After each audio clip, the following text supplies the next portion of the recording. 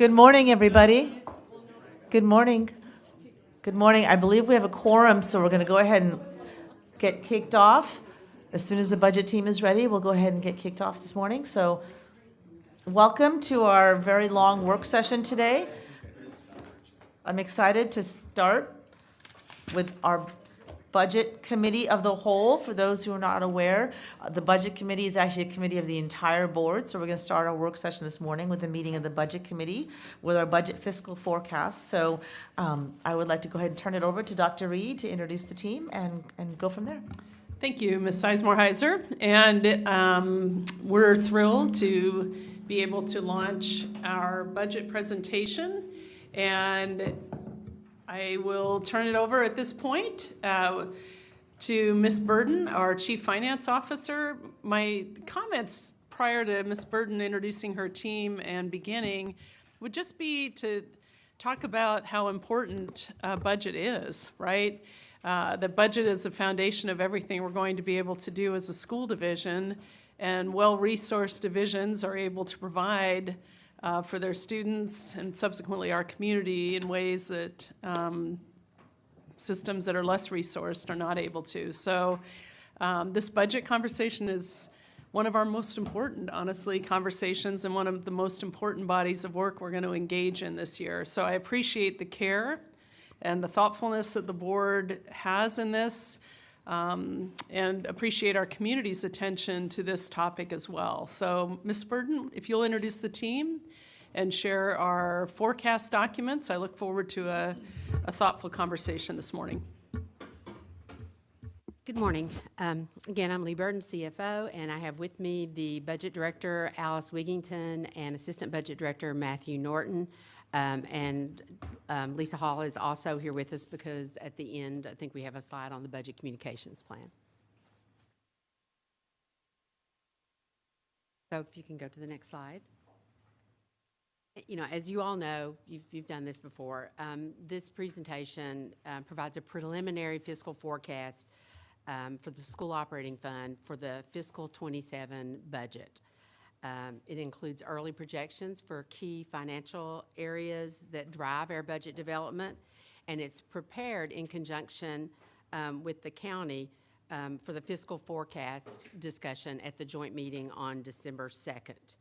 The potential expenditures, I say this every year, but it's important to say it again, should not be interpreted as a recommended budget change or what the superintendent's proposed budget might include. Of course, there are commonalities, but you know, we're still a couple of months from delivering that budget. We'll get better information, better data along the way. So this is truly a very early preliminary forecast. And it's also worth mentioning again that the Virginia Code section 22.1-92 mandates that the school board prepare a needs-based budget for school for the upcoming school year. Next slide. We thought it would be a good idea to just remind you all of what reductions that we had to take in the current year for fiscal 26. That those required difficult decisions, and we reduced the budget by $121.3 million, and that included renegotiating the collective bargaining salary proposal, delays in planned investments, adjustments to staffing formulas, including class size across all school levels, but we did allow schools to carry over a greater amount of funds to mitigate the impact of the staffing formula adjustments. Next slide. You know, we still are in an environment of a great deal of uncertainty. You know, I'm hopeful about the federal government shutdown, but that ain't over yet, in my opinion. We also, of course, continue to have concerns regarding the future of federal grants and the impact, of course, on federal funding on the Commonwealth. Chronic state underfunding was evidenced by the Joint Legislative Audit and Review Commission in 2023. Those funding deficits still exist. Hopefully, many of the JLARC recommendations will be implemented given the new leadership in the governor's office. Next slide. So, given the economic uncertainty, The forecast considers no new resources, and departments were encouraged to repurpose existing funds for programmatic needs. The fiscal forecast is a base level budget that requires compensation adjustments per the collective bargaining agreement, enrollment, student needs, benefit rate changes, pensions, health care, and then contractual rate increases. Next slide.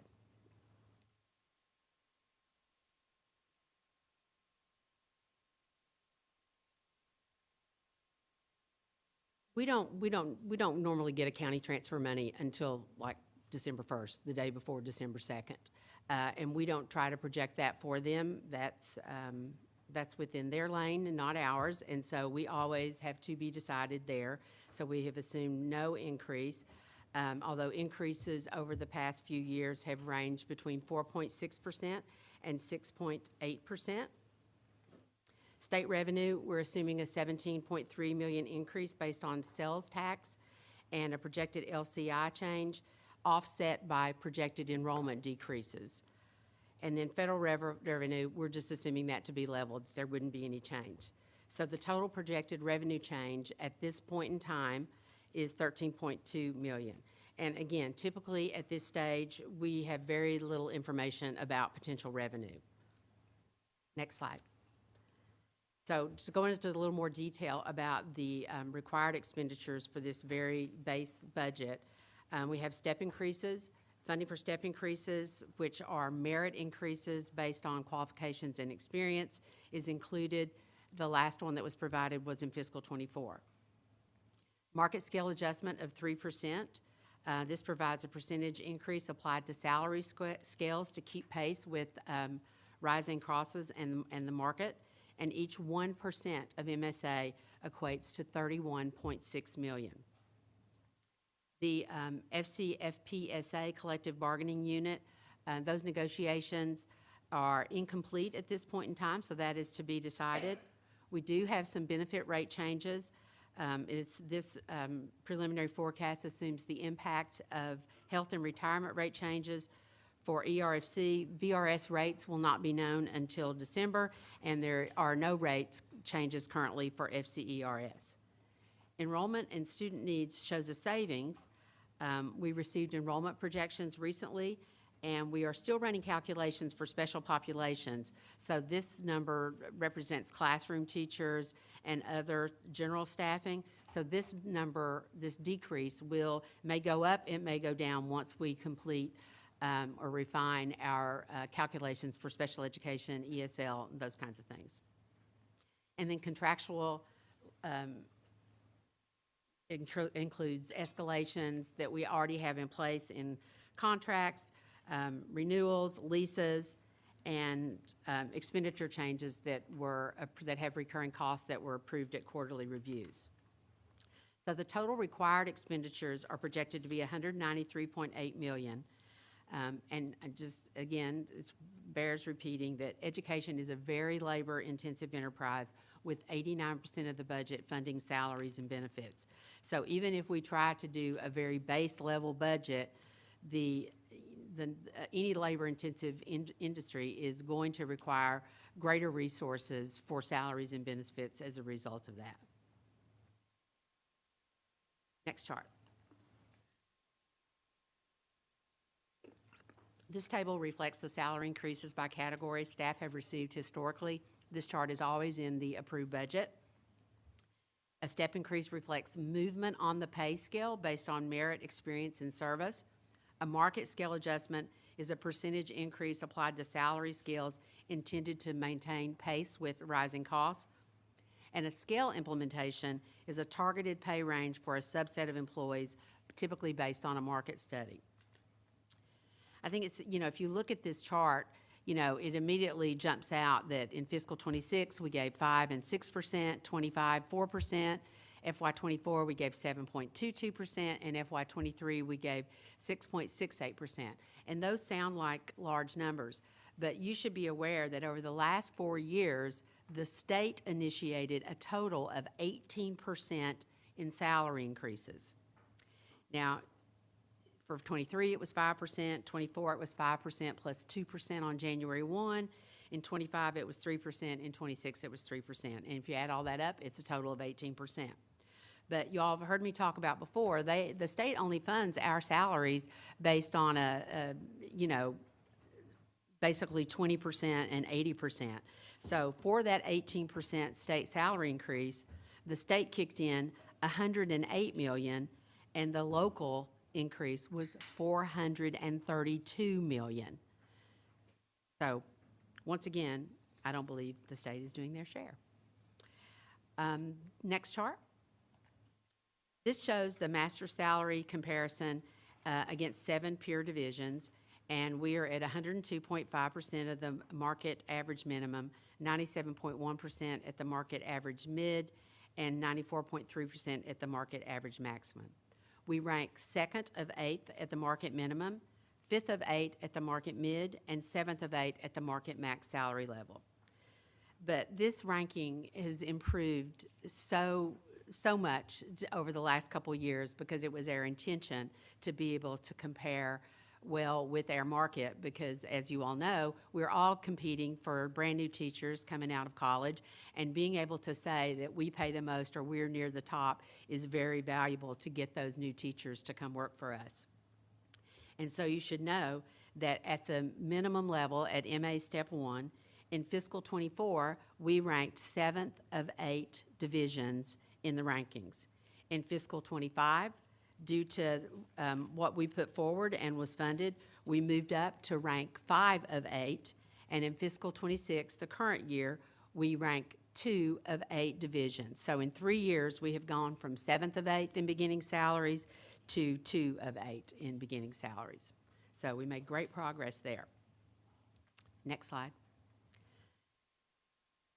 This shows our gap, and yes, the projected gap is $180.6 million. But the thing that jumps out to me is that last year, the gap at this point in time that we proposed at the fiscal forecast was $275.3 million. So we have reduced that number by just putting together a base budget at this point in time that's nearly $100 million less than what we requested last year. Next slide. You all have heard this statistic before. 85% of the fiscal 26 budget focuses on instructional programs, and that includes, special ed, instructional support, adult ed, of course, elementary, middle, and high. Then we have support programs, which is defined as transportation, facilities management, general support, central office, and that accounts for the rest. Each 1% of the overall budget for instructional purposes is $33.3 million. And for support programs, 1% is $5.9 million. Next slide. You all know the community has grown to rely on programs and services that differentiate FCPS from other school divisions. Here are examples where we exceed the minimum state standards. Activities and athletics, advanced academic resource teachers, applied behavior analysis, preschool autism, enhanced staffing, assistant principals, and class size. And then other programs are college and career specialists, elementary art, music, and PE, special ed lead teachers. All of these areas are areas that we are going to have to look at in the event that we do not get funding, because these are the areas where we fund positions and support in excess of what is required by the state. Next slide.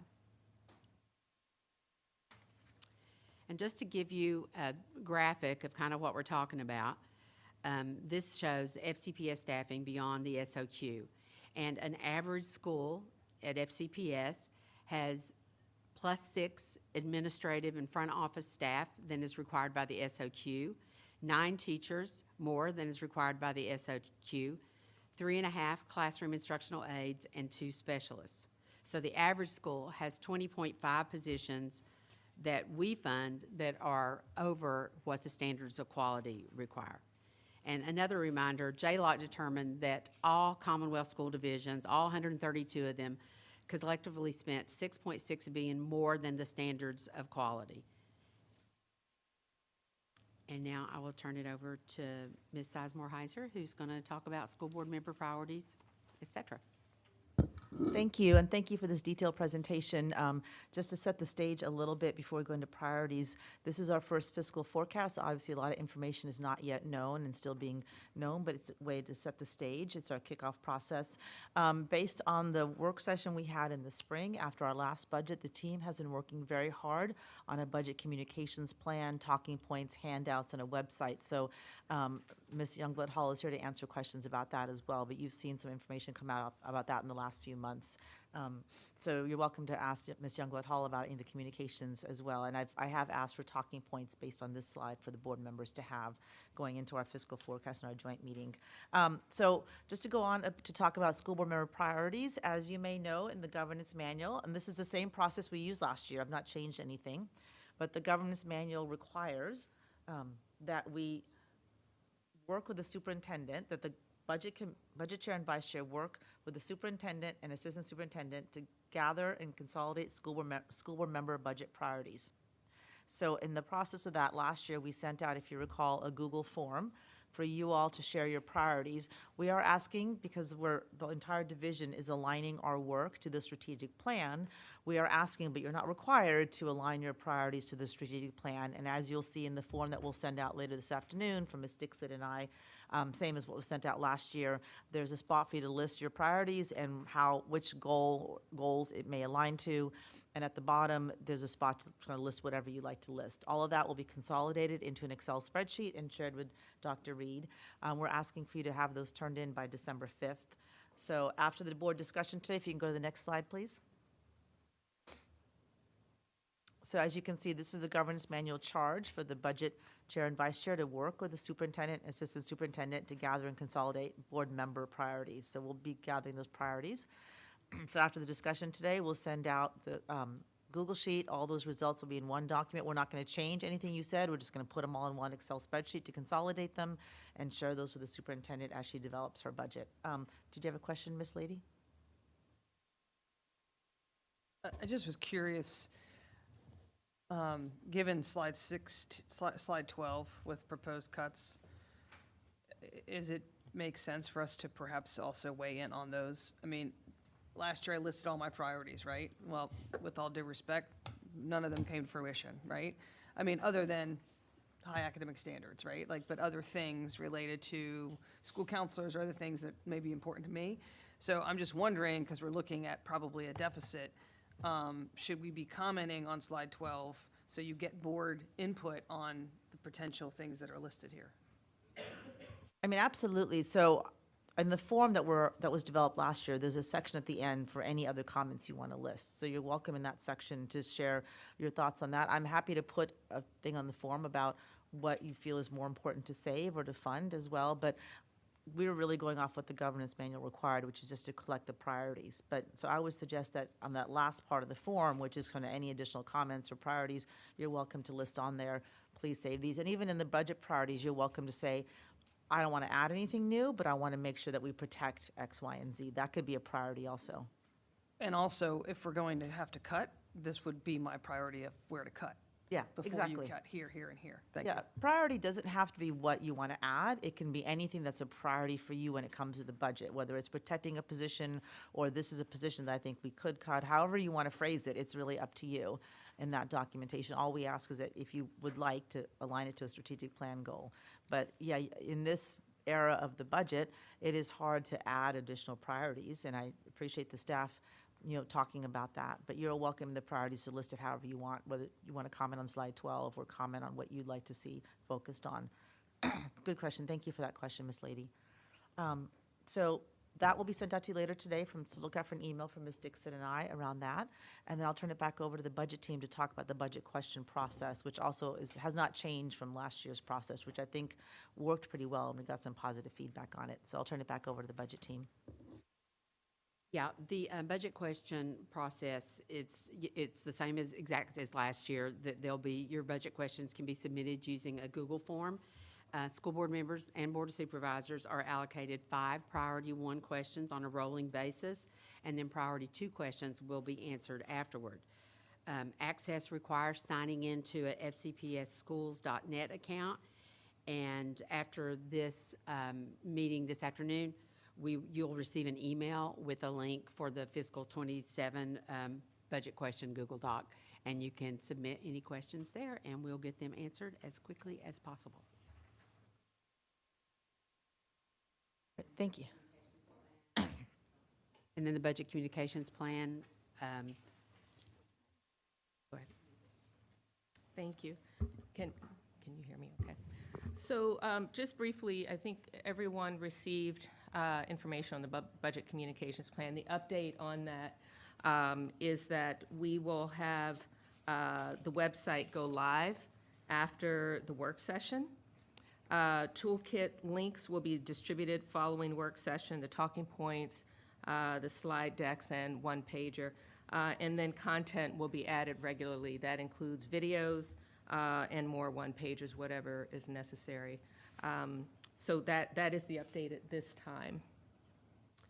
And then the final slide is the calendar. And so the upcoming dates, December 2nd, the joint meeting.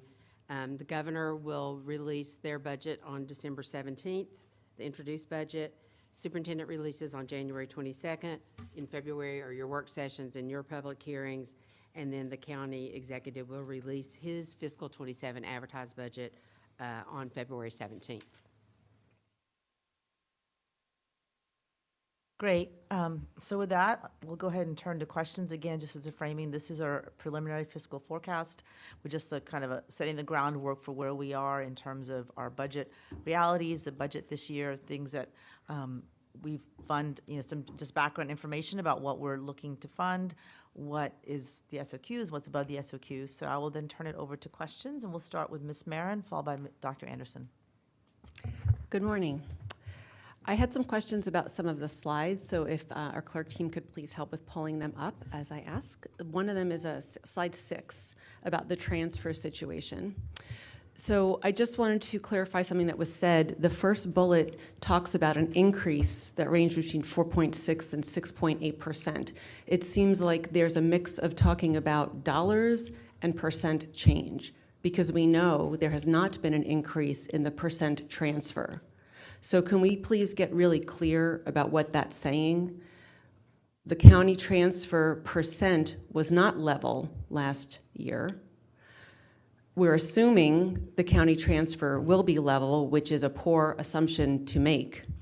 We need to learn from last year. We cannot guarantee that it will be level. So can you clarify, is it mixing the percent transfer and the actual amount? Because if I look at it, that statement is not correct from what I understand.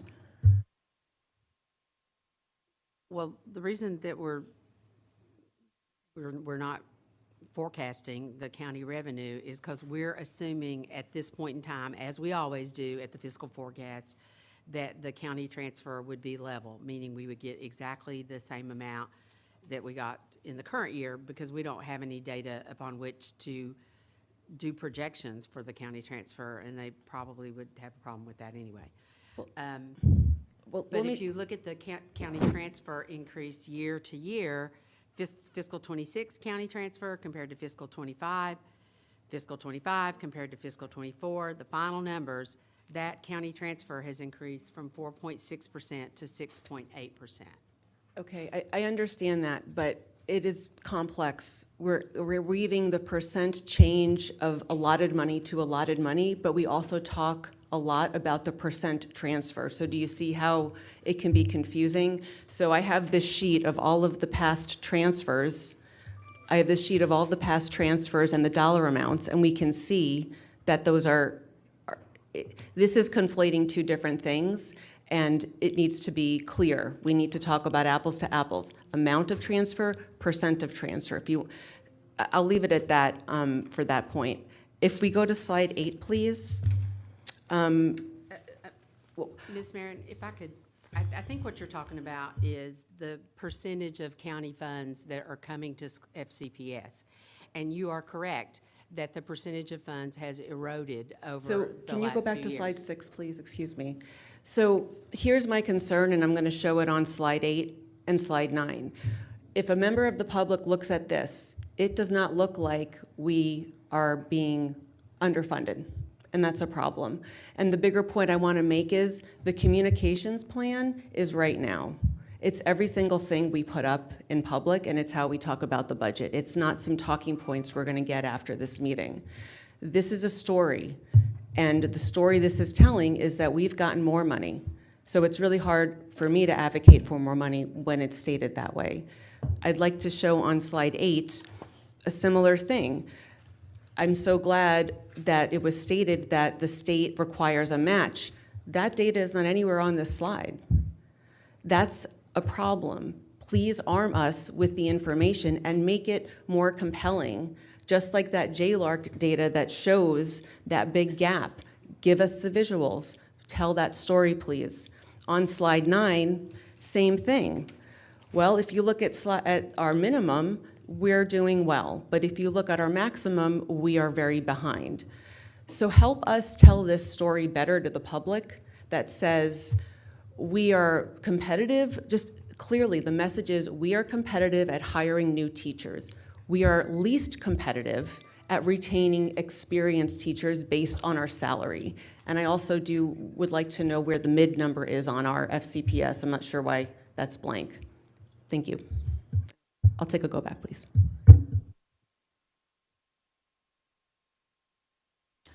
Any comment back before I go to Dr. Anderson?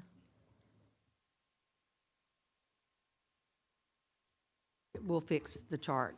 That's, yeah, we'll fix it. Thank you. Dr. Anderson?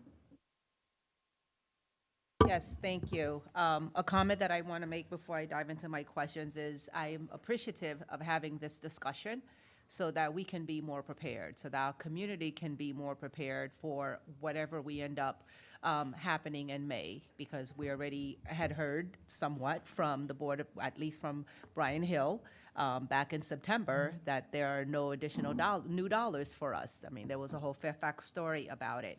So minimally, Dr. Reed, I appreciate the opportunity to have a thoughtful, planful conversation with this difficult budget year. One of the things that I want to talk about, this is slide 4, where we are hoping that there would be some additional funds coming from from Richmond, from the state, being that we will have a new governor very soon. One of the things that I want to make sure that is clear, additional funding from the state will not be untethered, correct? It will always be, we will always have to have a match. Or is there a pot of money which could potentially be untethered? Can you speak to that, please? Now, Dr. Anderson, you know that I resist speculating what a group of elected officials might do, because 9 times out of 10, might maybe be wrong. So I cannot speculate what the General Assembly or the new governor might do, but I can tell you that all of the literature that was put out by the Abigail Spanberger says that funding public education is her top priority. Right. Having said that, what I'm trying to say, if that were to happen, our LCI will be applicable to any of those additional revenues, yes or no?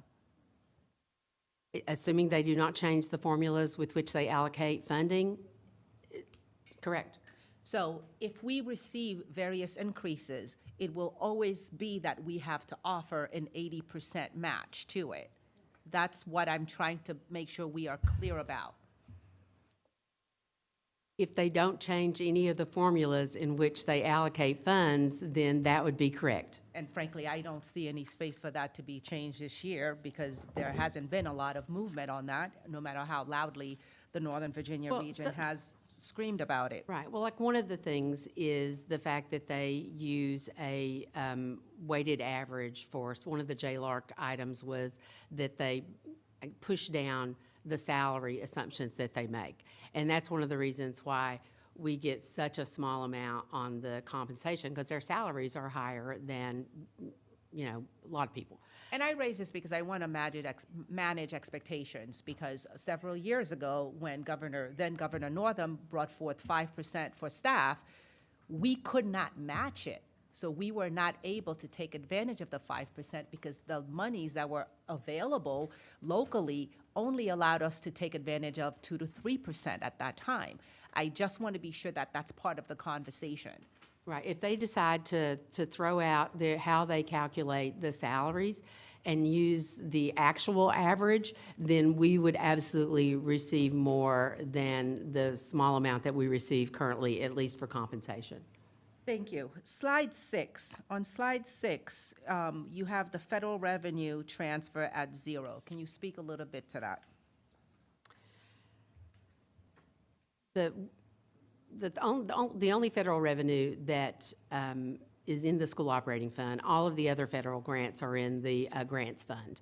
So it's only IDEA and Carl Perkins that are in the operating fund, and we have just assumed that that funding is going to remain level, meaning the amount of our grant award in fiscal '26 is going to be exactly the same in '27, because with, as the broad and sweeping edicts from the federal government still do not have enough detail for us to be able to predict what the fate of those grants are for school divisions.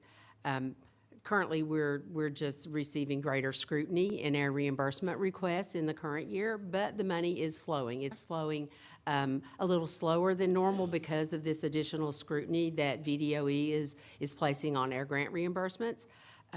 But we are receiving funds that we were promised when we were, prior to all of the federal government stuff. Okay, well, no, I'm glad to hear that. One of the things that you talked about here as well under the state revenue was being offset by enrollment decreases. You said that a little bit too quickly. Can you give more detail? Yes, our enrollment is reduced from the previous year, or the year that we're in currently. What we've seen is the actual enrollment. September 30 is less than was projected, and there will be an impact on state revenue because many of the state line items are funded based on ADM, which is enrollment except for pre-K, it's K-12. And so we would expect to see a reduction in state revenue that's allocated on a per pupil basis due to the enrollment loss. Thank you. And Dr. Reed, what is our September 30th enrollment? Please stop my time. I will Stop look my that time. up and get that to you. I think we Stop are. my time. I said it before and it just kept on going. You owe me about 8 seconds. Please give Dr. Anderson 8 seconds back. I know we are down about 1.5 to 6%, somewhere in that area. And I think, I'll get the exact numbers for you, but I think we're somewhere between 177 and 178. But we continue to grow over the course of the year. So we continue, to add students. We're down a bit from last year, like I said, over 1%, somewhere between 1 and 2%. And we'll get you the exact numbers. Thank you. I would appreciate that. This is now slide 7. On slide 7, the expenditure categories that are articulated here for the step increase in MSA, these will be applicable to all employee groups? For the purposes of this preliminary fiscal forecast, we did include all groups in those cost calculations. But you should know that the only group that is sitting out there is the PSA group, and that's about 1,400 people. So it's a very small piece of PSA these numbers. group. Principals, supervisors, and administrators. Thank you. I didn't know we had a new acronym. FCFPSA. Thank you. And one more question regarding, this is on slide 8. I'm not sure how to calculate some of the things that you shared. You mentioned about a 6%. Did you add the step in the MSA in that presentation? I didn't follow where you were going with that. Yes, I just added the step and the MSA together to see what kind of salary package we provided in 26, 25, 24. That's all. Thank you. I'll take a go back, please. Thank you. Keep it, go back. Ms. Anderson, followed by Ms. Lady. I just wanted to say again that last year we did have an increase related to some of the JLARC advocacy that was outside the LCI, correct? So the support cap related to special education was outside the support cap. So or outside the LCI. So there are possibilities that would relate to funding that would actually be real dollars that would show up for us, that I think that we all can spend some time to learn more about and advocate for. I also know we are currently in a re-benchmarking year, correct? Yes, we are. So in theory, the LCI is going to shift just slightly that would provide benefit to the division. That's correct. Going back to the discussion that we were talking about on slide 6, I just want to reiterate one more time that 100% we did not receive the county transfer that we requested last year, but we did receive an increase in the county transfer. And so I understand what this is trying to aim for is giving us an average over the last 4 years of what we have received related, but the request is always going to be different than what we've received. We also have to be mindful of the fact that as things like the bond increased, that is, the debt service is part of the overall transfer rate. So as we're advocating for more bond transfer or things like that, that does impact the amount of real money that we have in the operating fund as well, because it's all one pot of money. So I just want to make sure that we're kind of all level set, that we did receive an increase last year over what we had received the year before. And I think this is some of the frustration and the tension that's happening between us and the Board of Supervisors that I want to make sure that we're clear about moving forward, is that, yes, we did not receive the full transfer that we requested, but we did receive an increase over what we had received the year before. And so I think continuing at this moment, Ms. Burden, we talked before this presentation about the fact that there's a possibility that if we saw some increases from Richmond this year, that there's a very real chance that the scary number that is on the next couple slides, it isn't quite as scary. And so it's more doable when we're talking about the fact that we are going forward with a very simple needs-based budget based on exactly the needs that we have. And if we can continue to advocate for the state to increase some of that funding as well, then we're in a very real position where we could meet our obligations, which is, I think, all of our intention related to the CBA and everything else. So I just want to advocate again that I do not want us to continue down the path of being in direct conflict with our largest funder. I think that it's extremely important for us to be working carefully and closely with the Board of Supervisors to get what we need and have them fully understand what we're trying to do here. And so there's no new money in any of this, and we're just trying to meet our obligations. So I think that's an extremely important point for us to focus on. Thank you. Ms. Lady? Yeah, to piggyback on a little bit of that, I think on slide 6, it would be beneficial under the county transfer bullet if we just included both, right? The percentage of the budget that we get from the state, from the county. And if you're going to do the past 4 years, then the percentage is listed for the past 4 years. Because yes, while there has been an increase, the part of the pie that they're keeping on their side is increasing much higher than ours. And I understand, and I think that the public understands everything costs more, right? Everything costs more. If we can go to slide 8 for a second. And I think it's here when you were talking about the 18% increase in the state, and the fact that they contributed $108 million to that, and we had to come up with $432 million. Can we put that on here? Just like when the state quote says we're going to give everyone a $1,000 bonus or whatever they called it last year.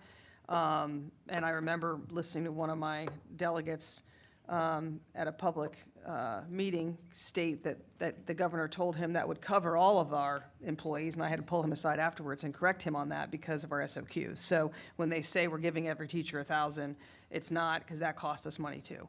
And then if we can go to slide 9, I just need to make the point here, because people don't really understand that while we're recruiting well and while we are close to #1 in starting salary, I am tired I'm tired of watching our veterans walk out the door to another jurisdiction.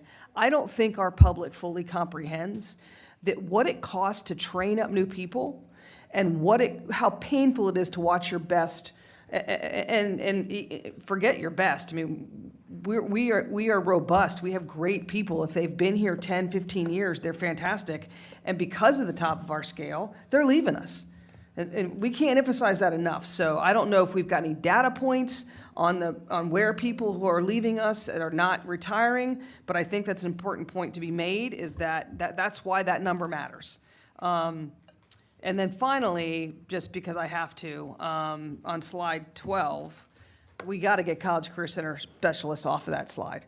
I'm going to tell you that when I was a director, there's a point in time, well, there were several points in time when I was without my College Career Center specialist. I mean, you got to be resuscitated. I don't think that we understand, I don't think that people fully comprehend the volume of work that goes through that office, and the skill sets that those people possess. So I'm talking about 26 people in the county. It's not going to be a big item, but I am very strongly emphasizing, if we're going to talk about college-going culture, if we're going to talk about course-taking patterns, if we're going to do all these things, we've got to have that position filled. And quite frankly, at some of our largest schools, we need to. Thank you, Ms. Lady. Mr. Moon, followed by Ms. St. John Cunning. Thank you, Madam Vice Chair. Thanks for the presentation. I have a few questions to ask. I am going to start with page 12.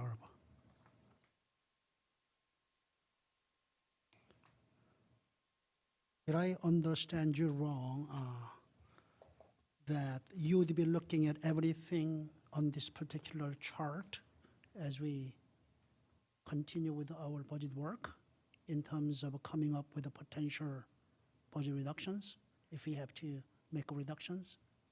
Is that?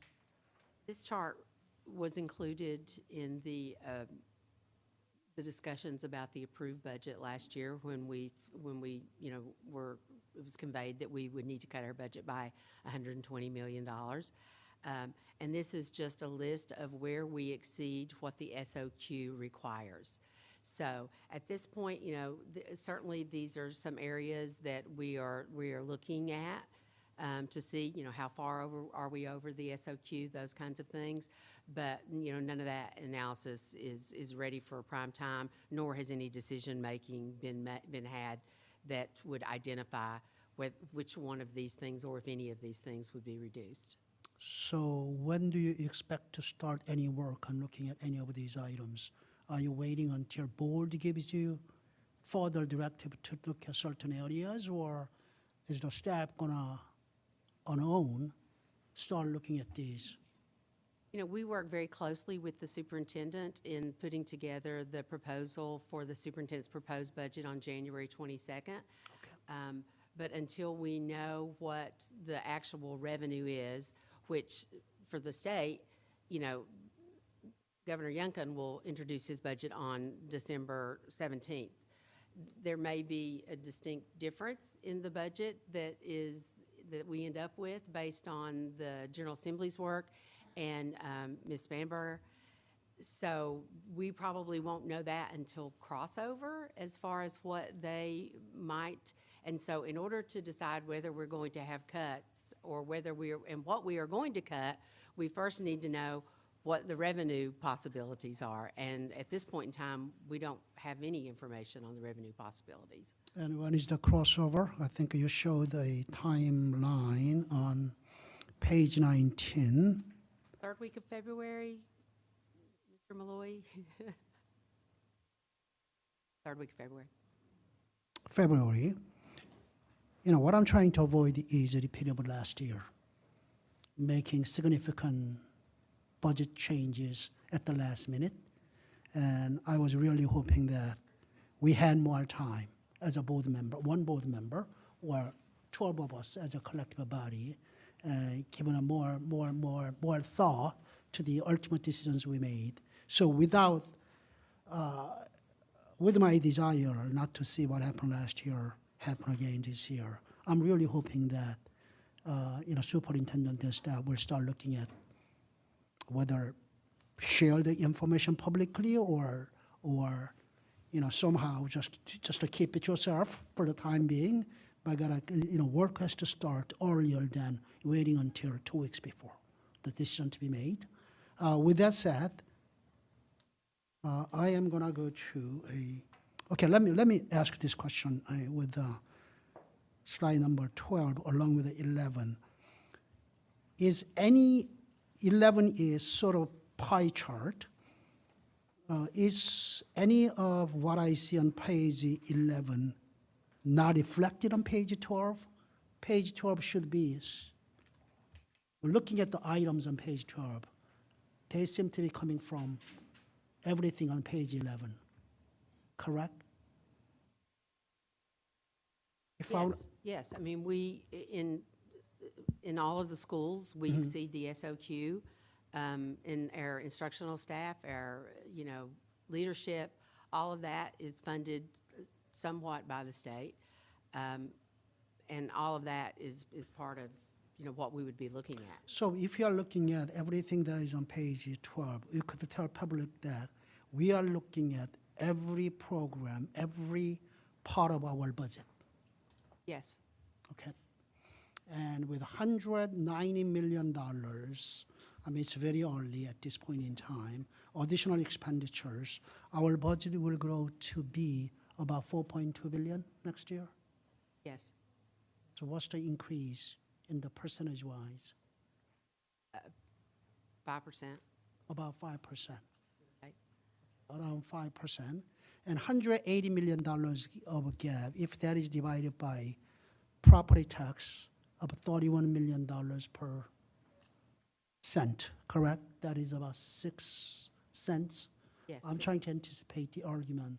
Yes, although, typically, when the county executive, steps out with the fiscal forecast on December 2nd this year, the only thing that we see in the county transfer assumptions is the reassessments of property, not a real estate tax increase. We usually do see, though, what is, essentially re-benchmarking of housing in Fairfax County.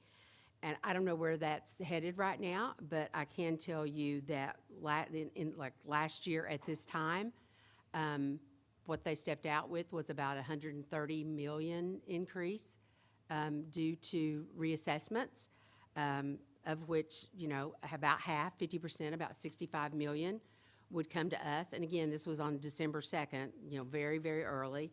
The year before that, there was about $157 million increase due to reassessments, of which half was about $78 million.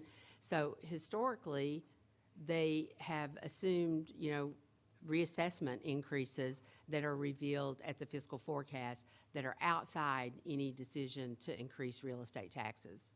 It's fair. Since I only have 14 seconds left, I'm going to ask one quick question, ask if we go back, is looking at I think it is on, expenditure reductions, adjustments. Is any turnover or vacancy included any of the items on page 7? Or is it part of enrollment and student needs reduction of $41 or $42 million? It is not included at this point in time because our attrition has slowed over the last year. And we are not looking at increasing the lapse and turnover numbers at this point in time. In fact, we may have to decrease them slightly from our assumptions. And as you know, those are negative numbers in the budget. So if we decrease it, that's an add. But we're still looking at that, but we have had very little attrition in this past year, and so that is impacting those numbers, and that's why you don't see it here. One other thing I wanted to mention, that also recall that the county initiated a meals tax in this current year, and their estimate of what that might bring in was $60 million in the first year, but that was just for a half of year, 6 months period. That 60 million is probably high in light of the environment that we're in currently, a lot of federal workers in Northern Virginia. So the assumption as to what the county might receive in a half year, this current year, for meals tax is probably going to be less in the future. That 60 million number is probably too high. But even so, there will be recognition of a full year's meals tax in the next year, and so we should see they should see some increased revenue there. Even though they have not made any promise to share any part of that with us, They have correct? not. Okay, thank you. Could I have a go back? And just as a reminder, Mr. Moon, you can share those priorities in that document I'm sending, which Dr. Reed will have. So that's one way to influence that list, is to share the priorities so that the team is aware of what the board priorities are. Thank you. Next, we have Ms. St. John Cunning, followed by Mr. McDaniel. Okay, so going to slide 11, and I know you've got this all broken down. What I don't see broken down here, and I know it's probably baked into some of this, are the services for our multilingual learners and students with behavioral or social emotional required support, because I know we have very robust services that we provide to those students. And I don't know that we have the numbers, Dr. Reed, when we talk about maybe a slight decrease in enrollment, but there's an increase in students that need special education services or other services that do require more specialist or more funding. And I think if we could get those numbers, it's important in the story that we tell, because we do know that people move to Fairfax County specifically because of those services. And I think we're missing a very important point when we tell that, by not telling that story, that we may have less students, but we have more students that require these services, and people specifically move to this county for that. And then also showing the success we have had with supporting some of our multilingual learners that then go on to perform higher than our native speakers. So when we're talking about this budget and this story, it's not just about numbers, it's about people, and it's about the fact that we require those specialists that have that training and the investment that we've been making. So I just wanted to put that point out there. I'm glad to hear that attrition has slowed, but I will tell you that because, so that is probably my request and my ask, that we tell that story and get those numbers out there. Because we have set the bar so high in terms of SOQs, we're already hearing from parents that, why are there not more teachers, even though we have been exceeding the SOQ requirements, but we've set the bar so high that that's already an expectation. And so that's something else that we have to keep in mind when we tell this story, that we have made this investment. We are in tough budget times. And really, that's kind of my only comment. But I would like to see the differentiation between, even though there's a decreased enrollment of students, what is the increase of students that require special supports across the board in very many different areas? Thank you. Mr. McDaniel? Thank you. On slide 5, there's a comment in here on the second bullet saying that this forecast only reflects the base requirements. So can I interpret that to mean that we're not adding any new programs in this proposed budget? No. In the proposed budget, I don't know. We don't want the fiscal forecast to usurp the superintendent's proposed. Let me rephrase that. Does the fiscal forecast add any, is the forecast to add new programs or not? No. Gotcha. It Okay, does thank not. you. It is the very lingo right. basic, what we can get by with based on the CBA enrollment, what we know gotcha. about enrollment. Okay, all right. And then slide 12, where we're talking about SOQ and what we do kind of above and beyond, so to speak, and then the same thing into slide 13. it would be helpful to have some dollars attached to these various lists of items so we can do calculations based on that. Not urgent, but having some of those numbers would be good. And just a general comment, I mean, and maybe I'm going to be a bit of a wet blanket here. I don't subscribe to the notion that we're underfunded.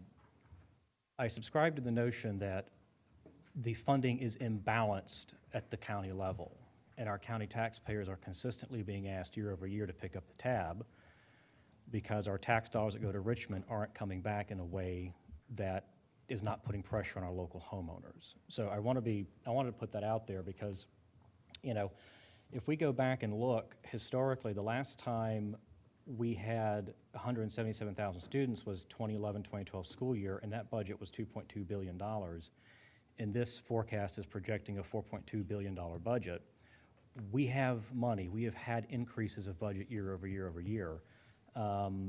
So I don't subscribe to this claim that we are underfunded. I do believe Richmond needs to do a better job.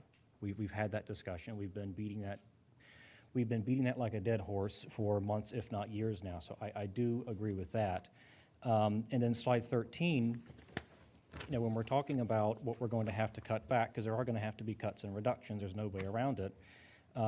13 provides, in my opinion, the framework for where we start having that conversation, because it's above and beyond what the state requires us to do. Not that the state requirements are all that in a bag of chips, but that's where we have options is on slide 13. I mean, 20 and a half positions per school, which is what that calculates up to, times 200 schools, that's 4,100 positions. I'm not suggesting cut 4,100 positions, but I'm saying what positions are going to be the least painful cuts that would impact the classroom.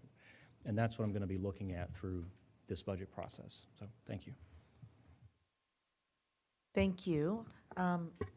Seeing no others, I'll have Ms. Dixon take a turn, then I'll take my turn. We'll go to go-backs. Thank you, Ms. Burden and budget team for this presentation.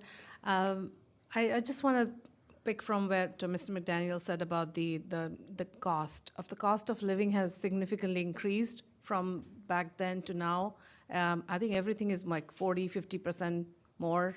Day-to-day expenses have gone up, and as expectations from the staff. So I think that's just counting inflation and all. I think that numbers kind of matches.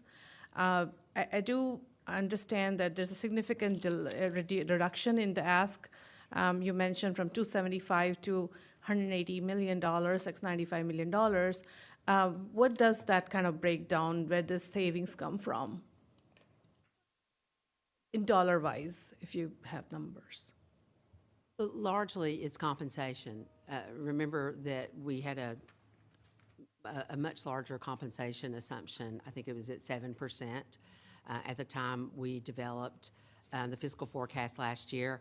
I also think that at that point we did know about healthcare rates, and they were going up significantly. We didn't have many initiatives beyond the very basic. Enrollment was also expected to go up, especially, I think it was the special education population that required additional staffing. So it was those kinds of things. It's people. It wasn't new programs or new initiatives. It was mostly compensation benefits. It's just it was a higher cost then than it is this year. Thank you for that. And I believe we are already going with a very basic budget, so that everything is at the basic minimum, the percent increase even for COLA. I actually wanted to just mention that on the slide 12, there is obviously a lot of positions for principals, assistant principal, teachers, but there are some things called with cybersecurity and safety and security, and that's on the list of over SOQs, I think the services. These are very important things. I think just a few days ago, Manassas Park City Public School got a ransom attack, or they had to shut down the school for a day. Imagine the inconvenience to our families and our students and the whole staff, everybody, if it had to happen to FCPS. So I would just be very careful about that. That at no point we can put our guards down, because the cyber attacks are happening to every government entity right now. And there are foreign entities and other people who are trying to get into our systems. Same thing with security. It is really important for our students to feel safe, and I would not like any cuts in that area, and that would be one of my budget priorities, and I put that my questions in.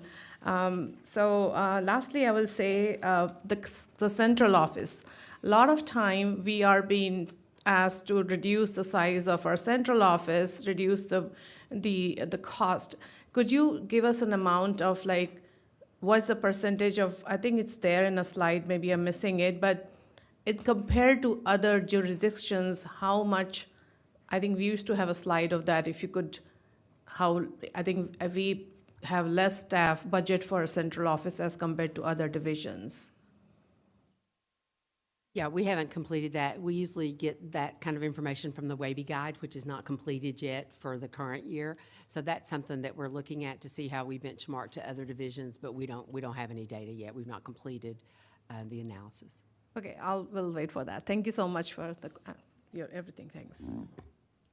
Thank you, and I will just take a quick turn. A couple of things I wanted to mention. First, since this is such a sour budget year, I did bring some sweet mochi donuts for everybody. So there's some back there if anyone wants one. They're small, but they're mighty. Having said that, I appreciate the hard work. I wanted to lift up again what we're talking about with this fiscal forecast. What's listed here is really what we are required to spend between meeting our obligations to the collective bargaining agreement and just the change of cost of benefits, right, and the change of cost of some of our contracts that we have to maintain, and obviously the change in enrollment, which is still coming in, some of those numbers, so this may change. But we really did hear our taxpayers and our Board of Supervisors in saying that this is, and the budget times have just gotten worse, that we are only doing what we're required to do. I think where some of the challenge comes in when I hear in the community is that people want Fairfax County to be Fairfax County Public Schools. They want everything listed on slide 12 and slide 13. And that's the challenge, is that given our the pressure on taxpayers and our current economy at the county, given what JLARC has shown, the underfunding from the state, and I know there's been some efforts around the support cap and things to address that. However, there is still a need based on the JLARC study to address funding, especially with the LCI formula, and I would say the SOQs, because that's one thing I wanted to talk about, is that the reason our taxpayers here locally feel so much pressure and have to pay so much is because not just Fairfax County, but I believe every division, and correct me if I'm wrong, every division in Virginia spends more than what the state says it should be spending on education. This is the challenge. The state says the SOQs, the standards of quality, is what you should be spending to educate your students. And there is not a single division in Virginia who feels that they can educate their students even slightly okay with those standards of quality. I think across Virginia, we spend, and correct me if I'm wrong, $6.6 billion, all public schools, $6.6 billion more than what the state funds based on its standards of quality. So if there's a point of advocacy here, in addition to addressing the LCI funding formula, which says that we get about 20% of 23% or 23 cents on the dollar for what it costs. Let's put it that way, 23 cents on the dollar for what a pay increase might cost. So when you hear Richmond say, we funded 3% pay increase, well, we get 23 cents per every dollar of that cost. So that formula needs to be looked at, and I'm glad the rebenchmarking will be looking at that, and maybe that will help. But I would argue that our SOQ formula needs to be, because that's what's causing such pressure. Because all those things on slide 12 that we listed, including very good points by my colleague, Ms. Dixon, those are all things we fund that the state says we don't need. I mean, that's the key. The state says our SOQs tell you that we don't need to have assistant principals or advanced academic resource teachers or college and career specialists or elementary art, music, PE teachers, all of these things. That's the point of advocacy, is that we need to relook from a state level, what is a good public education, and then we need to fund it. All right, having said that, let's go to some go-backs. Unless the team or Dr. Reed wants to weigh in on what I just said. All right, thank you. We'll start with Ms. Marin. Ms. Sizemore-Heiser, just really quickly, are we doing 2 or 3 minutes for go-backs? It's 11 o'clock. We can do 2 minutes for this. We can do another. We can always do another round. Let's hear what people have to say. Yeah, I would wish we could do 3. This is really important. So I hear board members today asking to better understand the financial reality of this school division. I hear desires for information and analysis and adjustments in how staff are articulating the situation. So I'm ready to commit to a new approach for budget work. However, I've heard several times this morning phrases like, as we always do, or it's the same as last year. Nothing can be the same as last year. We have to do things differently. So here's information I am interested in seeing provided to the board. An analysis of how funding for instruction is being maximized. And Ms. Lady talked to this about college and career. Where are the biggest returns in investment for our instructional dollars? I go back to the world language discussion again. We cannot keep avoiding analyzing where our best money is being spent when it comes to student success. Same with teaching Schoology.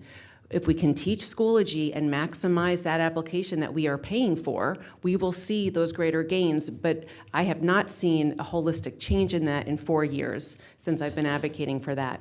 We need to understand enrollment. I hear lots of questions today by the board. If our enrollment projections are going down, we need to know that because it impacts even the boundaries. I have residents asking, well, if we add more students to Marshall High School, but we have lots of development in the Tysons corridor, they're exactly right. But then now I'm hearing, well, there's a decrease in enrollment. So which one is it? Because I've trusted staff projections around enrollment when it comes to CIP, but now I'm not sure. We need to look at the whole picture of funding. As was mentioned, that includes the bond, but also the operational funds that we're spending, and also the in-kind sorts of funding that the Board of Supervisors does provide outside of the transfer. We need to look at all of the dollars that are being spent and know where our advocacy is needed. And then finally, we need to understand early the options that we may have to consider. There's got to be a revised acceptance, I'll just finish this point, that we will not know what's coming from us from the state directly. We won't know what's coming from the state to the supervisors directly. However, I am not ready to do another game of chicken and waiting for us to see what the supervisors do. It's okay to be transparent about the needs we have and have a dialogue with funders. We have nothing to hide. So how do we do those things differently this year?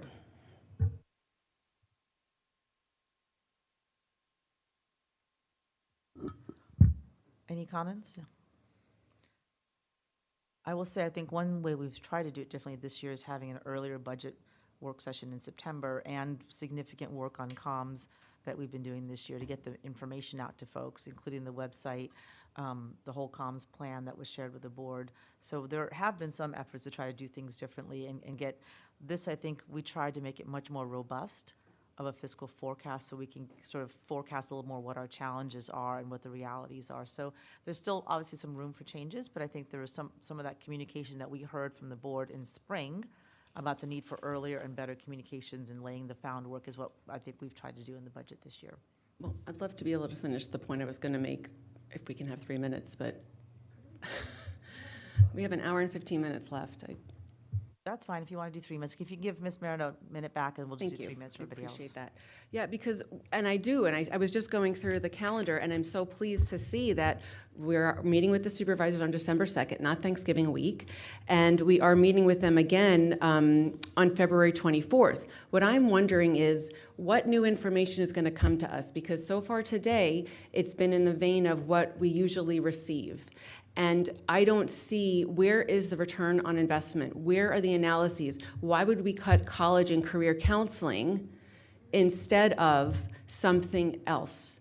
Show me what is better than to fund than college and career specialists. There's no analysis. When are we going to get your suggestions, Dr. Reed, about, well, if we did have to cut, this is what it is and this is why? And this is also when I'll mention, we have the EL review on financial and administration on February 6th, and I did not find the superintendent in compliance on financial and administration exactly for these points. I don't see analysis of returns on investment.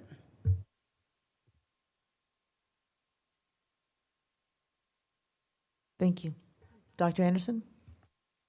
I guess I'm going to pick up there as well, because what I wrote on the slide for slide 12 is where do we have the most bang for our buck? But I also think this is a list that is, I think, falsely alarming, because it is not that we won't have assistant principals. It's that we have a different ratio than what is provided. Every single AP is not going to be removed. So for me, this list, it's a good start, but it's missing two things. One, very specific dollar amounts, and two, going back to the conversation we even had here when we were working on our legislative agenda, what is the potential impact to all of these pieces? Again, we have time. I don't think it needed to be in this conversation today, but I think it needs to be in subsequent conversations. If we reduce, I'll pick up on what Ms. Lady shared, because that's the only one that we've had extensive conversation about so far. Career and college specialist, what could that mean? What would be the impact? Because we will have to figure out where it is that we want to spend our dollars. And I think overall, what I'm looking for, Dr. Reed, as you are preparing your budget, I know the conversation, the narrative has always been, the money is in class sizes. That's where we can get a lot of dollars quickly. That cannot continue to be our approach, because we could save a penny here, a penny here, a penny here, and it adds up eventually to $1. I would like to see how the most strategic approach to this, instead of we're going to have this be applied across every single group, across every single school. What would it look like if we were a little bit more strategic? How do we lean into the places where we have the highest needs? How do we use a scalpel instead of a hatchet? I'd like to see that level of strategy when the budget work here is provided. Also on page 12, what I did not see is transportation, and that may not be above and beyond, because I'm not sure if there's an SOQ on that.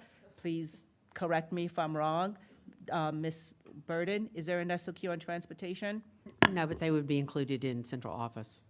Oh, okay. So perhaps tease that out a little bit, because I know we've had conversations regarding some of the transportation that we provide for special programming.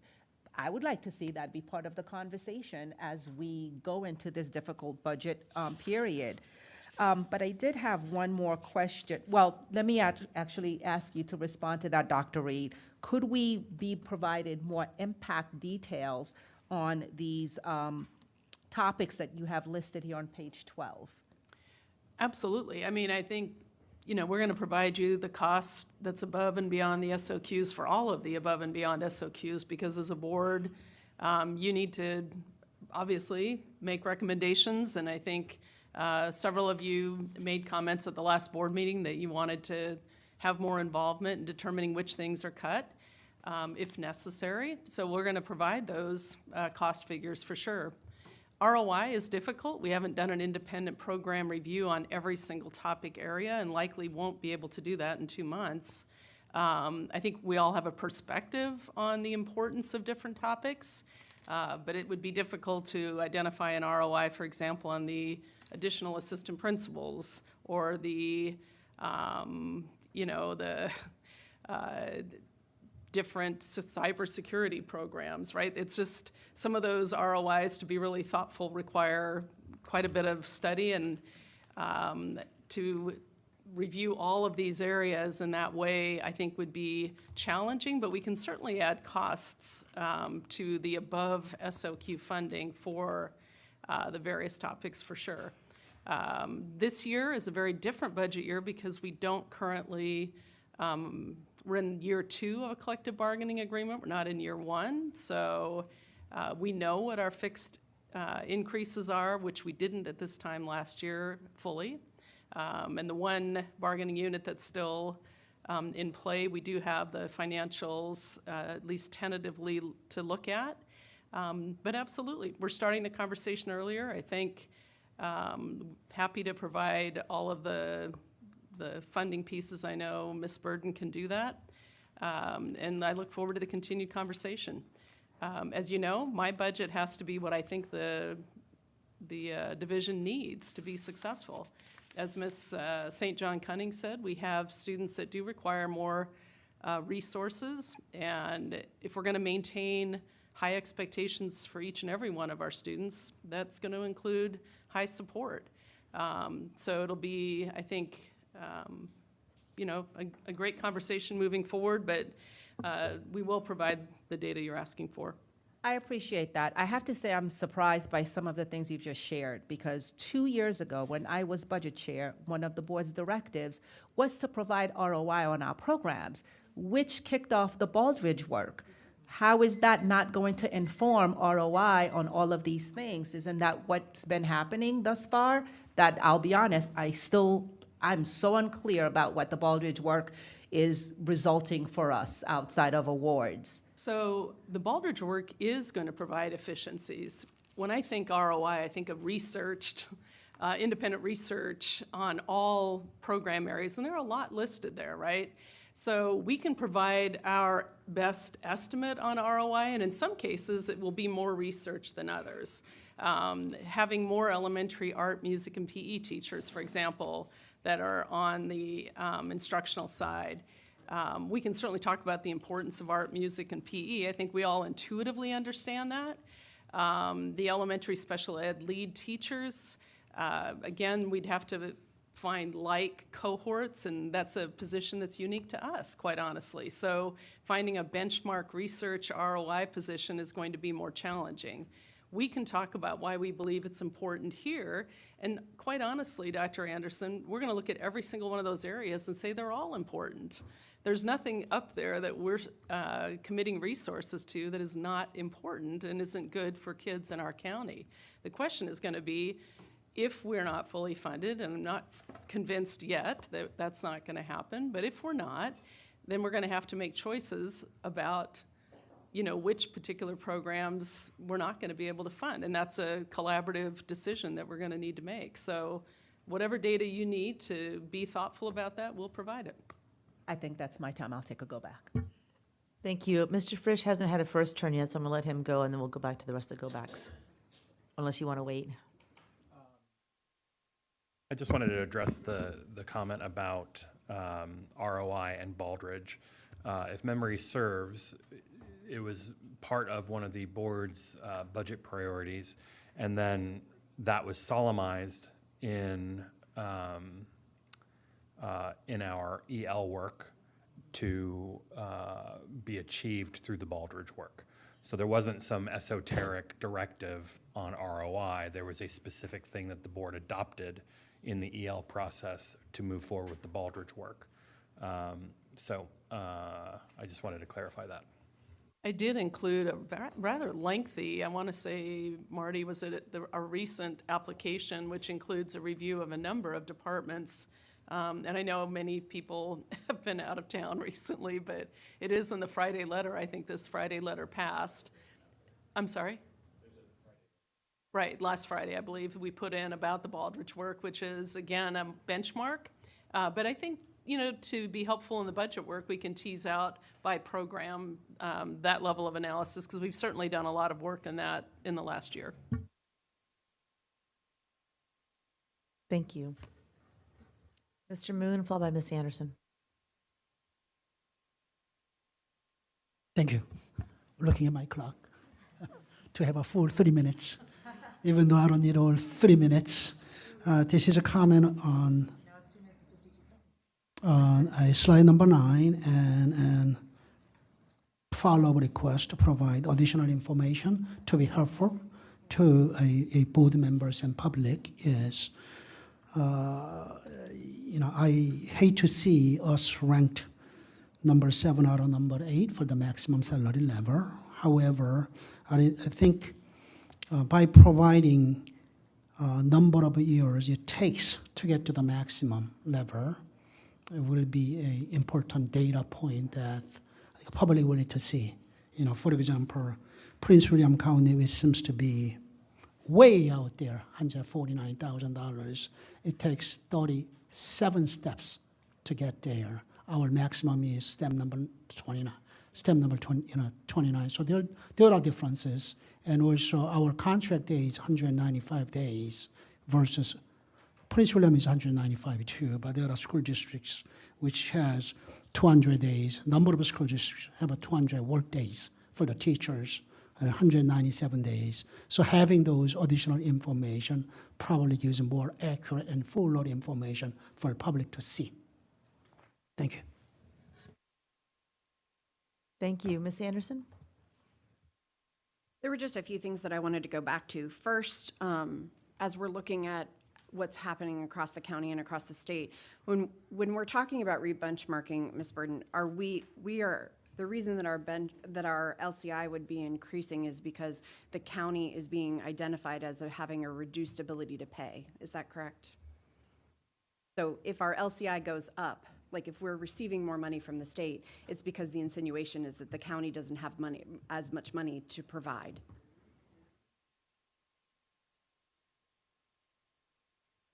So the local composite index, if the community's calculation is that we have less, it's based on, real estate prices, income, there's population components. If we are not as wealthy as we were in the previous biennium, our LCI would go down, which means that we would get more money from the state. But that's what's happening, correct?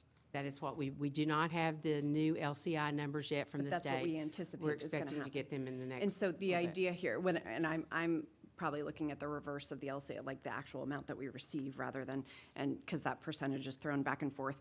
But I guess the point is that as we are watching the decimation of our federal workforce from the federal government, and that is going to impact the county's ability to provide the additional funding that we would need, and the state recognizes that in the LCI distribution, correct?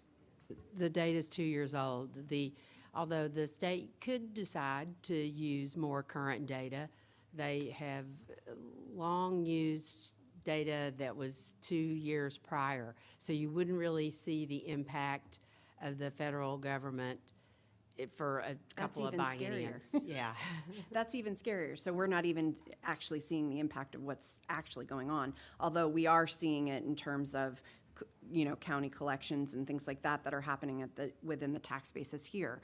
The other thing to Mr. McDaniel's point, that I wanted to point out, in 2011, 2.2 billion is 3.16 billion today, because I love to know what the conversion is always. And so it's a significant amount of inflation that's happened since that time.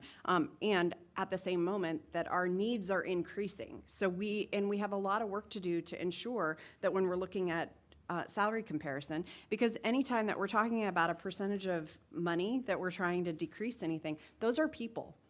It's people in our schools that are doing work with our students, almost 100% of the time, because when we talk about cutting from central office, according to last year's numbers, I think it was about 9%. I mean, it's a very small proportion of, considering that we are larger than 11 states, I guarantee you our overhead is lower than the state levels. So the other thing that I want to say about slide 12 is, for me, slide 12 is just a list of things that we fund that are outside the SOQs. And so, yes, I understand that we have things that we're going to need to look at and make decisions on and all of that. But this is just a list of things where these are things that are possible. And I want us to be very careful when we're talking about ROI, because we are talking about tiny humans. We are talking about setting up kids to be successful for the rest of their lives. And those children have been through a lot in the last 5 years related to everything that happened with the pandemic. We hear that often. We have a ton going on in terms of mental health, and we're better than we were. And so I am very concerned about us talking about ROI as if that doesn't matter and if it doesn't play into our considerations. So yes, I want to understand where our ROI is and where we have potential to cut things that are not going to be as harmful. But the reason we've made decisions up to this point is because we thought that they were important above what the state is providing. So I just want us to be careful when we're talking about ROI. Thank you, Ms. Anderson. Ms. Dixit? ROI, what an interesting word, return of investment. So I'm from the business world, right? So when I came to the board, I was like, yeah, ROI matters, right? Because you spend money on things and you get return. But when I walk to the schools, and I have more than a year of experience now on the school board, they're two different things. We can't really say the same things apply, we can talk about operational efficiency, programs effectiveness, and we can talk in that, but not in dollar terms, because when you go to classrooms, you see there are multiple teachers working for one group of students. There are, they say like it's not one teacher per, who's educating you, it's like a group. They're special. So it's very hard to, like, when I see the names on this list, every single of one of them is affecting some way our student education and providing a support system for them for their safety and security as well. So I understand why we said some words, but in I think public education we'll have to probably think it in differently. Just the business term doesn't really apply here. I did want to ask, like, if we get what we ask for, we don't have to cut anything, correct? Any of these other things? So if we get like $200 million, we're good. Assuming that the superintendent's proposed budget is similar to the fiscal forecast budget. So Actually, it's 190. I just keeping some buffer, Dr. Reed. So I just want to say, community is watching, and they are more involved than ever. When I talk to PTA presidents and leaders and parents, they all are saying that we are watching the budget cycle this year. They're aware that we were short funded last year, and Fairfax County residents are very supportive of our school system. Our bond passed with 70% of the votes. So we would get the support from from our community, our parents, general public. So we just have to make sure that now we get the money from the state. We are one of the wealthiest county in the Commonwealth, and we don't get our due share. That needs to change. We cannot keep funding all the other counties in Virginia who are getting more money from state and federal. So we should have more dollars back. So I'll stop there. Thanks. Thank you, and I appreciate the conversation as well. And I did want to start with one of my colleagues talking about teacher salaries. I am really thrilled that the board I was on previously and this board has been prioritizing teacher salaries, because we cannot have an excellent education without good teachers. And I am similarly concerned that we don't lose our veteran teachers. So I think I'm glad that in the very little that we're asking for, which is focused on, sort of, in my opinion, three main areas, one of which is abiding by our obligations under the collective bargaining agreement, which I think is very important between the step increase and the market scale adjustment. We need to pay our folks so we can keep them here. Benefit rate changes, there's nothing we can do about it. Everybody's dealing with the increase of benefit costs. Our enrollment and student needs may actually bring that number down once we get final figures, and we have to abide by our contractual agreements. I wanted to mention, that's all we're asking for, but because 89% of our budget is for employee compensation, because we are so employee heavy, because that's what schools are, right? It's a people organization. So it's different than other places where we can look to find maybe other efficiencies. Efficiencies here to the scale that we need, a 1% salary increase is about $30 million. So efficiencies here means people. Means class sizes. It's hard to find the scales to that size. And I know what we're looking, and we're going to continue to look for efficiencies. I also wanted to piggyback on the ROI. Where do you even look for is it how normally in the business world you look at shorter term, longer term, but is it how are kids doing when they graduate? Is it college? I mean, where is that ROI? Is it 20 years down the road when they have a job after college? I think we have to be really clear on what it is we're benchmarking to figure out ROI. Having said that, I do think it's important to look at programs for efficacy and to make sure that they're still in line with best practices, because we do know educational practices change. So I think looking at that and our budget for efficiencies and effectiveness is important. But I think we need to be careful not saying ROI, because what are we looking at? Test scores? Mental health outcomes? Right? What are we looking at here, right? So I think that's important. I want to bring back the conversation a little bit to the LCI as well. While I'm really excited about the benchmarking, where I do think we may end up getting more money from the state, is the LCI basically looks at three different figures. Looks at the true value of real estate, it looks at the adjusted gross income, and it looks at taxable retail sales. I imagine retail sales will be down and the adjustable gross income will be down. I'll just put a plug in for the public listening that we need to look at that LCI formula because 40% of that formula, it runs through something, is gross income. However, localities aren't allowed to tax gross income. So it's essentially a bucket of funds that the localities can't touch, but their localities are being held to be responsible for being able to pay based on a bucket of funds they can't touch. And I'm not advocating necessarily for an local income tax. I'm saying the formula falsely presumes an ability to pay by a bucket of funds that only the state and federal government can touch. So there's a lot of work to be done, I think, at the state level. We're going to go to go backs, and since we still have an hour, I'll still continue to 3 minutes. We'll start with Ms. St. John Cunning. So I actually just want to piggyback and appreciate that my very business-oriented colleague pointed out that when we're looking at return for investment, it's not always dollars and cents. And I do believe we have to look at that. I mean, it's important. But many of you know my story and know why I'm motivated and why I'm on this board, because Fairfax County Public Schools literally saved the life of my child. How can we ever put a measure of compensation and return for investment in that? So we are not a business, we are a service. And I think too much of the noise going on right now is business-oriented and dollars and cents versus services. And so, yes, we are responsible for looking at the dollars and cents, but all of us here are committed to doing this work here because we look at the little people and the young adults in our system, as well as our teachers, and recognize that we are providing a service. And I cannot ever thank Fairfax County Public Schools enough for the fact that my daughter is extremely successful because of what happened here, but more important, she is alive and she is thriving.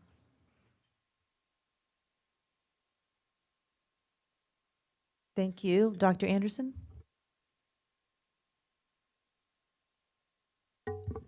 Thank you. Going to slide 9, Ms. Burden, can you share what potential steps could be taken to impact the maximum group, moving that from 7 to a lower number? What could that entail? Well, we're working on it.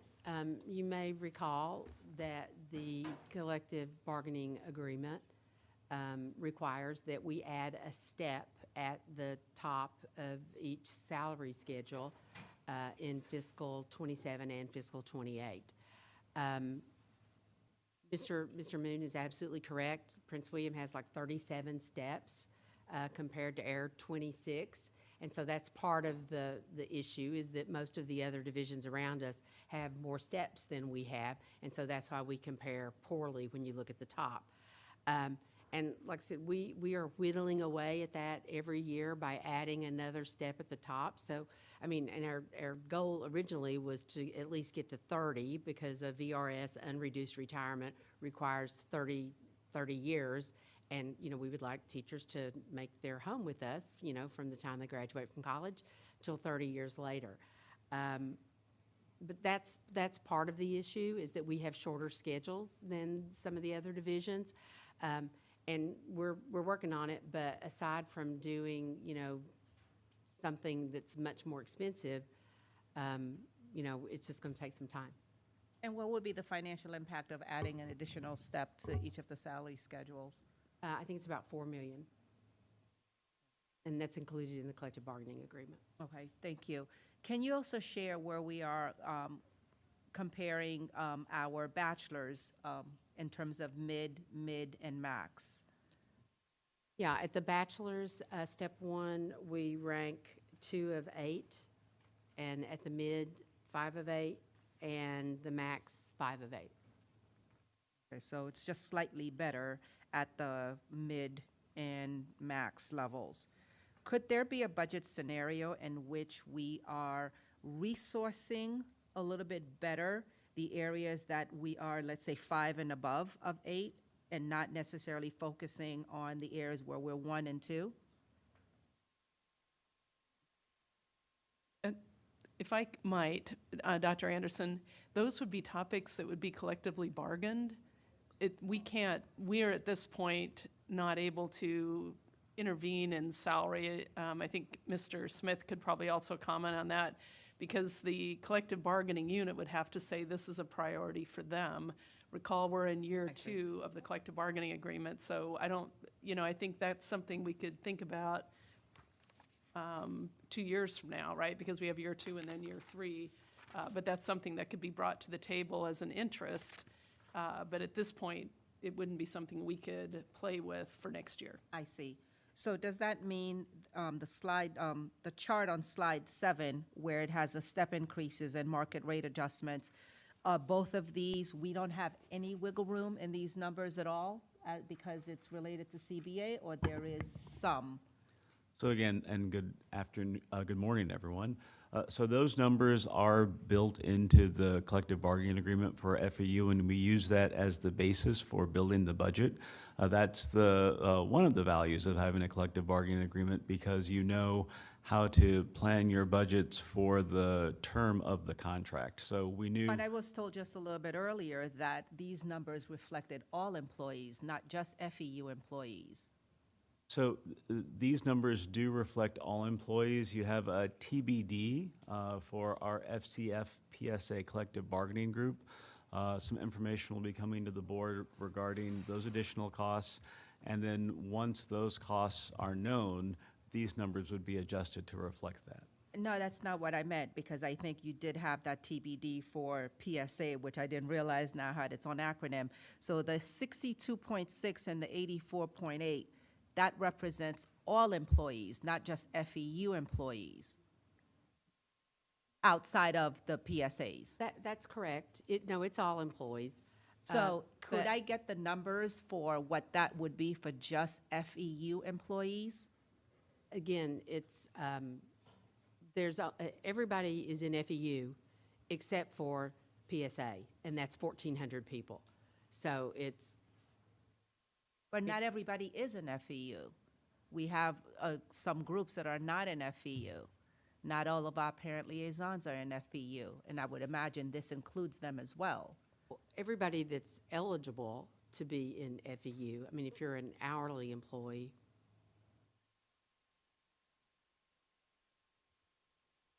everybody is eligible to be in FEU except for the PSA group, and that's about 1,400 people. But these step increases and market scale adjustments will be applicable to even all of the employee groups that we have, because we do have a couple that are not in FEU that were not allowed to be represented. Well, that's confidential employees. And according to Virginia's collective bargaining rules, you can treat confidential employees as if they were part of the union that they would have belonged to if they weren't confidential. And we also have some of the employees you're talking about in terms of our family liaisons. Those who are FTEs and part of the operating budget, they are part of FEU. Those who are hourly are not covered by the collective bargaining agreement. But then we are including them in this as well. Yes, they are part of FEU. Those who are in the operating fund and are FTEs, they are part of FEU. The hourly are not, and remember, we're in a phased movement towards making all family liaisons a Right. 1.0 position. We do have that last tranche of Title I family liaisons that, actually, they're not Title I, we already did those. It's the remainder, and it's about 50 positions.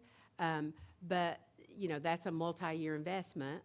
And Oh, so I know, that that's was some- my very strong advocacy. And And so- so I'm glad we're heading there. I just use it as an example because I think there's a disconnect that I may be able to explain a little bit offline here, because I was not under the impression that every single employee group that would be impacted by this step and market scale adjustments are part of FEU. So I'm looking for a more definitive number that is tying us to the collective bargaining agreement, not just we're applying it because of some other rationale. We can get a breakdown of all employees, of all position titles that are in each of our collective bargaining units.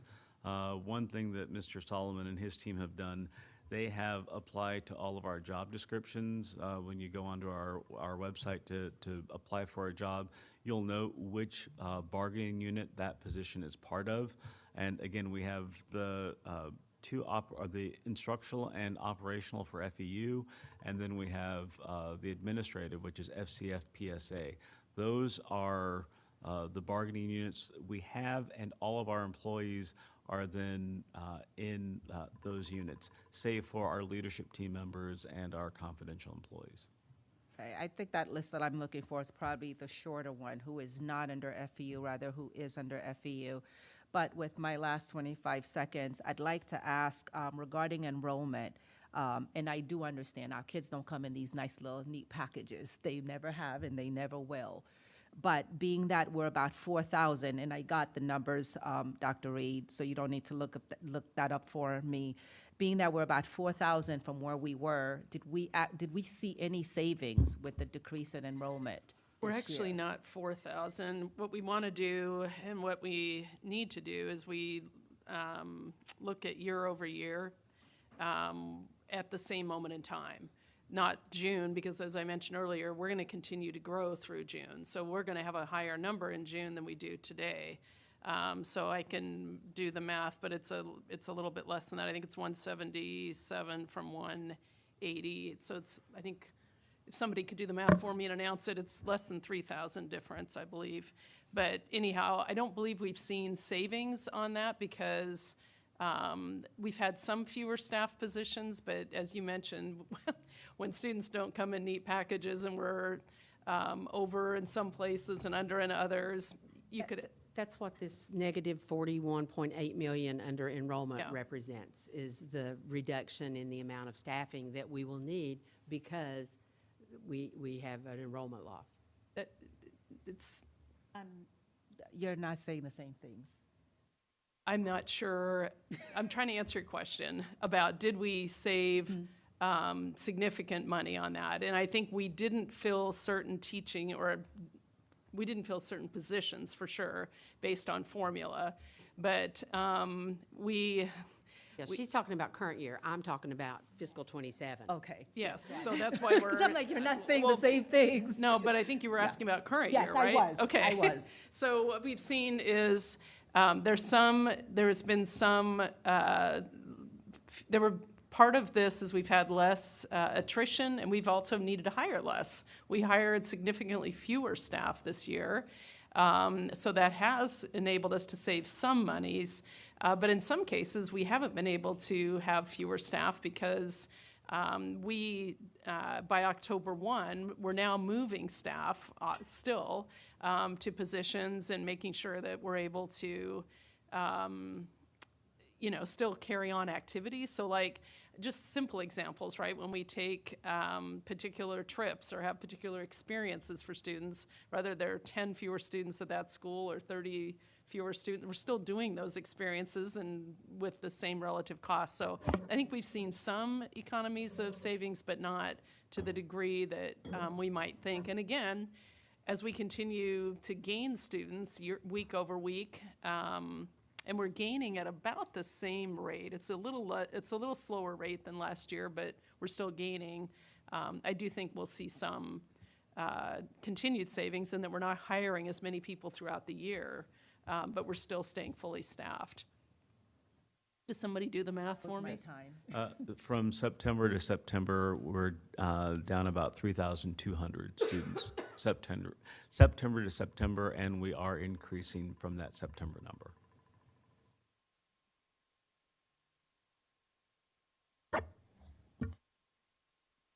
Thank you, Ms. Marin, followed by Mr. Frisch.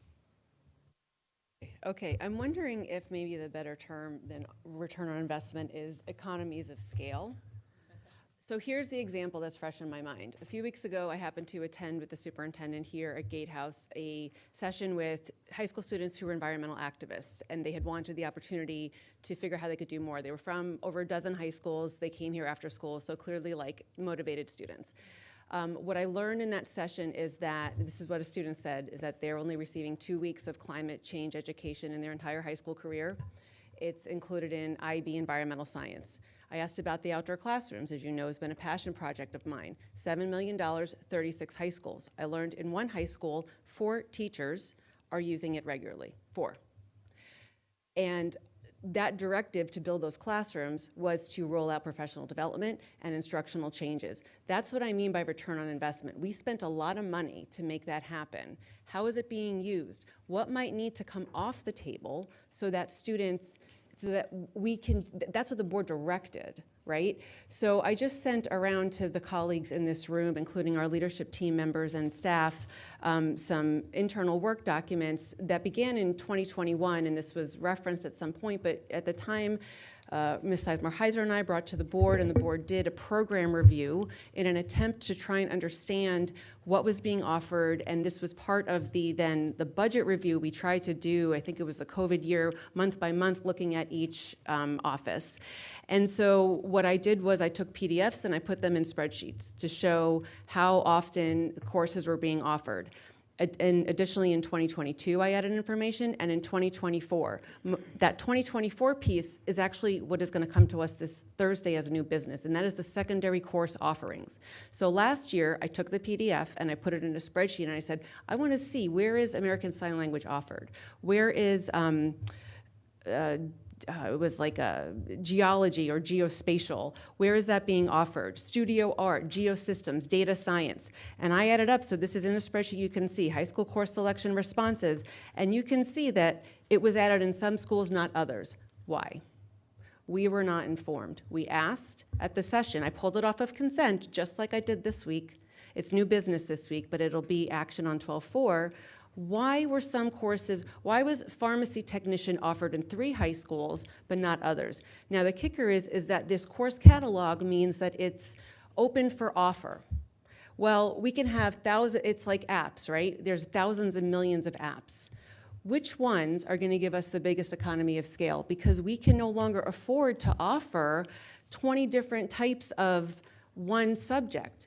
We need to be really clear. And going back to the AI discussion, well, I hate to pick any of these, but and any of these, is cloud computing CTE? Is that what we need to do to get students ready for AI? So I have yet to look at what the PDF that I'm going to have to put in a spreadsheet for 12/4. Why are these decisions being made? I think we need to know. Thank you, Ms. Marin. I'll ask Dr. Presidio to respond, as the Instructional Services Department is the department that owns the... Absolutely. No, I appreciate it. And I appreciate Ms. Marin's work on this for a number of years and her advocacy on it. I think one of the things that Ms. Marin said is there's a difference between a standard course offering and an optional course offering in schools. So we work really hard with a committee, board-appointed community members, administrators from schools, and central office every year to review our course offerings and try to make determinations about courses that maybe we have as optional course offerings that we think are so important that they should be standard course offerings. When you have a standard course offering, that means that every school needs to offer that course to students if there's sufficient enrollment in the course.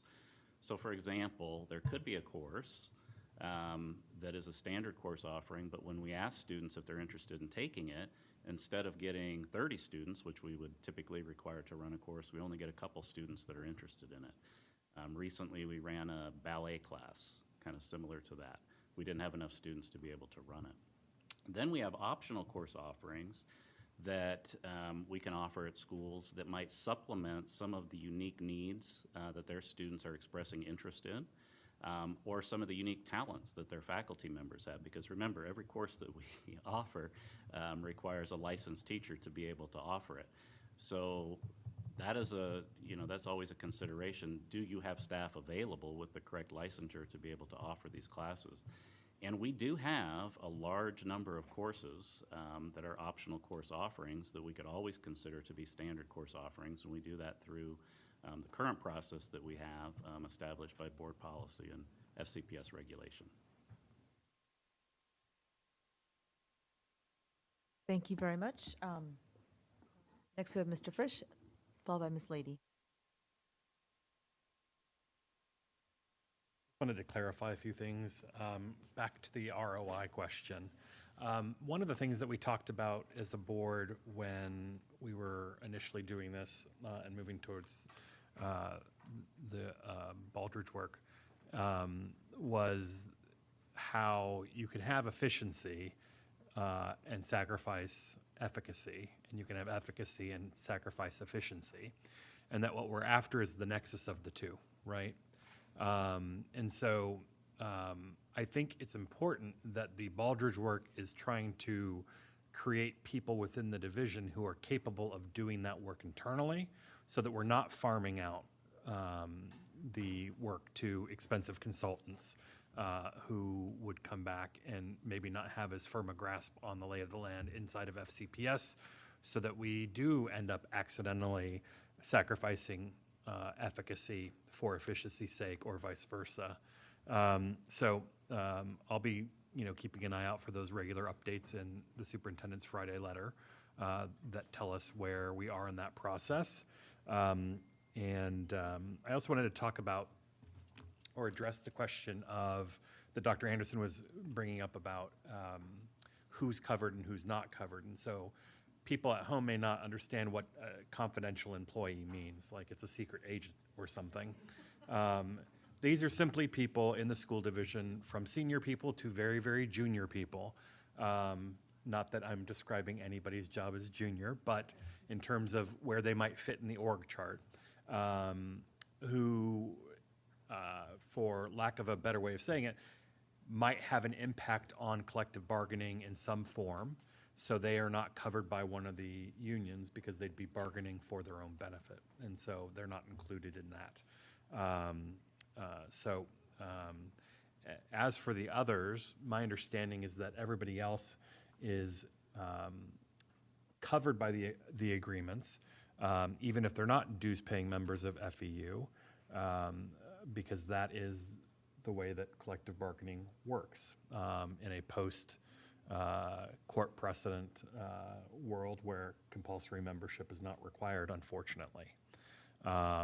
People who are not dues-paying members get to take advantage of the benefits that labor works hard to bring about for them, whether or not they're paying dues. I happen to think they should be paying dues, but we'll have to wait for a Supreme Court that values working people.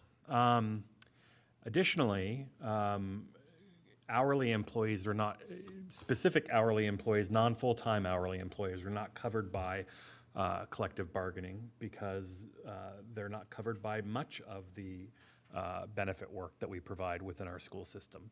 So we're talking about a very small fraction of people in the school system. What was the number again? 1,400? Out of 41,000 people who are not covered in some form by the collective bargaining agreements, or will soon be covered. Wait. Okay, 1,400 FTEs are in the PSA. That's right, in the PSA, sorry. unit. But the 40,000 represents 26,000 Including the FTEs, hourly and then about part-times. 14,000 hourly part-time. 14,000 hourly part-times. Right. Which are, so still about 3 to 1 in terms of who's covered by the agreement. Now, if the board wanted to move towards everybody being covered, we have a lot of money to come up with to ensure that everybody who's a part-time hourly employee is now a full-time employee receiving the full breadth of benefits and support that the school division offers other employees. But I don't think that's a road we're on because it's not what's required for the jobs that we have in that matter. We are moving some towards that, and if there are others that need to be moved in that direction, I think we should probably hear from people who think that. So I just wanted to clarify those things. Thank you. Thank you. Ms. Lady? Thank you. I just wanted to add a little to the conversation around course offerings. I think what's really hard for outside folks to comprehend or understand is, I think people understand their cultures at schools. But when it comes to the notion of standard course offerings, which there are often standard course offerings that don't go out of school because there's no interest. There are sometimes, if there's interest in a standard course offering and we don't have someone certified to teach it, but we have the kids who want to take it, we have to offer it and we will find the teacher. When it comes to optional course offerings, some of that's culture. And so just to remind folks that, an instructional staff or a leadership council or whatever you want to call it, when I was at Chantilly, to offer a new optional course, it was voted on by the instructional leadership. Because when you offer something new, you sometimes cannibalize something else that's there. And so just understand that there might be a culture at one high school of sports leadership, and there's no appetite for it somewhere else as a standard course offering. And I just want to share that. And then there's also courses like pharmacy tech, which are at academies. We don't have the lab space or the infrastructure to teach that in every single school. And I've shared this before. When I was a counselor at Marshall, I literally told all my kids that theater was required because I felt that the theater teacher at that school was the best teacher in the entire school. And when in life do you not have to stand and deliver a line? And while some kids did not take it, I had a lot of kids who did, and then they took 2 and 3 and 4 years of it. So I bring that up just because, and also as a counselor, we hate to use this terminology, but there's also places where there isn't the same strength instructionally. And so, you know, I want my kids to be in front of fantastic teachers who care about them as people. So the culture of the school is always going to drive some of what's happening with course offerings. So as much as we don't want to be a system of schools, there's a little bit of that that's going to be hard to avoid, just because some places, you know, and back to Mr. Moon's point, yeah, the top of our scale might be at 29 years, but we've got people that are in their 45th year of teaching and making the same darn thing because there's no step for them to go up. But their loyalty to brand, their loyalty to their school, their loyalty to those kids sustains that. And, you know, an example of that would be, you know, the gentleman, I'm not going to name names, but there's an econ teacher at Chantilly who's retiring this year. I fully expect that econ program to change because he is so incredibly good that people want to take his class. And sometimes that just changes with time. So I just want to talk about that a little bit because I just think it's hard for people to understand what happens from a course catalog to the building of a master schedule. I think if you want to really learn that, then maybe we want to look at course tally sheets from a couple different schools and help understand how that generates a master schedule for those kids based on what they asked. The other part of that, and having worked in a high school for many, many years, is it could be on the tally sheets, but then when you look at the conflict matrix, I think is what we used to call it, often there were kids weren't able to fit it in their schedule because they had a required or something, maybe a continuation of a world language continuum or math or science. So even though they wanted the course, it wasn't going to fit in their schedule based on the course period it was going to be offered. So it is a complex topic, but to the degree possible, I think using that standard course catalog so everyone has a chance to opt for the course, I think is important. But I did want to note the conflict matrix too, because sometimes if you have limited sections of certain courses, it limits enrollment. Thank you, and thank you for this robust conversation. We now have Ms. Dixit, and then we have got go backs. I just want to frame, while I think this is a great conversation, I'm glad we're having it, we are focused a little bit on the budget fiscal forecast for today and the information around that, and I know we'll have a chance to talk about course offerings as well at our board meeting. Yes. Can I just add Yeah, real of course. fast? We are looking for an opportunity to see whether or not there's room at an upcoming work session that we can have a short but robust conversation. Wonderful. I'll take a look at that for the agenda too. Course offerings. All right. Ms. Dixit? Yes, I'm going to just go back to the budget discussion and economy of scales.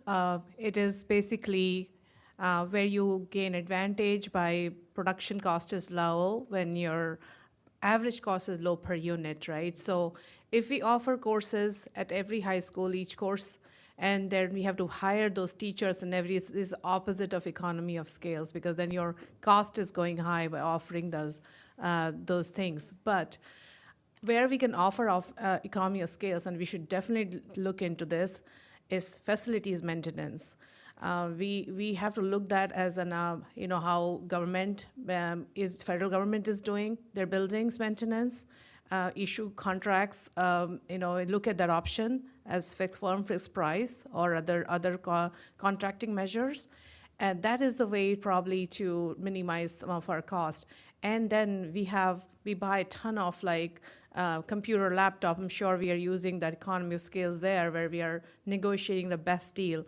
Another thing, Ms. Eismer-Heiser and I are on the joint IT task force with the county supervisor, and we're looking at different ways where we are buying services. We can negotiate a better pricing with counties and our combined collective purchasing power. So those are the things I would see. We can see some savings coming up, and I think the staff at both sides are looking into that. So. But I'll say this, I think there are ways where we can save money, but there are some ways we do have to save money, and the population is shifting. I know the enrollment numbers are down a little bit, but not in all schools.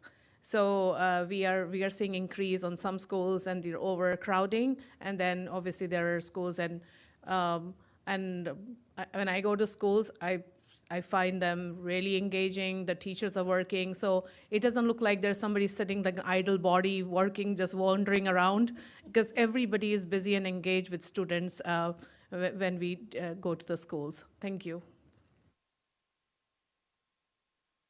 Thank you. We're gonna go backs. I've lost go backs, but Ms. Marin, we still have time, so I'll go ahead and give you 3 minutes. Thank you so much. So, two things. I agree that it's hard for people to understand how the courses are offered. It's hard for me to understand it as a board member and a parent, and I should understand by now, at least as a board member, how the decisions are being made to fund courses and get staff. Especially, when I think again about how the superintendent wants us to meet the moment for AI. Well, what courses no longer serve that trajectory financially and to meet that goal? I think this is really part of the strategic plan work. Just like we have invested in early literacy and elementary school literacy, other things came off the table, and that has borne results. So what are those things now? I am not a fan of giving limitless options to students and saying, well, here's an option, or your school could adopt it. It's dangling. I have kids who want to do American Sign Language. Well, if students really want to do it and there's a job market for it, how about we make that happen? We used to talk about in the last board, like the Fairfax promise. What are the non-negotiables that every student gets? We know it's the 4 core academics, right? But is woven in there now the AI work? We talked about weaving in the Get to Green work, right? This was the program audit. We have a global education program. We have a Get to Green program. We have all these things, but ideally they are woven in so that it's not just dependent on school culture and that superstar teacher who we know when they leave, things change. There's got to be some basic agreement to how the things that kids need are being woven in, and it's not left to chance of whether we could staff it. We could talk about dual enrollment. We have artists, that's part of the Fairfax promise, great. But maybe once they get to advanced, they switch over to dual enrollment. Or there's an academy. I have this data from 2021. I have not seen anything change. And I'm just not gonna let it go at this point. We are funding the same things. So we don't want to increase class size. What course offerings are we gonna take off that no longer serve our students? I go back to world language. The data from 2021 showed that we have 150-something elementary schools. Half had 0 world language. Half, currently, to my knowledge, because I haven't received an update since. And of that half, some are in FCPS, which was made at the turn of the century for a different purpose than our very international community. Where is that analysis of how effective that is and if that's money well spent? The other students do immersion. Is that effective? I have asked this question 4 years in a row. This board must be looking at the course offerings and how much money it's costing, and we have got to use the data. It's not effective, Dr. Reed, for the board to receive data and say, here you go, do what you want, tell me what you want me to do. What is your recommendation? What courses do you believe every student should have access to? What are the must-haves, and how much does that cost? Thank you. I just want to make sure that for the FCPS and world language programs, you're asking FCPS and immersion if they're effective. I just want to make sure that Dr. Presidio has these notes because we're going to need to come back with those. I feel like it would take some more time for me to articulate that, and it's the same articulation that's been made in prior years. Okay, so we're Is looking for the there- do you effectiveness of thi- lesson well, Do you immersion. think it is something that every student should have? And if so, what's the plan to make that happen?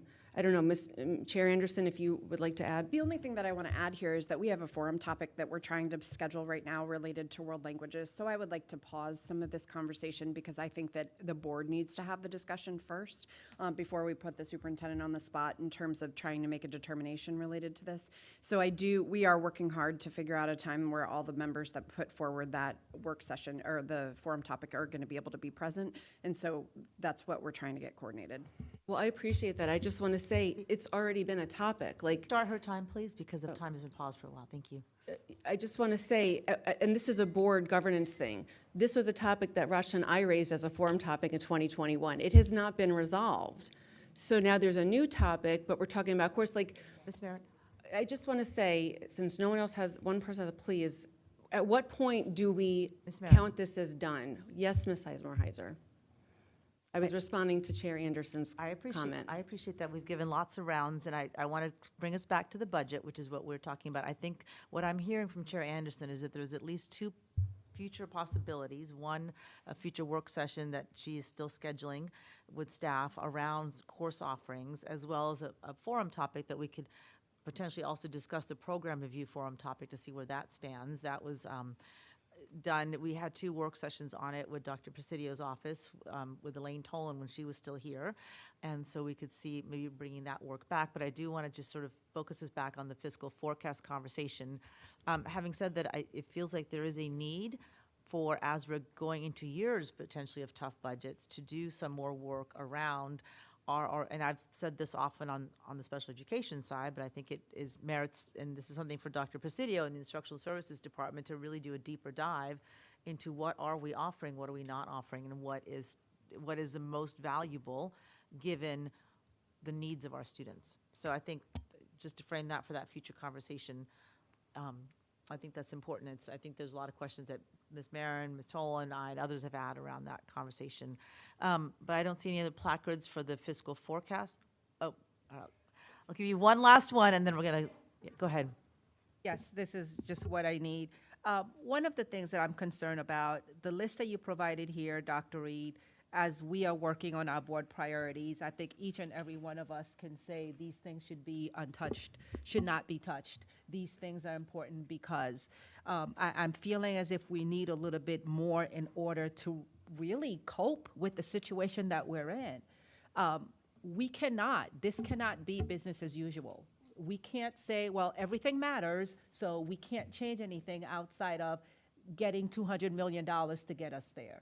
I think we're clear that we're going to have some gaps. We're hopeful that we're not going to have those gaps, but I think we are going to have some gaps. So how do we make decisions? So in your mind's eye, I don't want to put you on the spot per se, because I know we've had some conversations about how do we evaluate certain things. What are some of the considerations that we should be having as board members in order to determine, well, this is going to be better if there's going to be less harm if we are making reductions in these places. I quickly tried to scan the Baldridge report that was in the Friday letter of last week. That does not give me that information. Again, I was quickly scanning it. I'd like to be able to walk out of here with something that is going to guide my thinking, because we know not every single thing we do is having the results that we want. Whether we want to call it efficiencies, ROI, whatever it is, we have to evaluate how we're spending our dollars and what is the best way to spend our dollars. Because we have had instances where we have stopped certain things in order to bring in new things that are more impactful, that are more effective. I'd like your guidance here, and how do we evaluate this list, since it may be part of our considerations for board priority work. So I think if we go back to slide 12, I believe it was slide 12, if I recall. These are the areas in, if you will, a macro look that are not currently funded by formula from the Commonwealth of Virginia. And so I think that in guiding your thinking, these would be the areas that we go above and beyond, and we provide additional resources. I think we can count on the SOQ funding coming.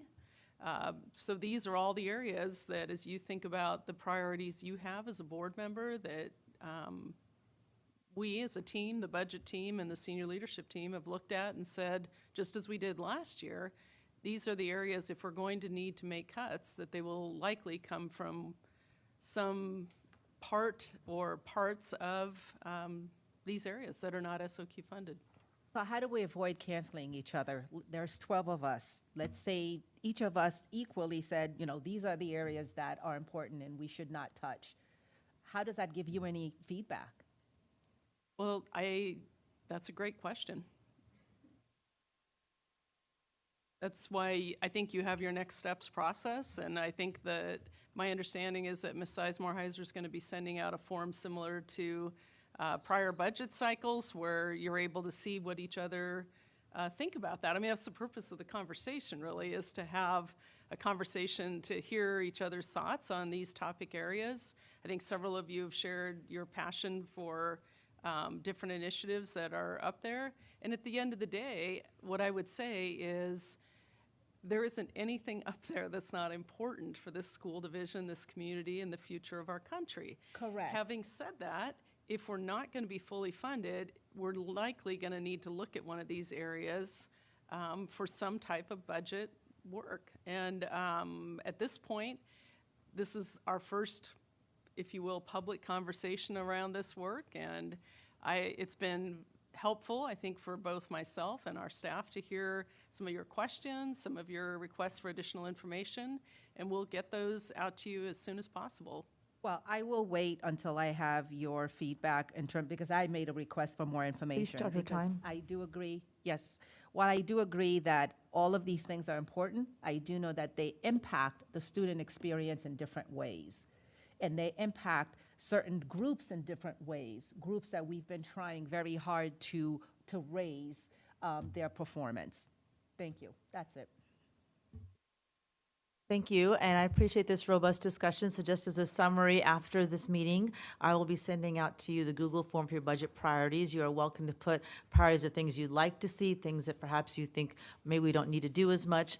As a reminder, as Dr. Reed just said, this slide was merely to say, these are the things that we provide above and beyond what the Commonwealth of Virginia thinks we need to provide an education. And as a reminder, every single school division in Virginia provides more than what the Commonwealth of Virginia says they need to provide. So it is not because, and the last thing I'll leave with is that while I think this is a great start to this discussion, I look forward to the discussion around the course offerings as well.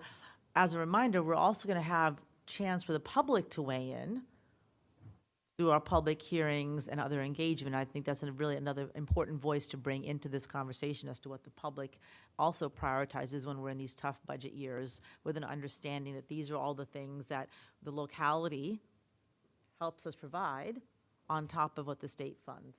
And so we're all entering into very tough and uncertain budget times, and we need to have a conversation about what our priorities are, including what we can continue and what we can't. And so I appreciate the robust conversation. Take a look at, I know Ms. Burden's team will send out the budget questions, information, and process as well, and we'll have the same process as last year. So if you have any questions or comments, please talk to myself or Ms. Dixit as Budget Vice Chair, and we'll look to continue this conversation and process. Thank you all very much, and with that, I'll give you 12 minutes of your life before lunch back.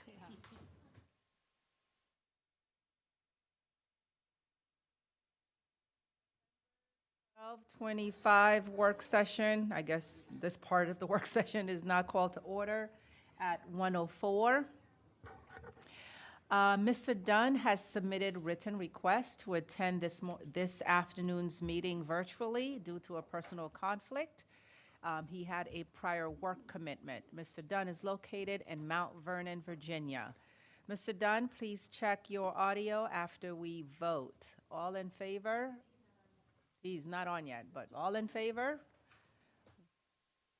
And we have 1, 2, 3, 4, 5, 6, 7, I believe. Okay, all against? All abstaining? Okay, that motion carries. Mr. Dunn is able to join us. We have majority with folks in the room.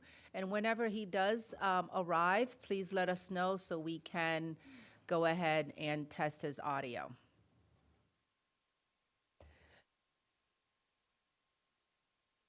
Malloy, Dr. Reed, did you want to share anything before I jumped into a quick review of what we hope to accomplish today?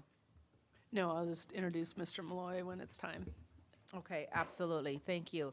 Well, today's conversation, I believe, is going to be the last discussion we will have on this matter. What we're hoping to accomplish today is to be able to, one, to finalize our priorities, because those will need to be shared with our Northern Virginia delegation.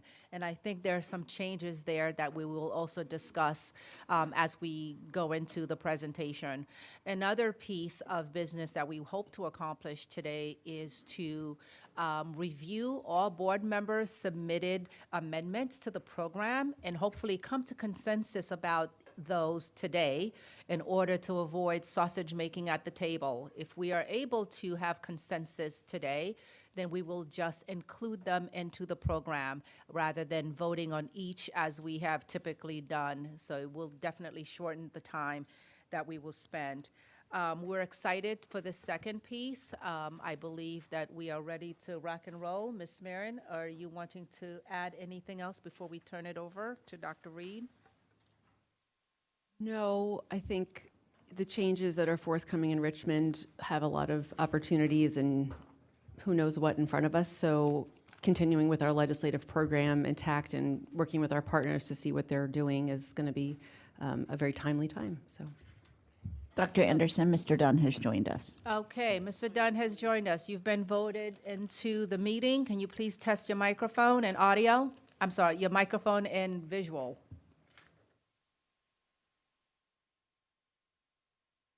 Okay, we will circle back with you. Can you hear me? It is very low. Can you hear me better now? I think it's on our end. We'll go ahead and have Mr. Ho take care of that. While we do that, Dr. Reed, I'll turn it over to you for your introductions. Thank you, Dr. Anderson. So to follow on what Ms. Marin was saying, I think this is a point in time, maybe even a historic time in the Commonwealth of Virginia for the possibility of legislative action. So it makes this topic even more important, I think, this year. So I'd like to introduce Michael Malloy, who will kick us off. Before we get started, Mr. Malloy, can we have one more check, Mr. Dunn? Can you hear me? Yes, we can. It's still a little low, but we are able to. Mr. Malloy, I apologize for the interruption. No, that's totally fine. So good afternoon, everybody. It's a little loud. It's a little louder than anticipated. Happy to be here. We definitely have had some changes since we last spoke in September. We've got a little bit more clarity at the state level about what the executive branch looks like, what the legislature is going to look like going forward. Talk to you a little bit about that. As Dr. Anderson mentioned, one of the goals, or the goal for today's conversation, is to finalize your language for your federal and state legislative program for your adoption coming up here in the next few weeks. So the objectives, I do again want to set some kind of background information about what the political landscape and the policy landscape look like going forward. As part of the agenda item, you have drafts of all the legislative program documents at this point. You have the program document itself, which you've actually seen a couple of different times in your September work sessions, but you also have drafts of language for your state priorities, which are based on the kind of the broad categories that you had identified in your September meetings. Federal priorities, same way. And then we also have language for the potential joint position with the Board of Supervisors, that the language that they're considering. And then finally, we want to turn to continue planning for your outreach with our delegation and preparation as we get closer and closer to the General Assembly session. So just as a reminder, you've seen this before, but engagement is a year-round thing. We don't only talk about legislative issues and policy issues during the General Assembly session. There's a lot of work that goes up until the legislative session, and there's a lot of work that happens after the legislative session. So November elections, obviously everybody has read the headlines, so you know that there is now a new governor-elect, a new lieutenant governor-elect, and a new attorney general-elect in the executive branch.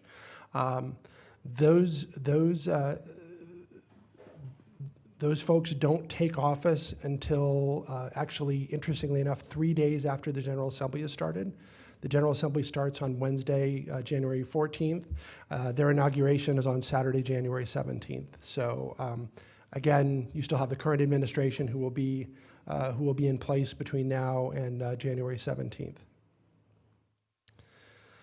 For the House and the Senate, the House of Delegates runs every 2 years. They were all up for re-election this year. The current configuration of the current partisan split in that chamber right now is 51 Democrats, 49 Republicans. After the 2026 election, and once everybody is seated coming into the next General Assembly session, that split is going to be 64-36. And in terms of our delegation, so our 15 members, all of our incumbents were returned to office from the House. So the folks that we've worked with in the last several years will continue to be the same folks there. I did put the Senate on there, even though they weren't up for election, because there are a couple of things that have happened that will actually impact the Senate. Their current partisan split is 21-19. Because the lieutenant governor-elect is a sitting senator, she will have to resign her seat before taking her new position. That will open up that seat. It means that for a time, the partisan composition in that chamber will be 20-19 because that seat will be open.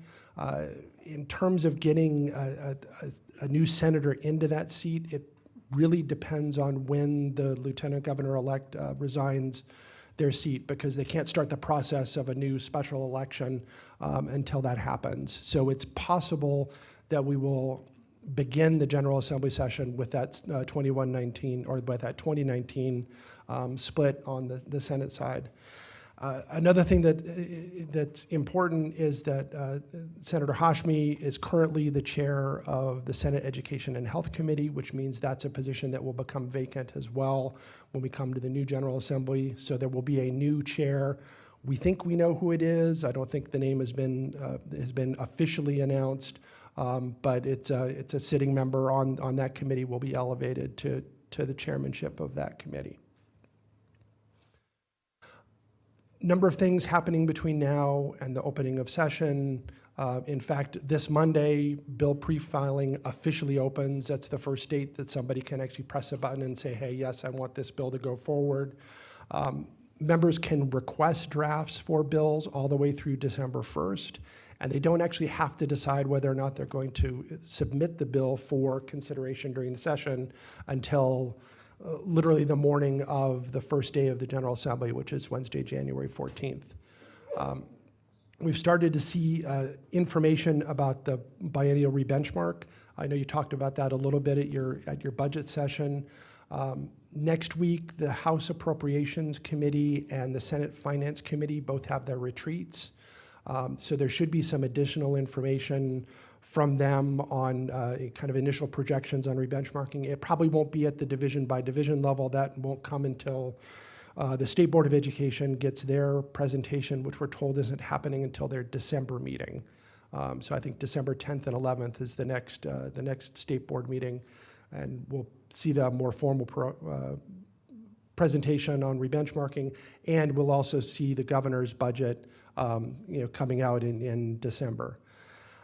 One other thing that's happening, and something actually literally happened today because the State Board is meeting today, is we're seeing some recommendations coming from some of those off-session committee things that we had talked about during our September meetings. So there's already kind of the beginnings of legislation being talked about as a result of those off-session work sessions. We've seen legislation on diabetes care.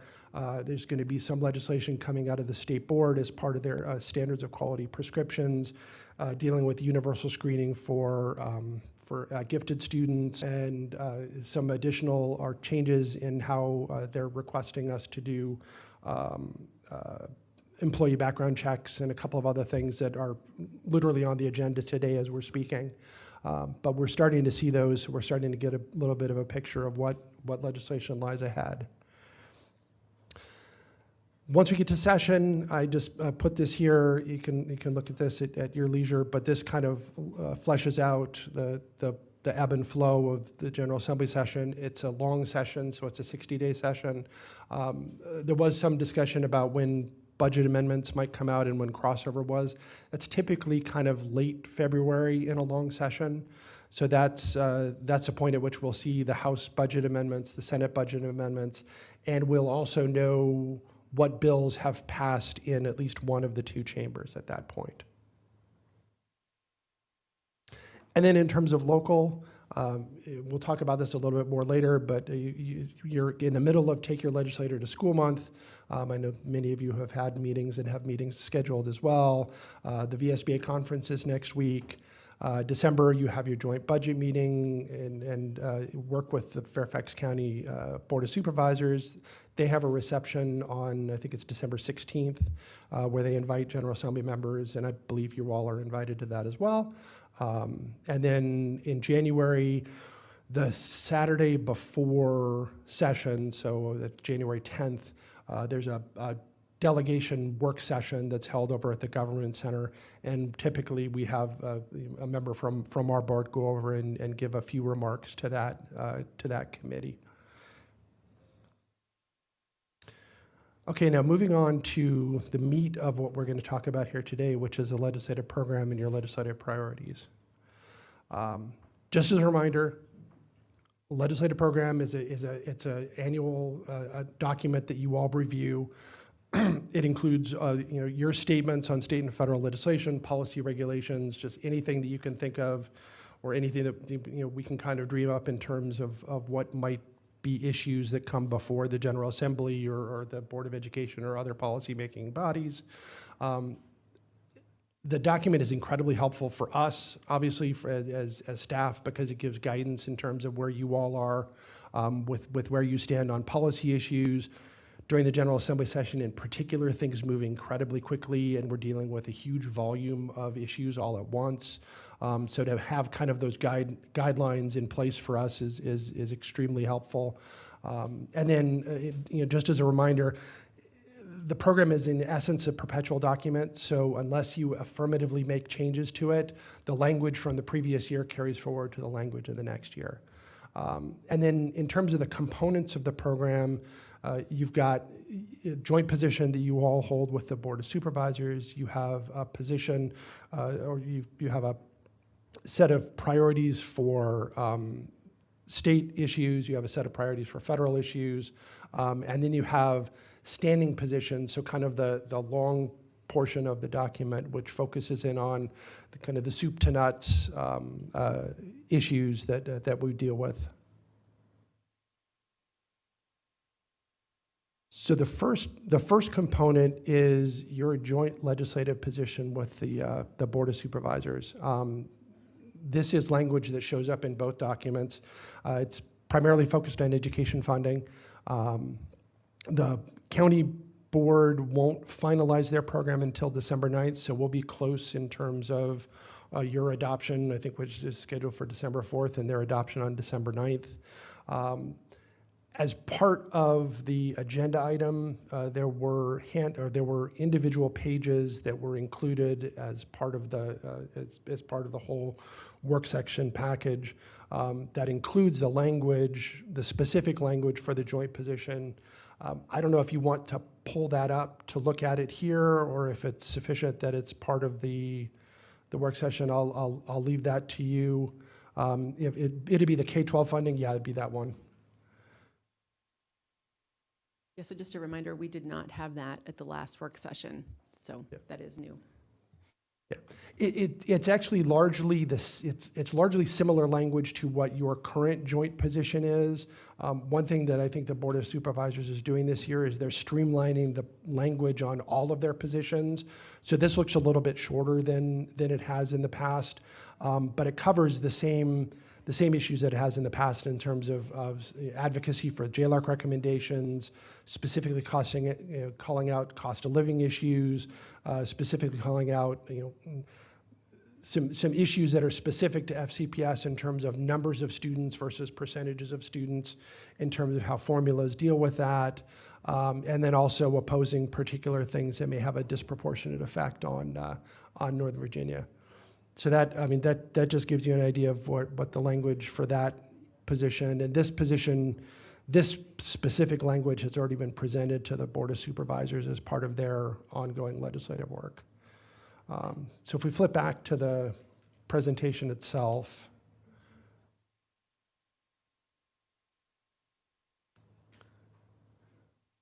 Ms. Lady, did you have a question? Yeah, sorry, just because it's Yeah, right now. Yeah, of course. I understand the LCI, but what advocacy has there been to change the SOQ to a lower number? Like, when have we ever challenged the SOQs outside of how the LCI is budgeted based on them? Does that make sense? Like, obviously, we are below the SOQs for the state in so many areas. I'll pick social workers. Do we ever challenge the state and say, as an advocacy point, it should be 1 to 250, not 1 to 1,000? I think the short answer to that is yes. Because the standards of quality is an accumulation of a whole bunch of different standards, and there's staffing pieces, and there's a bunch of other things that go into it. Each one of those individual components, there's been legislation about school nurses, about counselors, about social workers, psychologists. So yeah, those come up, and part of your language in your program talks about increasing a number of those specific areas. Please continue, I went rogue there. So the next, and I'll put this up here for a minute, and then we can pull the actual language of the priorities up in just a second. But if you remember, during your September meetings, you identified kind of these in the bolded areas were kind of the 7 areas that you had identified as your priority areas going forward. So you had state funding, accountability assessments, facilities, school meals, Freedom of Information Act changes, and then educational governance. So all of those were kind of the broad pieces. And then what the language here does is takes those broad points of advocacy and tries to narrow it down to some specific items that you can give a little bit more clarity to legislators or a little bit more clarity to the public of, well, what do you want to see in terms of state funding? What do you want to see in terms of changes to accountability? So, this is a kind of a brief summary of what's there. But if we can pull up the state priorities document.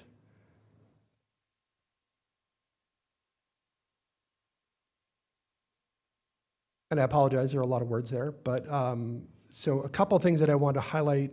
One is in that preamble sentence, there is some adjustment in the language that specifically talks about unfunded mandates. You have some oblique language, and you do have some language in your governance position in the main body of the program. But just wanted to highlight that talking about unfunded mandates from the state is included in this language. And then, as you can see, for each individual part, so for state funding, the advocacy would be to make sure that the biennial rebenchmark is fully funded, and then we call out several items within the JLARC report. Obviously, the advocacy is for everything within JLARC, but this gives an idea of some specific things that the General Assembly could address, having to do with how salary calculations are done and how much funding we get back for that, which is the issue about weighted averages. One of the biggest components of JLARC for FCPS had to do with the state doing a better job of recognizing cost of living differences between jurisdictions, and that would go a huge, huge way. I think fully at least a third of all the funding that was recommended that could come back to FCPS in terms of the 2023 numbers that JLARC was using was actually attributed to the change in the cost of living adjustment. So that was a huge component of that report for FCPS. Same thing, I don't know if we want to go through these with a lot of granularity. I will highlight on assessment that we do have some language in there on some specific changes that we may want to see based on legislation that's occurred in the past and adjustments and clarifications that may need to be made there. And then I think the second to last one I will highlight as well, which is Freedom of Information Act. I know there's been some discussion, and we'll discuss it a little bit later as well. But this picks up not just the issue of disparity in board size in terms of how open meeting laws apply, but also I recall your discussion in September. You talked about the proliferation of records because of electronic communications. And then also the expense of posting public notices. So again, this is intended to take those broad areas of advocacy and give some much more actionable steps of, hey, here are things that can be done to address these issues. So we can flip back to the main presentation. And then we actually don't need to go to the full federal priorities document because for the most part, what this says here is what the priorities have picked up, which really is just a continued discussion and a continued advocacy for, not only at this point preservation of existing funding for education funding programs coming from the federal government, but enhancements to those programs. You've had standing positions for years and years on additional funding for Title I, additional funding for IDEA, particularly with the federal promise when IDEA was first adopted of the federal government picking up 40% of the costs of that. We're not even at 10% at this point. So there's a lot of room for potential improvement, but given the current climate, we do need to acknowledge that preservation of this funding is paramount.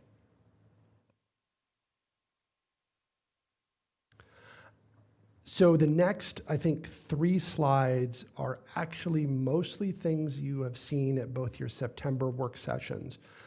We haven't gone through them in incredible detail, but these are all of the proposed changes that are embedded in that strike-through document that's been available, again, at the September work sessions and also at this work session today. In terms of places where we've been able to eliminate positions because things have happened that have been that have achieved the goals of the program positions themselves, new positions, new issues, or new areas of emphasis. You can see kind of them listed here. The next 2 slides are all about accreditation and state accountability. Because there's been so much that's happened at the state level, you've got the new school performance framework coming out, and a lot of discussion about that. You've had discussions about aligning IB diplomas with advanced studies diploma requirements. The one that I do want to highlight is at the very end of this slide, which is a new point of a new position that we've added. There has been some talk at the state level, apparently, about moving away from using SOLs as a way to verify credits, which would be an enormous change in Virginia. But apparently Virginia is one of only a few states that uses its standardized tests in that way. So there may be some movement in that. So we wanted to make sure that we had some language in there to acknowledge that if that conversation comes up, that it's something that we can definitely jump into as part of your advocacy. That change alone would have, it would have a ripple effect. It would affect a lot of the things that are talked about in some of the new changes in how SOLs are administered, because it would change the nature of the SOLs, making it more of an accountability piece, not necessarily tied to individual students. So just wanted to highlight that as new language that's been added above and beyond what we had in the September versions.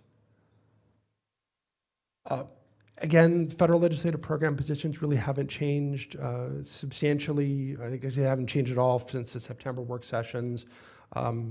We did have one area where we could eliminate a position because the state has aligned state and federal accountability, and then several new positions, mostly dealing with just support for funding in particular programs.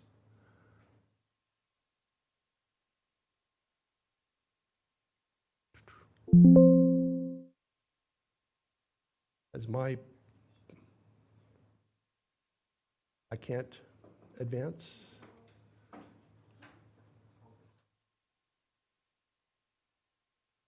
Thank you.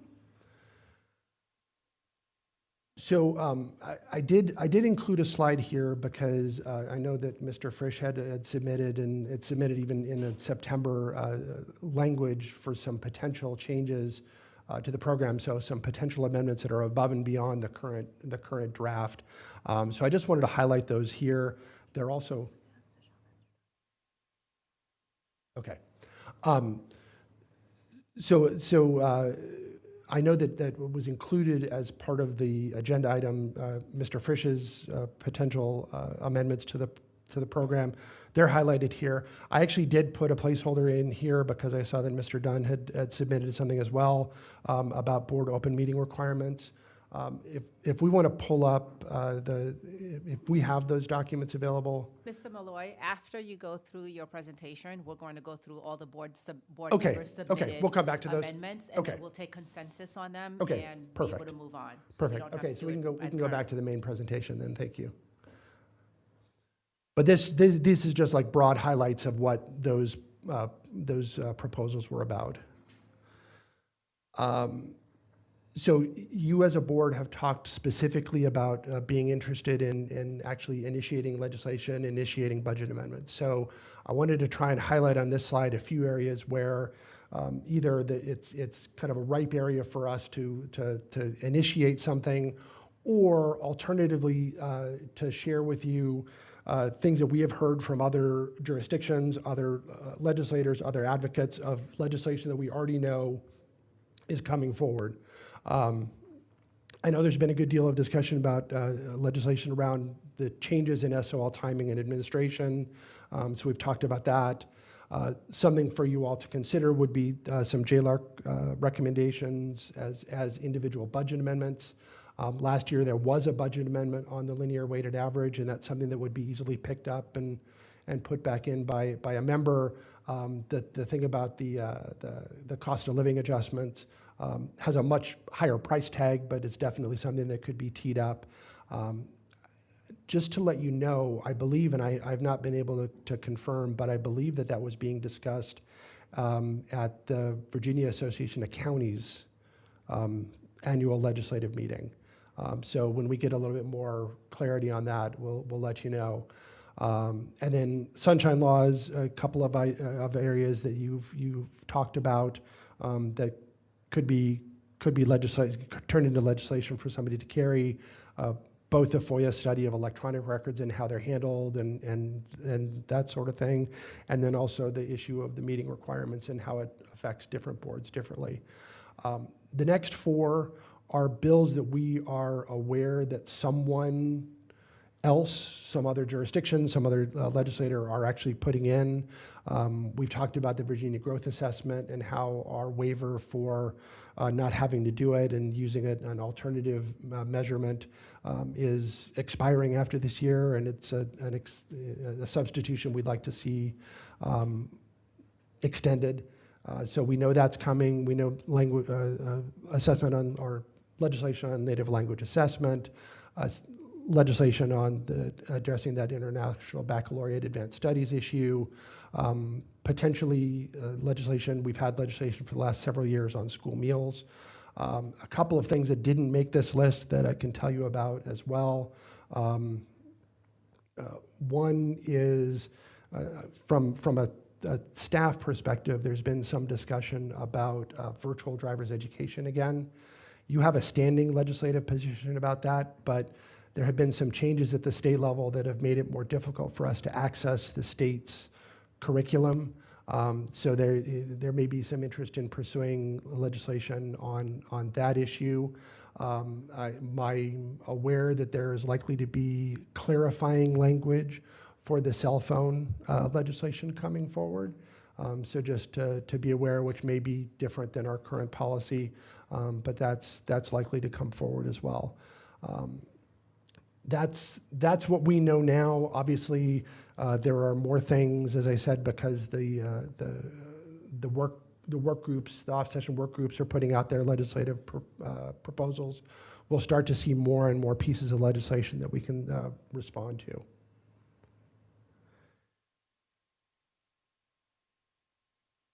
And with that, we actually have a couple slides beyond this if you want me to hit those too, and then we can circle back to this. I think this may be in not quite the right spot, but okay. So we'll just take a quick pause right now before we get to those next slides, because we'll have some specific actions with those, where if board members at this point wanted to ask any clarifying questions of Mr. Malloy or anything else related to the presentation, please hold your comments regarding board member amendments, because we'll go through that in just a little bit. So we'll open up the floor for any questions or comments about what's been presented. Mr. Moon. Oh, I'm so sorry. I didn't realize who was first. Mr. Frisch was first, followed by Mr. Moon. Thank you for the presentation and for the work to get it here.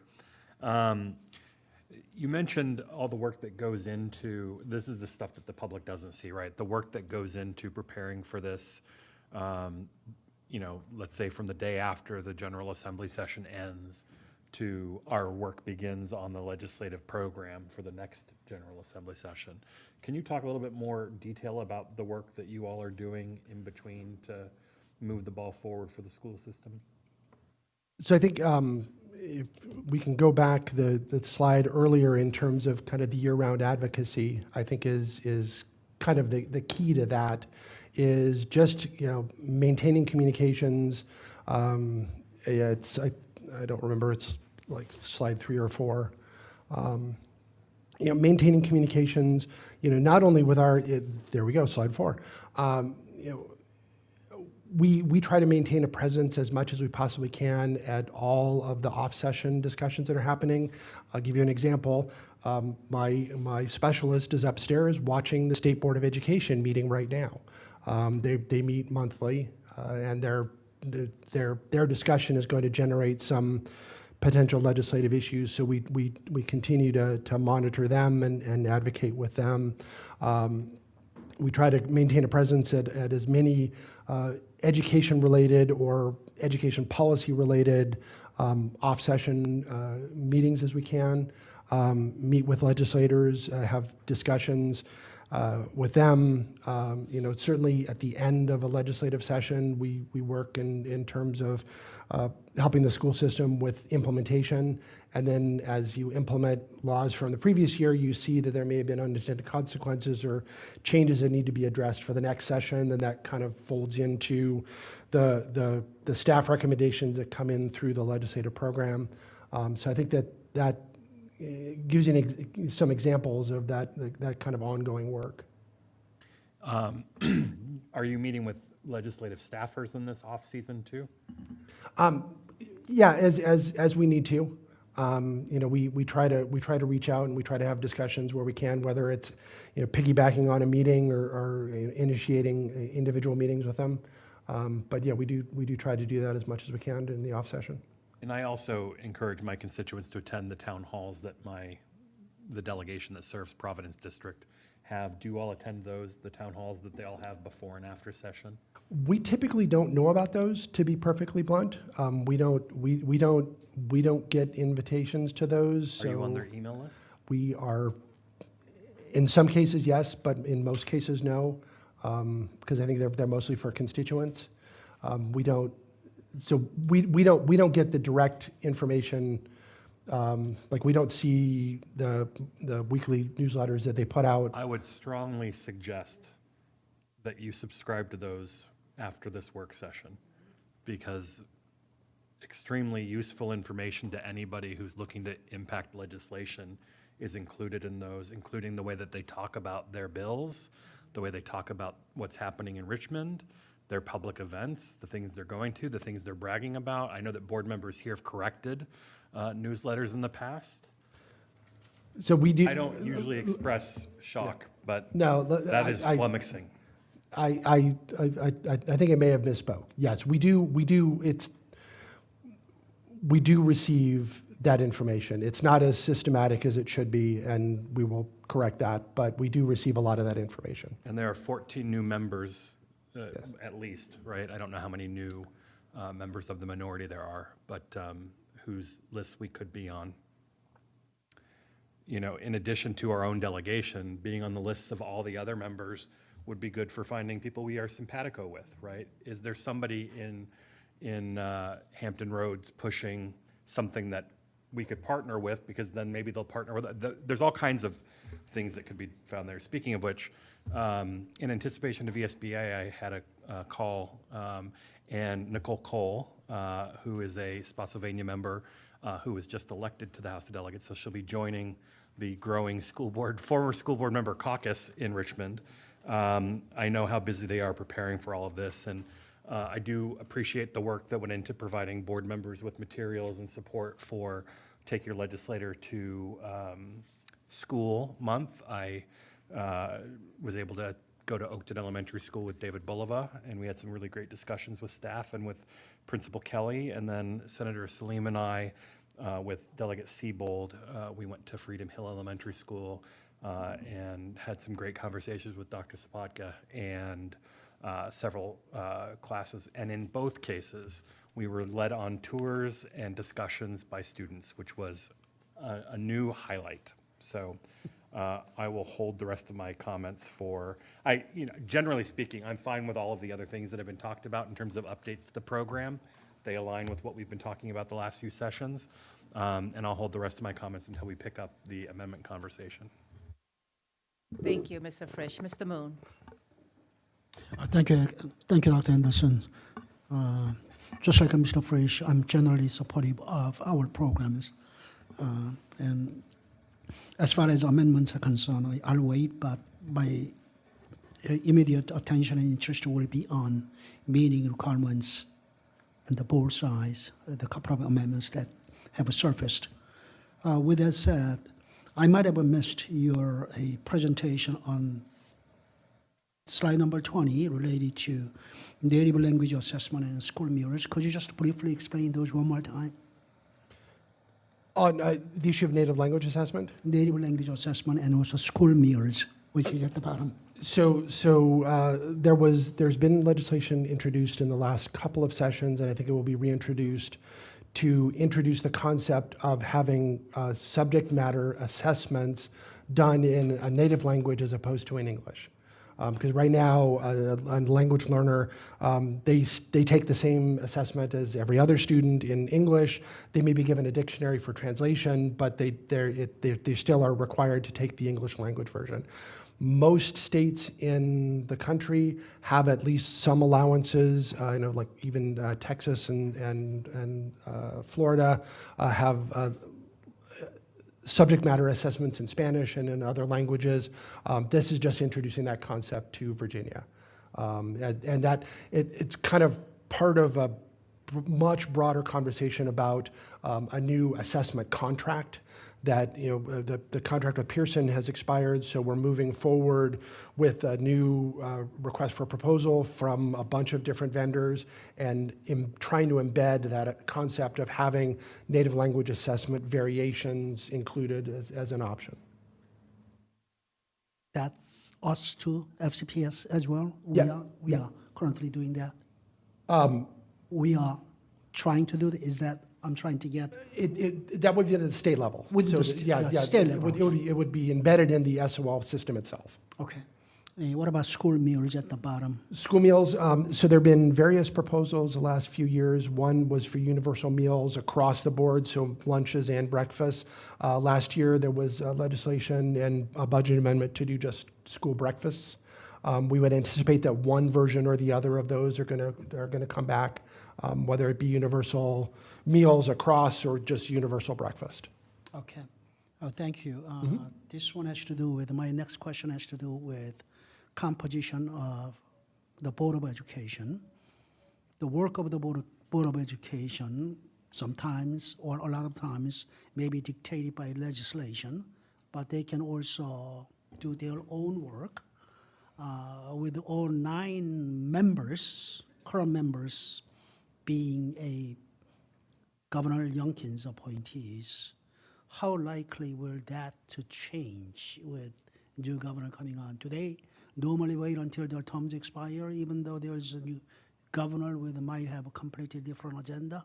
Yeah, the State Board of Education is actually a unique entity in Virginia in that it is actually, it's the only executive branch board that's specifically named in the Constitution. So it has kind of a different status than any other board or any other commission that exists in Virginia. The normal process and the normal flow of how the Board of Education is populated is there's 9 members and they're appointed to staggered terms. So every year, a certain number of people come off the board and the new governor gets the chance to appoint members. What happened last year, and the reason why the state board became majority new governor appointees faster than usual, is Virginia also has a very strange system where the positions themselves have to be approved by the General Assembly, but the actual appointments are made 6 months prior to them being approved. So you had a situation last year, and you have a situation, technically speaking, again this year, where there are at least 2 members on the Board of Education right now who are serving, who are appointed as of July 1, who have not yet been confirmed by the General Assembly. They won't be confirmed until the General Assembly comes back in January. What happened a couple of years ago was that those positions that were already sitting on the board for 6 months were not confirmed by the General Assembly, so they became vacant, so that allowed the governor to make additional appointments above and beyond what he normally would have done. That's how, so normally the board is supposed to be staggered. The concept is that no one governor controls the majority of the board until the very, very end of their term, and then they continue forward to try and smooth out policy variations, especially if you have wild swings in terms of partisanship or in terms of policy prescriptions. So just to clarify one point. Yes.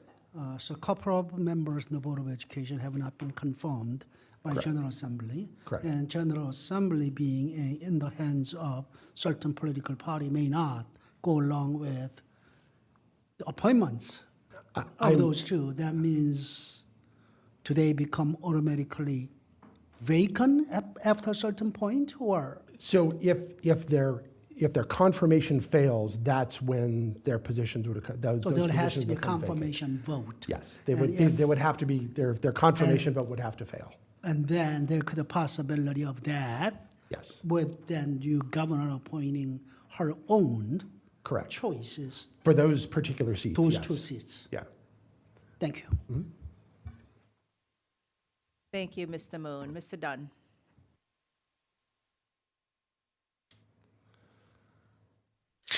Thank you. I wanted to ask the legislative priorities and the legislative program is drafted in very broad and somewhat vague terms. So, and I understand that might be necessary given you're not sure what bills will be proposed by legislators. But I wanted to ask whether FCPS, perhaps on its own initiative or perhaps in combination with other school divisions, ever drafts legislative language and shops it around to specific legislators to see if they can get a specific bill or amendment passed. The short answer to that is yes. Both in terms of FCPS, we have in the past both helped to draft legislative language and also budget amendments. And then, in terms of broad initiatives coming out of whether it's the Superintendent's Association or the School Boards Association or other school divisions, they're also involved in helping to draft the specifics of the legislation, not just the conceptual area or the issue area, but the specific language that would go into the code. So yes, we've done both. And how common is that, or how frequently? Is it every year or once in a blue moon? It honestly depends on the year. It depends on the kind of the board's initiative. It depends on staff initiative. If there's particular things that need to be specifically addressed. And it also depends on the willingness of individual legislators, right? Because at the end of the day, we can draft anything we want, but if a legislator isn't willing to pick it up and put it in, we can't get much further with that. So I would say it varies just from year to year and from issue to issue. Obviously, this is your day job, but in my conversations with legislators, and maybe the ones I deal with are different than others who are in Richmond, their ask, since they have almost no staff, to me has been, bring me a draft and an explanation of why you want to do something. And they ask the same of their constituents. And there have been bills drafted by everyone from Boy Scouts to retirees, and that gives them something concrete to review.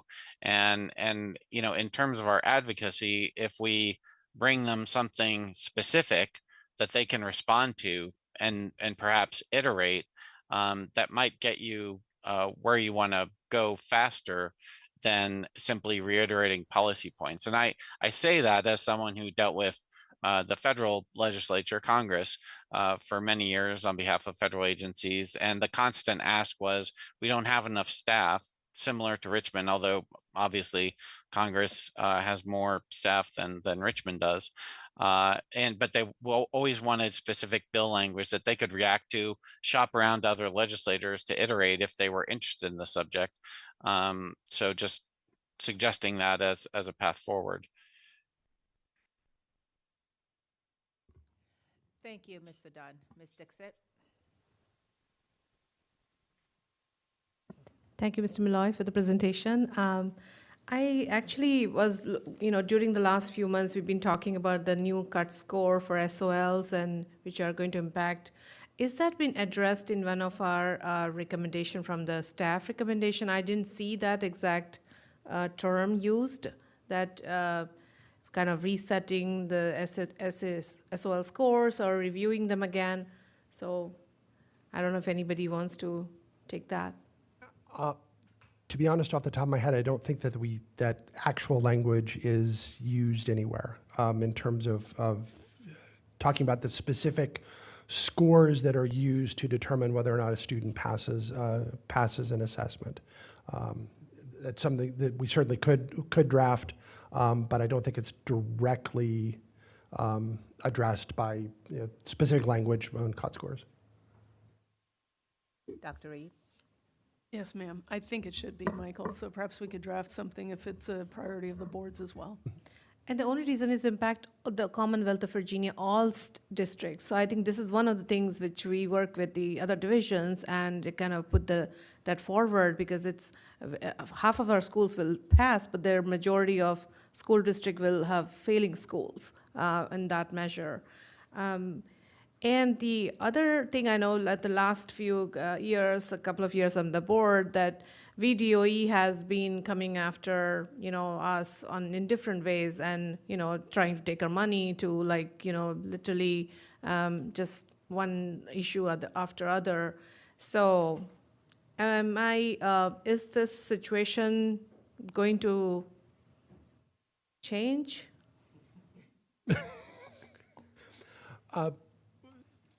So what I can say is that obviously when you have a change in administration, the governor has the ability to change personnel.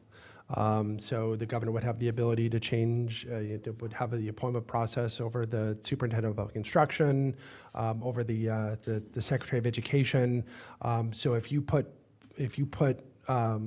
individuals into those positions that have different priorities that will kind of flow down through the process. Now, the one thing, again, back to Mr. Moon's point about the State Board of Education, you've got the Department of Education who deals with a lot of the administrative pieces, but you have the State Board of Education that deals with a lot of the broad policy pieces. So there may be some tension created there because you've got previous administration with new administration. But I think it would be safe to anticipate there would be a change just based on campaign literature and discussions that have happened out in the public, that there may be different approaches to particular education issues that come from the new governor coming in. So thank you so much. So we are talking more about the state legislations right now. What about the federal? And I see a slide 18, there's federal legislative program positions. Who are we going with these new positions and elimination? So, these are really just adjustments in your existing positions. Your existing positions on federal legislation deal with a lot broader areas than these. These are some areas that were not already addressed under the program. So you have positions on special education. You have positions on Title I, so dealing with at-risk populations, Title III, a bunch of different things that are already covered. These are just the additions. Federal policymaking, I think I could probably accurately describe it as incredibly tricky right now. It's much more difficult from a policy standpoint to follow what's happening at the federal level than it ever has been in the past.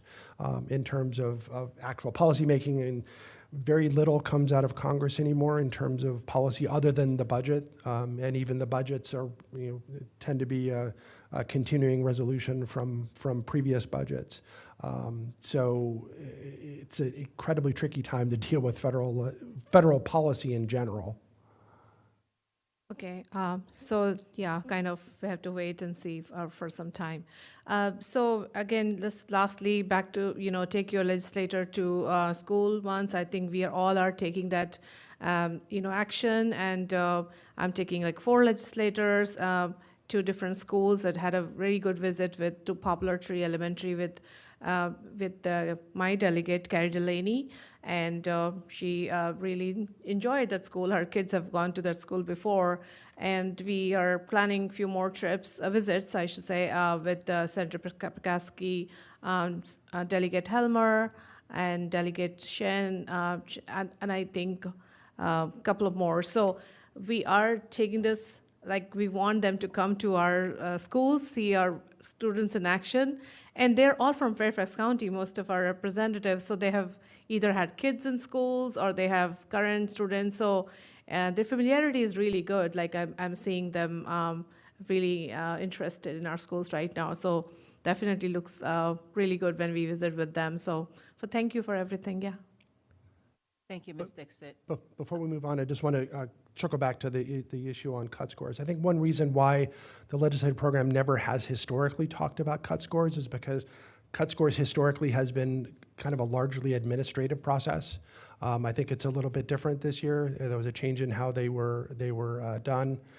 So I think that's at least one reason why it's never really been an issue for discussion until this year.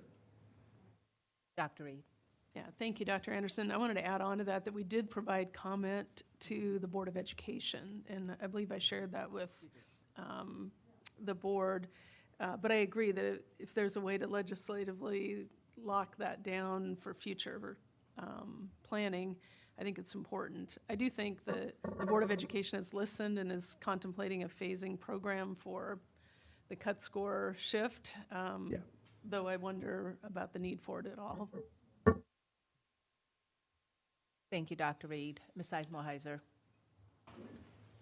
Thank you. And I may have missed a bit of the discussion about the phasing, but one thing I think seeing how some of these rapid changes, not just in the cut scores, but the accountability standards and the metrics that are being implemented even before some of these changes are fully even flushed out by the Board of Education. I remember the change in accountability where we asked, what are the 3 Cs? And no one could explain them to us. And, changing it in the middle of the year where we couldn't change student schedules, but we were being dinged on what classes students were taking. So legislatively, and I would love to see potentially, if my colleagues agree on this, but even potentially not just mentioning it, but legislation. But I wonder if legislatively we can ask our delegation to lead the charge in more guidance to the Board of Education in terms of, in general, phasing for major accountability or SOL changes, because the challenge isn't necessarily for us saying, hey, we all agree we want to have good accountability standards, we want to make sure our schools are teaching our kiddos and they're learning what they need to learn. But when you do it in this gotcha way where you're changing standards in the middle of the year without even fully defining what those standards are, it doesn't help the schools change their teaching methodology when they don't know what they're supposed to teach to because they haven't defined it for us. So I think there's some room here in legislation, especially with the opportunity we have, to talk about a process that VDOE must follow for making major changes to accountability, to mandate phasing, to mandate community engagement. I know some of that's already there. So they're not throwing things on schools during the school year, which seems to me less about actual accountability and more about showing schools are failing, because it's really hard to meet a standard when the person putting the standard on you won't even define it. So I think that would be something I would advocate for, is some sort of legislation around creating norms and standards for how accountability and SOL cut scores and things like this are changed, and the timing of that to give schools the best chance to be able to meet new accountability standards and support as well. The other thing I just want to talk about, separate from the package itself, but just the timing and support provided. I know last year I had 1-pager for taking my legislator to school visits, and I don't see that this year. I know we were surprised by the SOL bill last year that none of us knew about. So I'm curious if there's been changes to processes and information so that way we're more informed in a timely manner of some of these major things and given more guidance. I remember you coming at the last minute in the morning of the state visits with like a little handout, a little sheet of paper. So I just wonder if there's some sort of process that we can put in place that, for Michael Malloy from your office, 4 days before we go down to legislative visits in February, we have X, Y, and Z documentation and a chance to talk to you about our questions in hand, right? We have, I know you send us the big Friday letter, but how can we better flag, this one's really important? Like, I don't know how that SOL bill got missed, but I think there's some need to look at from your office. I know you have more support now, how to better help us engage. So those are the 2 things I'd lift up. Yeah, I can say in terms of a process, obviously, what happened last year, we are working on changing the communication in terms of how information gets to you, because you're right, it's a fire hose of information every week. That's just the nature. That's the nature of the General Assembly session. Is you're dealing with dozens, if not hundreds, of pieces of legislation, but doing a better job of trying to prioritize and lift up the very specific things that need to be on your all's radar. That's definitely something that we're building into our normal process. We've been doing some behind the scene things. So you'll see some changes in how that communication goes forward. And also, we know in advance that you all are interested in coming down to Richmond and meeting with legislators. And that gives us a chance to be able to put together some of that documentation a little bit earlier, to know that you're interested in doing that and that you're interested in coming to talk to folks. So that the lead time is certainly helpful in terms of developing information, but also making it presentable and everything else. I'll take a go back. Thank you. Yes, absolutely. Miss Lady. Thank you, and thank you to everyone for the hard work on this. So a couple things just come flying in my brain as I'm sitting here. One of them is the reality that when I was campaigning and meeting with my local delegates and senators, that there is a huge gap in understanding the implementation of what they put forward in an actual school. And I can't be specific about all the things we talked about. It certainly was something related to discipline that seemed very logical from their lens, and I don't recollect what it was, but it is important. Another note I have written down here is Perkins and CTE because of all that money. And I remember when I was working in the system, I was like, why is the CTE program growing and growing and growing when we have other people who have work interests outside of what I would define that as? So to that point, I don't know that, and I'm going to pick on Dr. Reed in a minute here, I don't know to what extent we're advocating for, I don't know if this is the right terminology, but double credentialing. For example, like a data science course, you know, could that be a math credit, but could it also be a CTE credit, right? Because, you know, one of the things that frustrates our students is the number of required courses in the advanced studies track. If you don't take summer school, and if you take a world language every year, you literally are allowed to take 6 electives. That's it, okay? And people have an appetite for more. I was talking about double credentialing. I'm not sure if that's the right terminology, where a course gets you a credit in science and perhaps also cross-crediting. I've never even heard us discussing that. So that would be another advocacy point for the Virginia Department of Education, is that, I mean, this is all trickle down. At the end of the day, we're a school system because of kids who want to go to school, who want to learn. And if I want to learn in this pathway, but you're pigeonholing me in this pathway, it's not fair. So I just think that we need to be more robust in those conversations. So, and then I'm going to go back to my interruption earlier around standards of quality. I understand I'll go with my colleague, Mr. Dunn, around writing specific bills, but I think that the world has changed, right? I mean, like when I started as a school counselor, you know, 40 years ago, I could do school counseling, I could do academic advising, I could do college advising. I wasn't triaging the number of kids who are cutting, the number of kids who are using, the number of kids who are coming from broken homes. Like, the world has changed. But when was the last time they changed the SOQs for certain mental health? But it's also the kids are bringing those same issues into the classroom, which is why our class sizes need to be smaller, right? So I want to be more deliberate around maybe advocating for change in ratios, which then in turn, because the LCI would bring us more money. So I can see in terms of the standards of quality, one of the challenges of a conversation about the standards of quality is that when the state, if the state were to change a ratio, for instance, if it were to 1 to 2 fewer counselors or something, it has both a state impact, so it has a state fiscal impact, but because of the LCI and because of the split in terms of state and local shares, it has a local impact as well. And that's where the conversation tends to get more challenging, is imposing that additional local, because the SOQs are not fully funded by the state, we don't get 100% of the dollars for every position that the SOQs requires.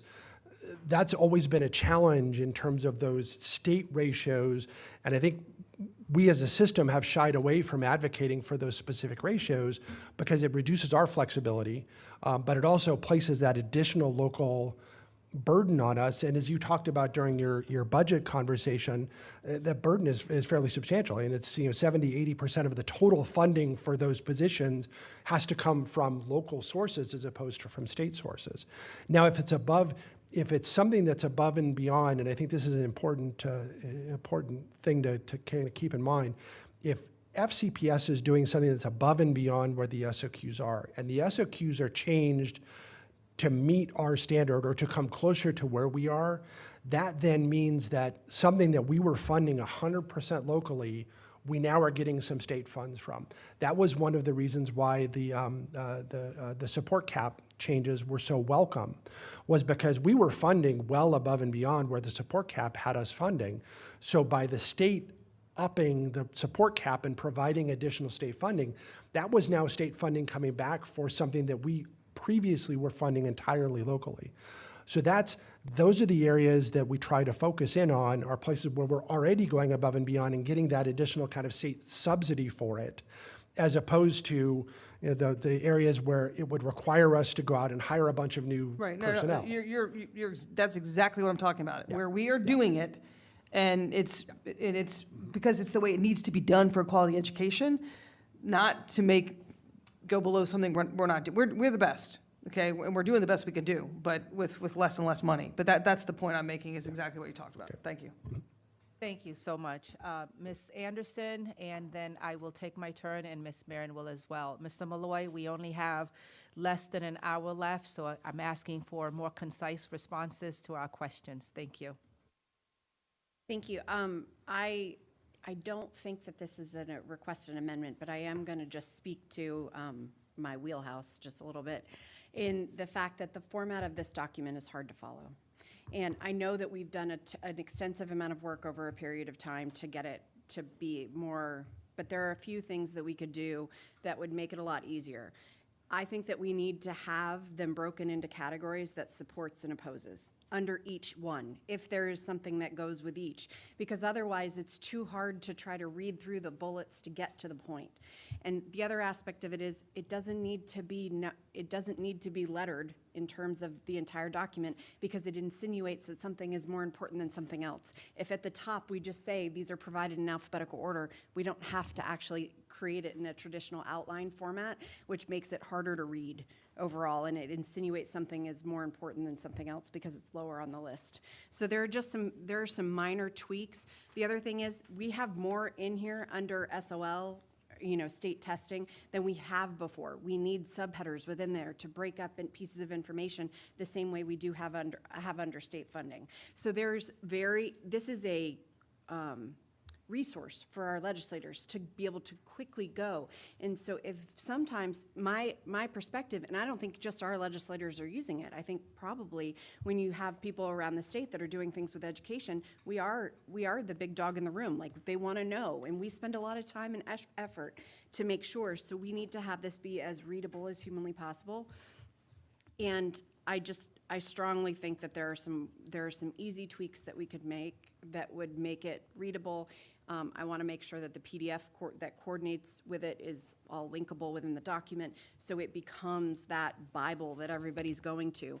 Because if there's pieces in here, it would be really awesome to see this as something that's a very solid resource. So I know it's alphabetical, but it doesn't need to be lettered. Yeah. Like each thing doesn't need a letter. Okay, thank you. I will take my turn, seeing that there are no other speakers. Couple of things I wanted to follow up on. On page 20, you talked about how the last four bullets were already bills that were going to be carried. Did you have any additional information as to who would be those who are presenting these bills? So my understanding is that the Virginia Growth Assessment Substitution Bill will be carried by Sam Razul and David Suderline. They've carried versions of it in the past. It's been something that the Roanoke area has long advocated for. Native language assessment, I believe that Ms. Cohen may pick that up, and she's had that in the past, and so has Senator Favola. She had a Senate version of that. International Baccalaureate Advanced Studies, I believe that Senator Salim may be carrying legislation. I know it's something that's been really championed by the Falls Church City School Board, so I believe they've been in discussions with him. And then on school meals, Senator Rome and Delegate Bennett Parker have carried legislation on school meals as well before. So they're the likely patrons of those. Thank you. The reason why I ask is because this is another opportunity for us to connect with those individuals, to fortify their bills, to provide information, because we have relationships with most of those individuals, and if there's anything that we can just ensure that they have, I want to be able to make sure that we do that. So that's one. Two, I do agree that we need to have some specific language regarding the cut scores, because in the same vein of what Ms. Lady shared, and having conversations with members, it's illuminating what they may not be aware of. I had this exact conversation with Delegate Herring, and she's like, wow, this is enlightening. I shared a number of things with her, which I will share with you all in just a little bit. And it really, I think it hit a mark, because there's an assumption that they are much more knowledgeable about the things that we deal with on a regular basis than they are. And I think taking the opportunity to offer some education would be helpful. One of the things that I wonder is the cut scores. While we are talking about phasing and the language, I would also like for us to include in the phasing consistency of the cut scores. I have yet to understand why it's different numbers for different grade levels and different subjects. Not asking you, I know you have the same question, but it was always clear to every parent, if your kid got a 400, they passed. If they had a 500, they were proficient. If they had a 600, it was a perfect score. Parents are not going to understand and remember all of these things. Or if they had a 375 to 399, they can retest. Having that consistency, it's so very helpful. So I would like for that to be part of the language that you're going to call for us, not just to have the phasing or maybe not have it at all, because that's not the way to increase rigor, but the consistency of those scores across grade levels and across content areas is really important. The other thing that I want to share, I do agree with what Ms. Anderson has shared. We have some space here where our document could be more legible or more easily accessed. However, I worry about removing the letters because I have found myself, because I've had this where a member of the delegate texted me while we were in a meeting, and I just said, go to page 5, letter M.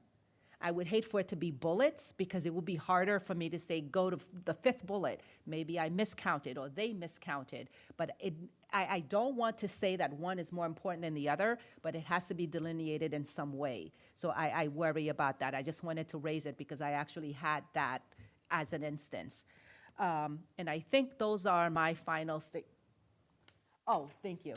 I think those are my final statements. We have 3 board members for go-backs, which we're going to do for 2 minutes, Janet, because we do need to get to some of the amendment work, and some planning discussions for the briefing.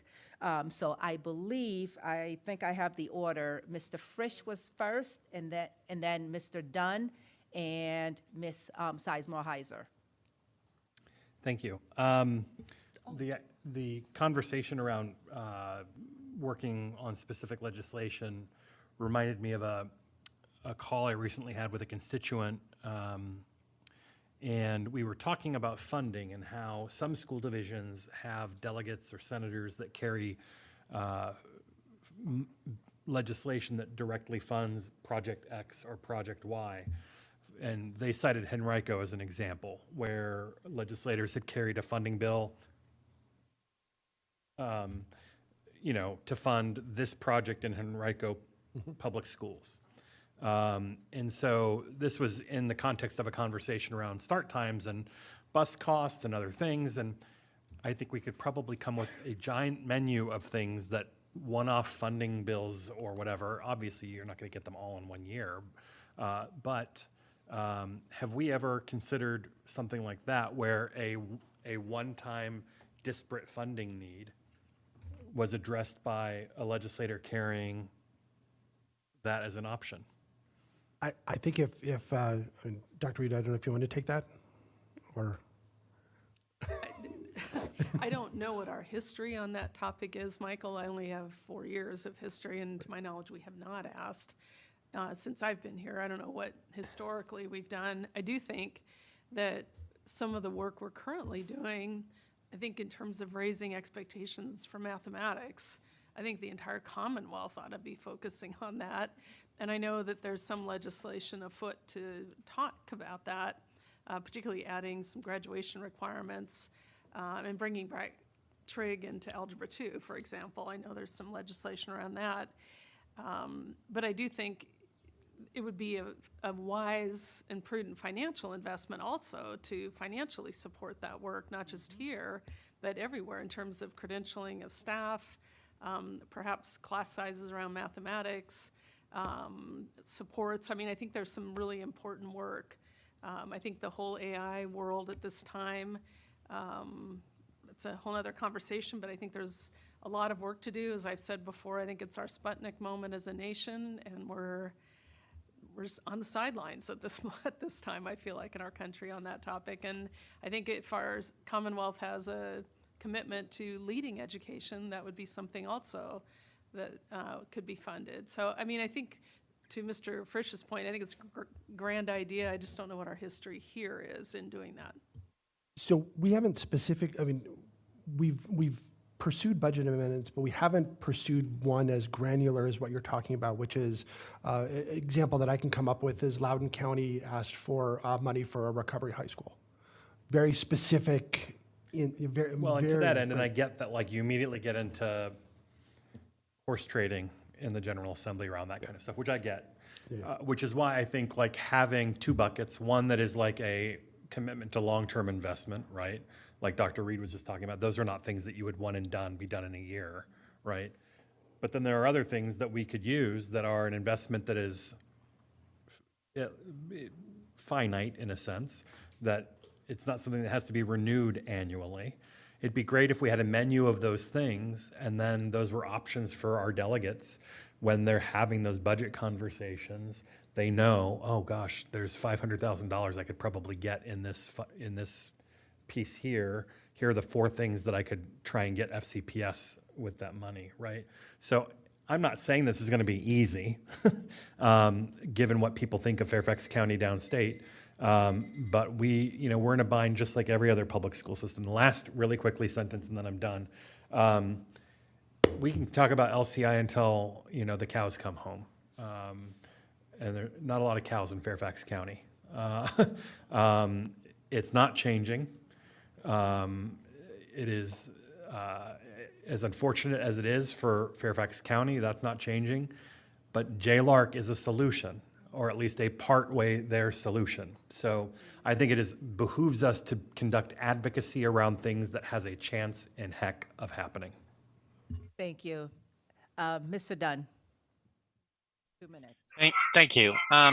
My question is, how much are we doing to actually achieve a reduction in state testing requirements? Because when you talk to teachers in elementary schools in particular, there's the curriculum they have to teach during the year, but they have to step away from that curriculum in order to actually teach to the test, right? There's not just the test, but pre-tests.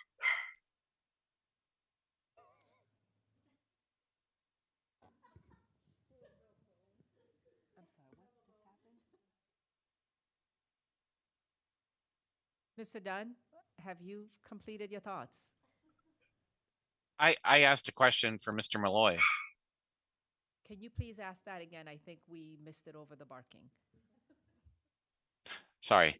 My question is, how much are we actually doing to reduce state testing requirements? Because when you speak to elementary school teachers, they spend their mission is to teach a certain curriculum, but they have to take time away 2 or 3 weeks at a time to not just teach to the test, prepare students to take this state test, but also we have various pre-tests to kind of prepare them for that state test later on.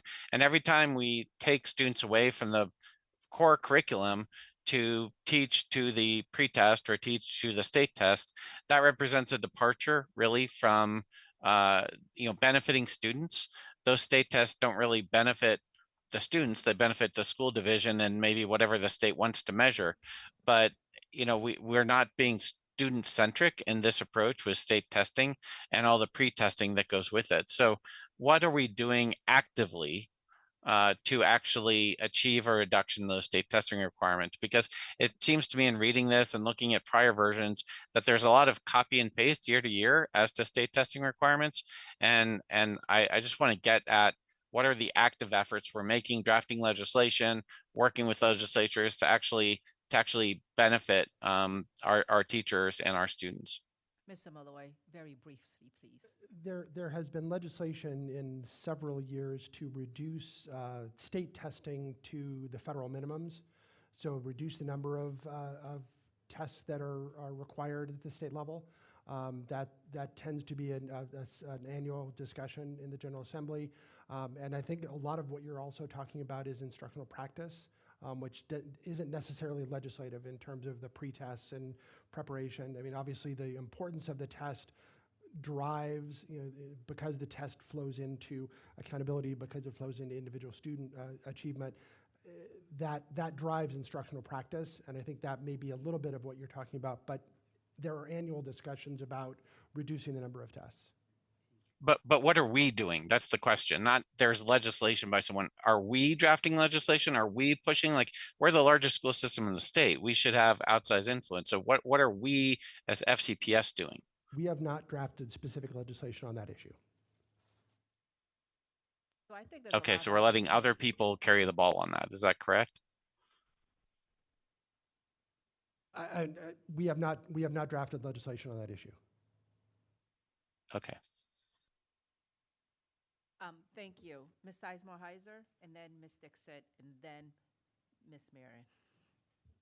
Thank you. I just wanted to go back a little bit on some of the communications, and I appreciate the conversation about improving communications this year and the fire hose. And I agree, it's a fire hose for you, right? That's just how our General Assembly is set up with our very short 45-day or 60-day sessions. But I think, and we talked a little bit about this with the SOL bill, but what would be helpful is not just saying this one's really important or trying to flag which ones, because I think in some ways they're all important, right? But giving us a little more guidance of this is the positive impacts of this one, so you should advocate for it. This is the potential negative impacts of this one. And here are potential suggestions for fixes, because as much of it's a fire hose for us, it is also a fire hose for the state delegation, right? And the more we can make it easy for them to guide a bill in whatever direction we may want to guide it, the more likely we're to be successful. So if we're just flagging problems, it leaves it up to us, whereas as a government relations, you have the expertise and the historical knowledge to provide a solution.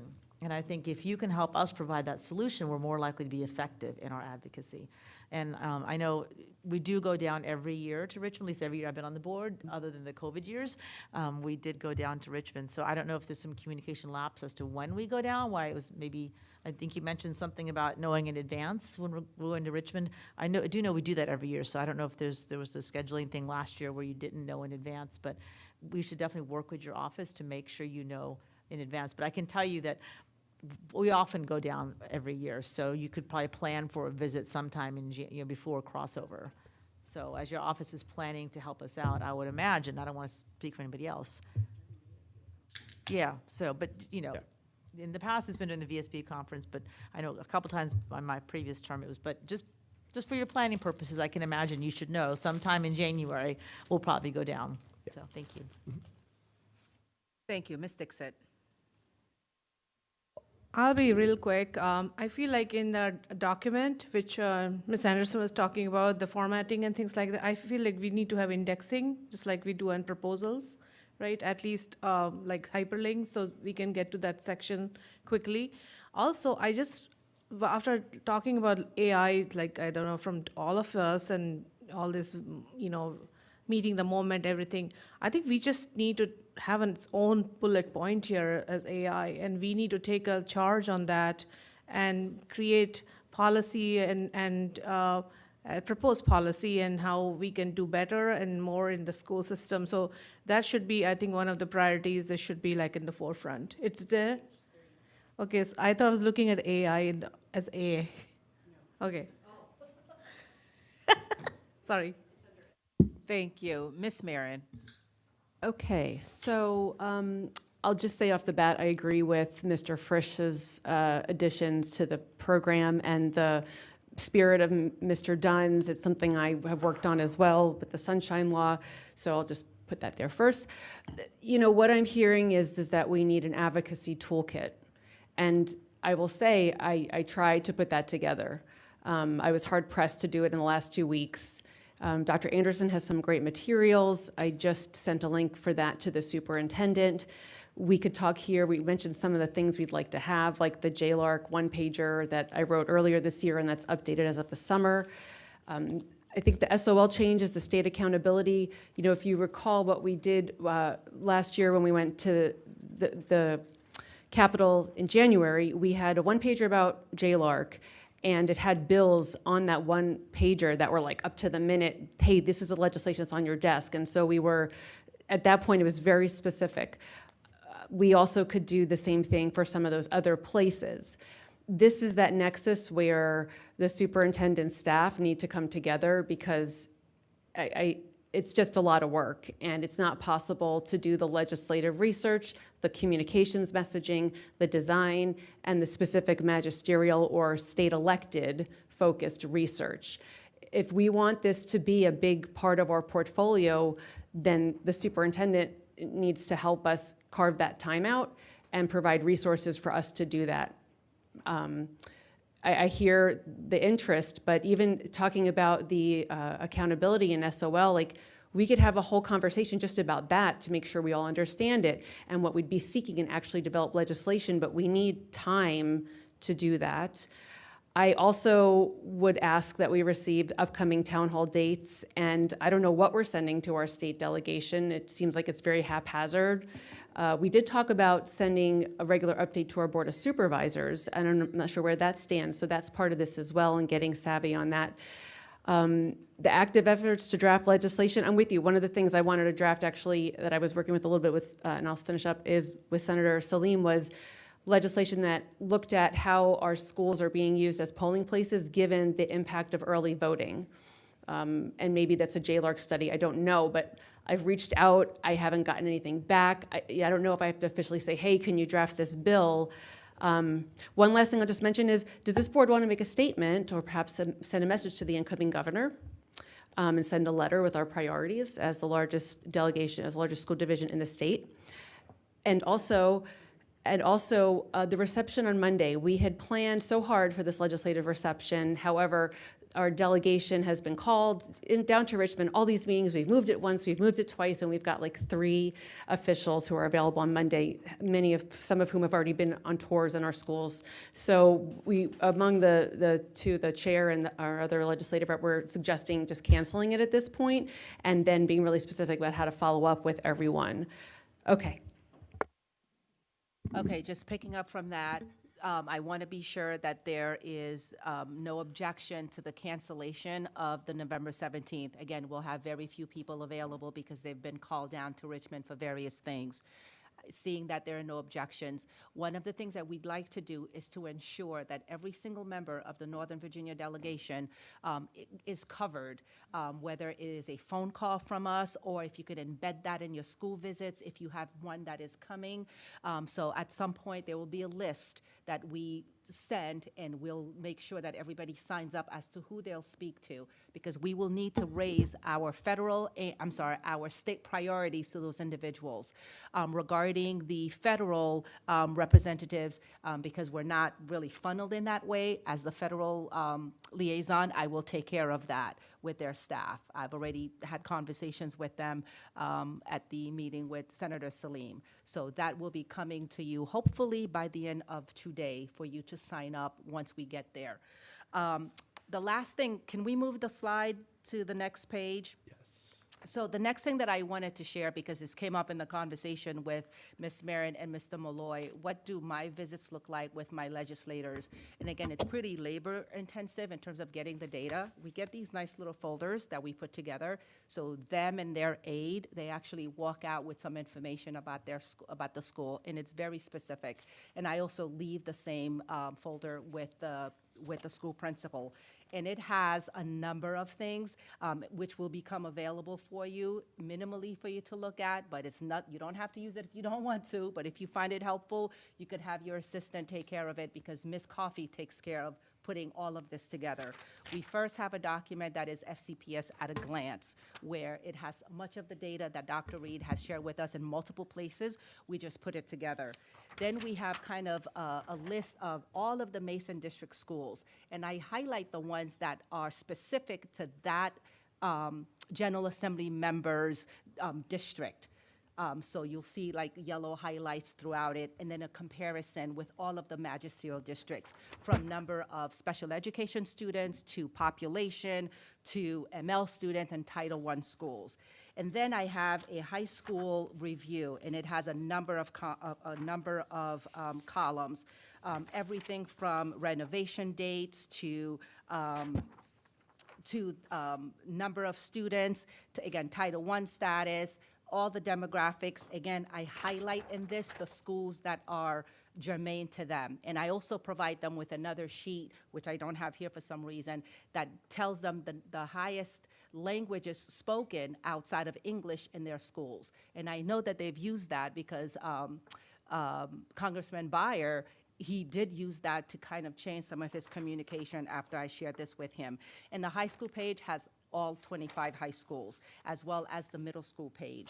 And then I have the middle school, the elementary school page, which has all of the schools and the regions that I have, which are regions 2 and 6, because it's hard to fit 140 schools in one page. And then we have the priority lists, and that has, changed based on whatever it is, our priorities, accountability and the cut scores. The ones that Dr. Reed shared with us during the meeting, I had that as a one-pager for them to see as well.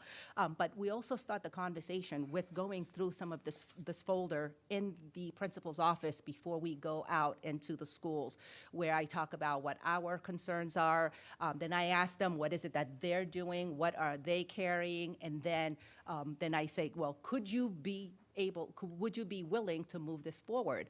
I think the next logical step for me in that is, here's a bill that you could actually carry rather than just having the conversation.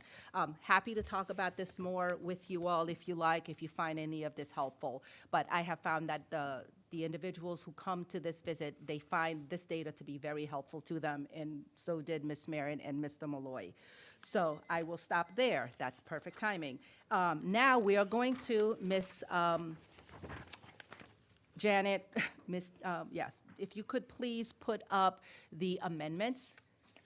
We are going to take some time to go through those, hopefully one at a time. If you don't have questions or high levels of concerns, please don't speak because we have only until it's 2:35 now, when we only have until 3 o'clock. I feel like we're running against the clock at current. So very quickly, what I'm going to ask are the individuals who first brought them to just read it, give us a super brief overview, and then we'll take a consensus vote if there are no questions. Mr. Frisch, would you please start with page 16? Yes. The first two here are additions to the federal legislative program. So they would be number 49 and 50, beginning on page 19. The first one is regarding SNAP benefits, which have been in the news a lot lately. It reads 49, Fairfax County School Board opposes efforts to undermine Medicaid and the Supplemental Nutrition Assistance Program, SNAP, and supports returning these programs to their full authority and funding levels prior to congressional action in 2025. And then it gives the citation for the legislation, ensuring they can meet children's health care and nutritional needs. Relatedly, number 50 reads, the Fairfax County School Board opposes efforts to undermine the McKinney-Vento Homeless Assistance Act, which guarantees educational stability and support for students experiencing homelessness by ensuring their immediate enrollment in school, access to transportation, and the services necessary to remove barriers to their academic success. This is on the chopping block in Washington currently. Are there any objections? Seeing none, we will, if there are no objections, I will consider that consensus for us to move forward with the language as provided. All right. More. Please continue. All right. The next one is in the state legislative program, and it would be an addition under adding an AD section, other policy issues. And the first item being added under that new section on page 16 would be the Fairfax County School Board supports efforts to ensure the Virginia Board of Education is committed to serving the interests of all students by strengthening its stability to help provide consistent and collaborative leadership for Virginia's public schools. The one note on that is that there's talk among legislators in Richmond right now about making changes to the way that members are appointed, the timing of their terms, et cetera, so that we don't have dramatic swings like we've experienced in the last year.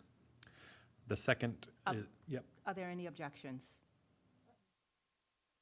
All right. Relatedly, this would be the second item under that new section. The Fairfax County School Board supports efforts to ensure Virginia's public universities have stable, student-focused boards of visitors that safeguard institutional reputations and strengthen their ability to provide a premier education for all students. Similar to the previous one, I think we all know what's happening at Mason and UVA and elsewhere. Are there any objections? All right. Continue. And then this is the last one. This is a federal legislative priority, and this is an amendment to a current priority. Previously, the agenda indicated our support for something, which has now been gutted. So this changes it. Page 19, number 36, would now read, the Fairfax County School Board supports restoring the Federal Public Service Loan Forgiveness, PSLF program, and then it adds these other pieces of FAFSA that have been gutted. Income-based repayment IBR programs and Grad Plus loans to the way they existed prior to congressional action in 2025 with the legislative citation. These programs help students and educators pay for higher education. In the case of PSLF, providing student loan forgiveness in exchange for public education-related service time. Are there any objections? Thank you. Mr. Dunn, you're up. So can we please put Mr. Dunn's amendment up? Thank you. And Ryan McElveen is the second for my amendment. So the purpose of my amendment is to amend the Virginia FOIA Act to enable up to 6 members of our board to meet at a time, but as applied to all school boards in the state, instead of the current provision in our state legislative program, which calls for all school boards and all other public bodies, which is, I don't know what's included in that number. This is limited to school boards and allows anything below a majority of a school board to meet in a formal meeting or in what the current legislation calls an informal assemblage. The idea is to, and the objective is to enable especially informal conversations and further the effective governance of our school body, which is currently impeded by the numerical limit in the current legislation, which is anytime there's a formal meeting or informal assemblage of 3 or more members, that is requires public notice. Thank you. Can we actually make that a little bit larger, what we have up there? It's hard to see, or maybe just take that color out of it. And then, well, it was sent, and I know Janet had it, but we'll go ahead and ask for any questions that are of the group. Not sure which came up first, but we'll start with Ms. Anderson, then Ms. Lady. I think that I am obviously fully in support of ensuring that more of us can meet at a time. My concern is I definitely, when Mr. Dunn says 6, I think that that's too many, just because I think that we can't have a number. I think what I've always advocated for is a percentage. And if we could go for 40% of our board or 30% of our board, then I think that that still meets the needs for boards that are 5. To be less than the majority. But for a board that's our size, where it's just the sheer volume of people, even if we could get to 3 people, it would be a lot easier to get through some of our conversations. So I think that for me, I like the idea of replacing the fixed numerical threshold, but I would advocate for it being a percentage of the board. Thank you. Mr. Dunn, after you've heard all of the comments, you'll have an opportunity to give your feedback. Ms. Lady? Yeah, I'm in the same place. I was going to ask for, 40%, but that might be bold, because that certainly would get us to 4.8, but not to 5, if you do the math. But 4 people is 3 meetings versus 3 people, which is 4 meetings. I don't want a number, but a percentage, because then it's easily applied across all school boards throughout the state, regardless of the size of their board. Thank you. Ms. St. John Cunning? That was exactly what I was going to say. If you do percentages, it is an easier lift for the legislature to say, this is what it is, and it can be applied to all other school boards depending on their numbers. If you have a fixed number, I think that's that's just a heavier lift and not Thank- as consistent. Thank you. If you have a number, fixed number comment, can we just stipulate that it's been assumed? Okay, Ms. Dixit? I agree with my colleagues, the percentage makes sense, but also then we can remove the word majority. Okay, If thank you. Is that Mr. McDaniel or Mr. Moon? Mr. Moon?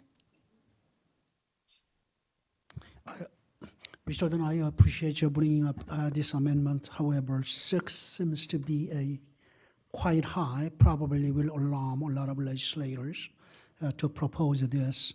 For me, as a Fairfax County School Board member, I don't really care about other school districts' ability to meet or not be able to meet. But as far as my board is concerned, having an opportunity to be able to have a conversation amongst at least four, if that can be allowed, I mean, that works with a 40%. If they can find a legislative proposal for just urban county executive style governments, a school board to have up to certain number or certain percentage, that's fine. I think 4 would help us quite a lot to be able to do a lot of work much more effectively and efficiently. Thank you. Mr. Frisch, 4. I'm not going to talk about numbers. I agree, but I'm not going to talk about numbers. I have 2 things. One, this is not formatted like an amendment. It doesn't tell me where it's going. It doesn't tell me if it's replacing anything. It doesn't tell me if it's adding to, so that needs to be fixed. If it's adding, then it's all underlined, not just in red. If it's striking, it's struck through. That's the format that, I think we should probably make sure that board members have like a Google Doc that shows what samples look like for these kinds of things, just generally speaking. Secondarily, I believe, and Ms. Barron can correct me if I'm wrong, Delegate Bennett Parker and some others have worked on this issue in the past, and perhaps with a larger majority among people who might be sympathetic, maybe we can get that done. I think the number comes into play with whether we can get that done. Thank you. I'll take a quick turn, and I won't talk about the number, but I will say, while I'm glad to see that and I've known that this has been in the works at Enrichment for quite a while, but that does not preclude us from having it in our agenda. So I would be supportive if we can make some of those changes to a percentage rather than a specific number, because it makes it less applicable to other places. So, Mr. Dunn, your turn for final word. Oh, so sorry. Ms. Sizemore-Heiser. Thank you. I agree in general. I think it should be 40% or the third, some sort of percentage. That's one thing I've been saying for years, is that it should be a percentage of board size. So it's the same requirement regardless of board size. So I agree with percentage. I do think if we're going to advocate for this, I've had several conversations over the years with different delegates about the challenges, and I think there's some room for educating the delegates in all of the ways this impacts us. When I've had that conversation, they're shocked that we can't all jointly edit a Google Doc, even though it's foiable anyway. So why we can't jointly edit something that's foiable makes zero sense to me. In the same way of why we can't reply all, because that's also foiable. So if something is foiable, why?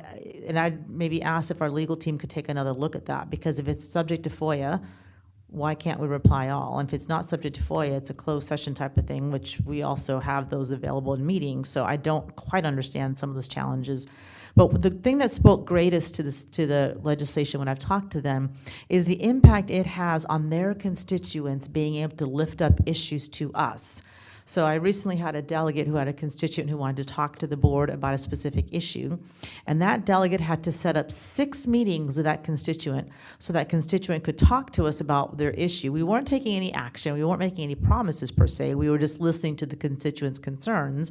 But because they didn't really want to do it in an open meeting, the constituent has that right to not have everything they say in the public, the constituent was not able to come speak to the whole board or 40% of the board, just to say, these are my concerns and this is what I'm looking for. Instead, that constituent had to do 6 individual meetings, 2 at a time, just to be able to say to us, this is what I'm looking for. And that, I think, impedes constituent services significantly. It impedes us ability to listen to the community. It impedes our delegation's ability to bring their constituent needs that are school-related to school board members. So I do think that and when I've talked about how we can't reply all, we can't work on a Google Doc jointly at the same time. We can't reply to each other's comments on a Google Doc. They were shocked. So I think in some of the way we talk about this, we need to talk about the fact that this rule doesn't take into account the electronic way we do business. That is FOIable. I can't say that's enough. It is FOIable, so why can't we do it if it's still available to the public? That seems to me meet the Sunshine Law. But regardless, I think educating our delegation is helpful and in conjunction with that, to say how much more the work of the school board has gotten to be. Even in the 6 years I've been on here, the amount of constituent services, the amount of requirements from the community, I think that's important to lift up as well. So efficiency and transparency is absolutely both important, but I don't know if the rules have kept up with the changes in the way things work. Thank you. That's very helpful. Mr. Dunn? I would just like to echo everything that my colleague Ms. Sizemore Heiser said. I think educating the state legislators about everything that all the negative impacts from the current legislation is very important, especially to ensure effective governance. There's obviously a majority of people who favor 40%, so I defer to the majority. I just want to point out, however, that two things. One, I mentioned 6, but my email did not mention 6. My proposal, as to respond to Mr. Frisch's comment, actually said this is what the state legislative program currently says, and this is what I'm proposing to replace, which is a wholesale replacement of the current language. So I didn't paste this language into the document that's on the shared screen right now. But you can look at my email for what the current legislative program says. 40% for the vast majority of school boards in the state would not enable more people to meet together. For example, Arlington has a 5-member school board. I believe City of Fairfax does as well. If I'm correct in that, 40% of 5 is 2 people. So Arlington would still be subject to only 2 people meeting at a time. That certainly, I represent Fairfax, not Arlington. So I'm fine with 40%, but it helps Fairfax and anyone who has more than 5 school board members. I just don't have an inventory of how many other school board members in the state have more than 5. I know the majority, I believe, is 3, especially in the rural parts of the state. And so I'm happy to take that friendly amendment from whoever first proposed 40% instead of the word majority. But I appreciate the support of my colleagues otherwise. Thank you. So given that we're not necessarily giving consensus to your amendment, you will have to present this when this comes up for a vote, and we'll talk about formatting to ensure uniformity. Folks, we have 2 more things on which we need to give consensus, so we're going to not necessarily take go backs on this issue at current. Can we please have the federal priorities be posted?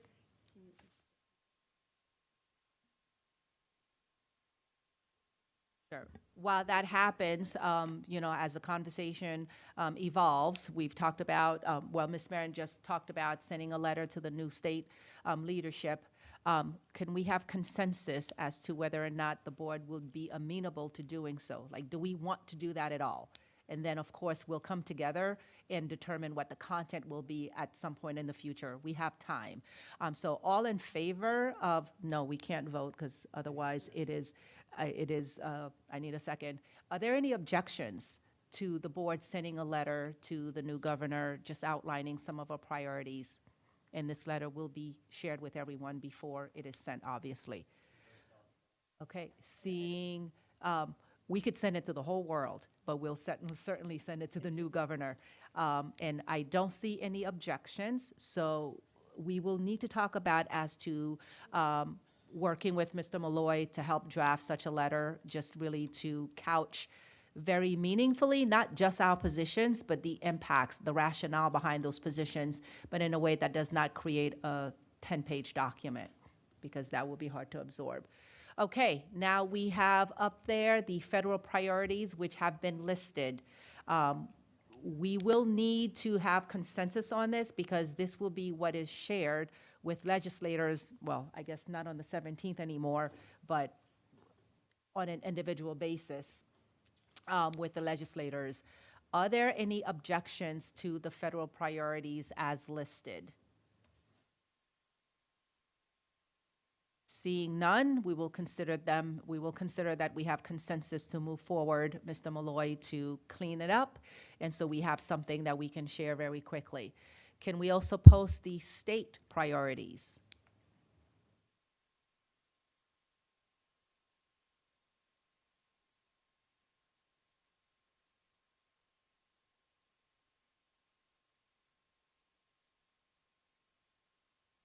Oh, what you have there. Well, everyone has the state priorities on board docs and probably has had an opportunity to study them. Are there any objections to moving forward as they are listed?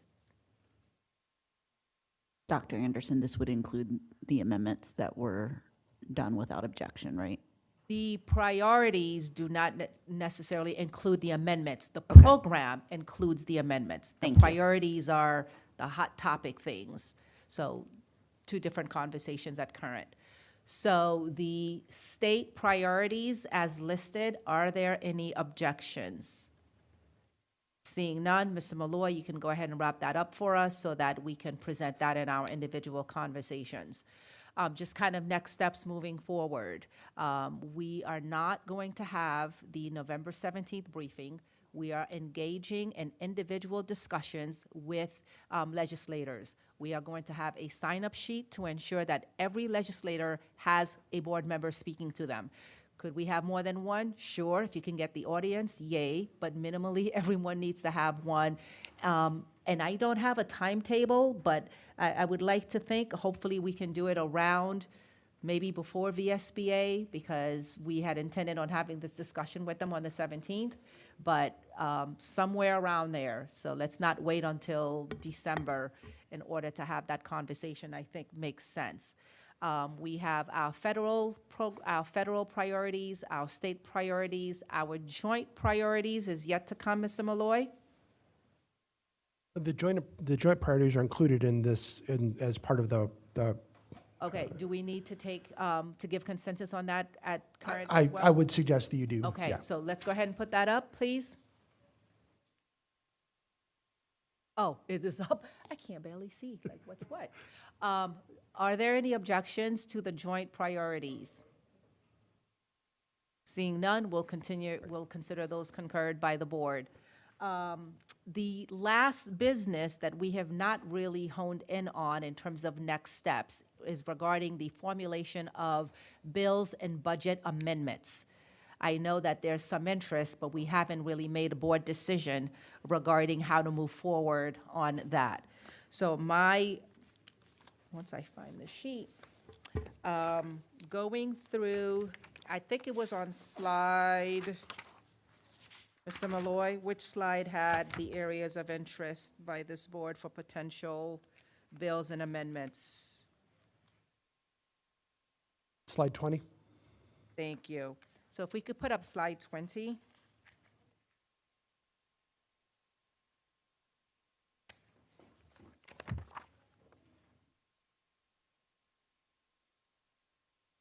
So the bottom four are being taken care of by other legislators, as we've learned. So we have 1, 2, 3. Mr. Malloy, I would love to hear your guidance regarding the first one, SOL timing and administration reforms. What information do you know that could serve us?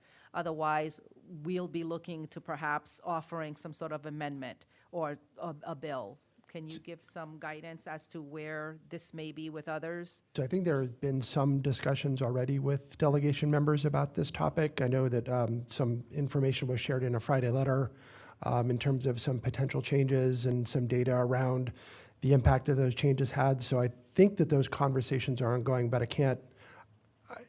I haven't been directly involved in the conversations, but I know it's certainly something that VSBA or VAS has included it in their legislative priorities, making some adjustments.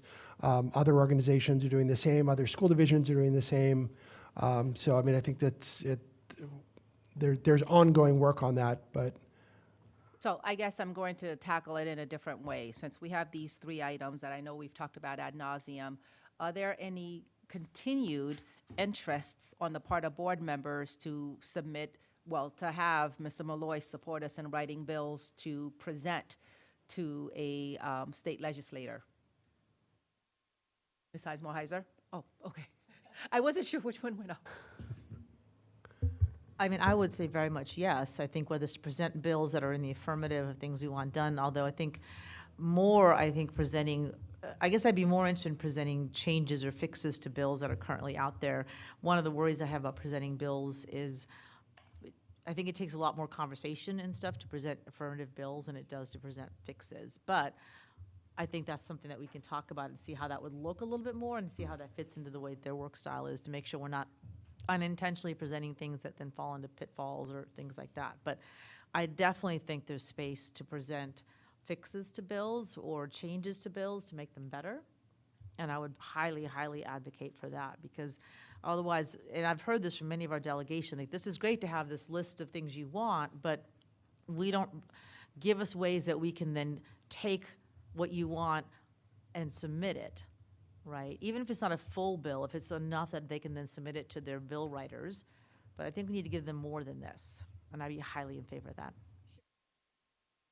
Thank you for that. Being that we only have 1 minute left to this session, I don't think we'll be able to hash out the topics on which we want to submit fixes to present to any legislator or to make decisions about these 3 topics that are here. So perhaps Ms. Marin and I and Mr. Malloy can reconvene in terms of the next step to move forward regarding the submission of bills and budget amendments. Ms. Marin? Yeah, I just say, VSBA is coming up like next week. And so for those going, it would be good to have language ready or ideas ready to connect with others downstate. Like I said, I've been hard pressed to move this further in the last 2 weeks, so it's going to take more than just myself and Ricky. If people want to develop bill language, please reach out, perhaps start with a draft and send it to us, articulate it, because it's a lot going on right now, so thanks. Barring any additional comments, this part of the work session is now concluded. Perhaps we can have a 5-minute stretch break so we can move a little bit. So we will come back at 3. Mr. McDaniel, would you like to sit over here? All right, team, let's go ahead and get started. It is almost 3:15, and we've got our last topic of the work session, which is to go over the status and the information around the comprehensive school boundary review. And so with that, I will turn over to Dr. Reed to introduce the topic, and we'll go from there. Thank you, Ms. Sizemore-Heiser. And what a day. So anyhow, I will be happy to introduce our team. They're going to present bits and pieces of this. And I'll be sharing some of this work with them, but we're going to do an update of where we are in the division-wide boundary review process, and then we're going to talk just a little bit about the Western High School as well.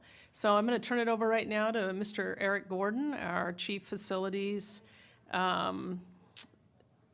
Officer. So, Mr. Gordon. Actually, Mr. Gordon is joined by Mr. Muick, Dr. King, Ms. Youngblood-Hall, and Mr. Smith in this, because really there's a whole ginormous team effort. Dr. Ponce as well has been at a lot of the meetings. Mr. Lambert's been at a lot of the meetings. It's been a lift really from a lot of folks at the senior leadership level. And Dr. King's part of the advisory committee, as is Mr. Gordon, and Ms. Hall's been there, and Mr. Smith. So anyhow, Mr. Gordon, why don't you kick us off on a couple of slides, and we can phone a friend as we do this, because it's been a team effort. Yes, ma'am. Good afternoon, all. Eric Gordon, Chief of Facilities. Today we'll be presenting an update on the ongoing comprehensive school boundary review. So to recap, how this process got started. In July of 2024, the school board approved an updated policy 8130 on boundaries, mandating that FCPS school boundaries be reviewed every 5 years. Previously, we had not done a comprehensive review in the last 40 years. So in July of 2025, so this summer, the school board adopted revised language, which set phasing plan for boundary adjustments at all school levels. This slide depicts the 4 primary criteria that's given to us from 8130. School board identified these 4 criteria that should be prioritized by the superintendent in the boundary review. So access to programming, proximity, enrollment/capacity, and transportation. 8130 contains 7 additional criteria that states that each school community and unique location, the superintendent may consider additional criteria, and there's 7 of those that are listed within 8130. A few points to keep us grounded is the importance of this work is some of the reminders that we have provided to the community during the process. First of all, is adjusting school boundaries is a national best practice that is used in school systems across the country to manage resources. This is one tool to manage resources and addresses changes that may arise. Secondary, this is a budgetary adjustments, that all boundary adjustments may occur as part of a boundary review, are not intended to be quick fixes for all challenges across the division. Thirdly, the review cycles that were established in 8130 allow for regular reviews to address changes that may arise in the future, and as mentioned, this tool is not a one-stop problem solver. Additionally, as part of the review, normalizing the conversation around the boundaries has been a key part of this process. So the slide here you see is the timeline, so the phases that we've gone through. Phase 1 was a boundary review process for the fall and spring, fall of 2024 and spring of 2025, held community meetings and received input. We're currently in phase 2, and we just completed community meetings of scenario 4. So we met 12 times in September and 12 times in October, as you're probably aware. So looking ahead, we're beginning work on the final scenario development, which will continue through November, ending early 2026 with the superintendent's recommendation to the school board for action.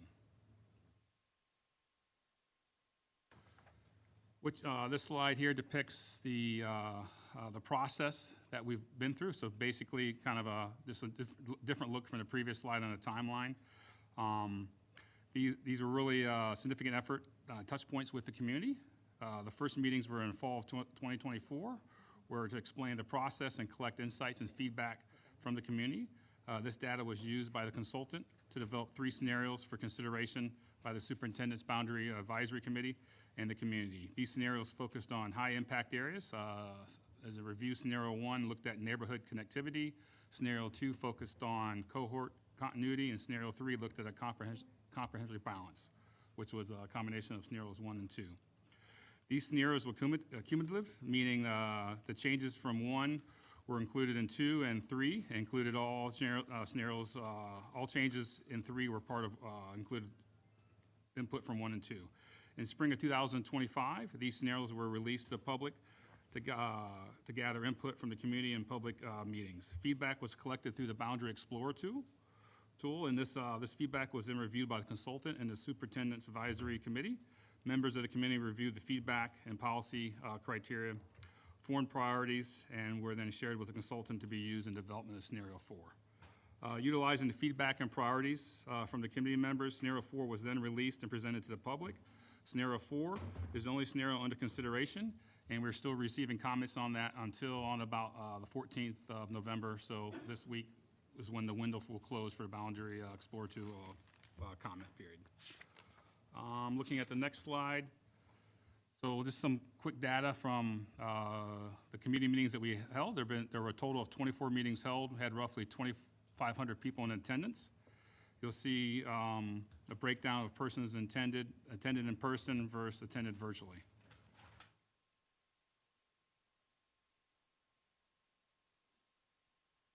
Looking at community feedback.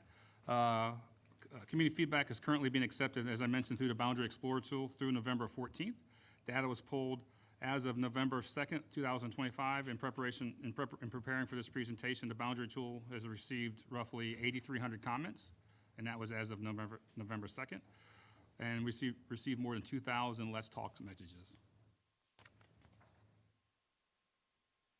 The Superintendent's Boundary Review Advisory Committee consists of 95 members.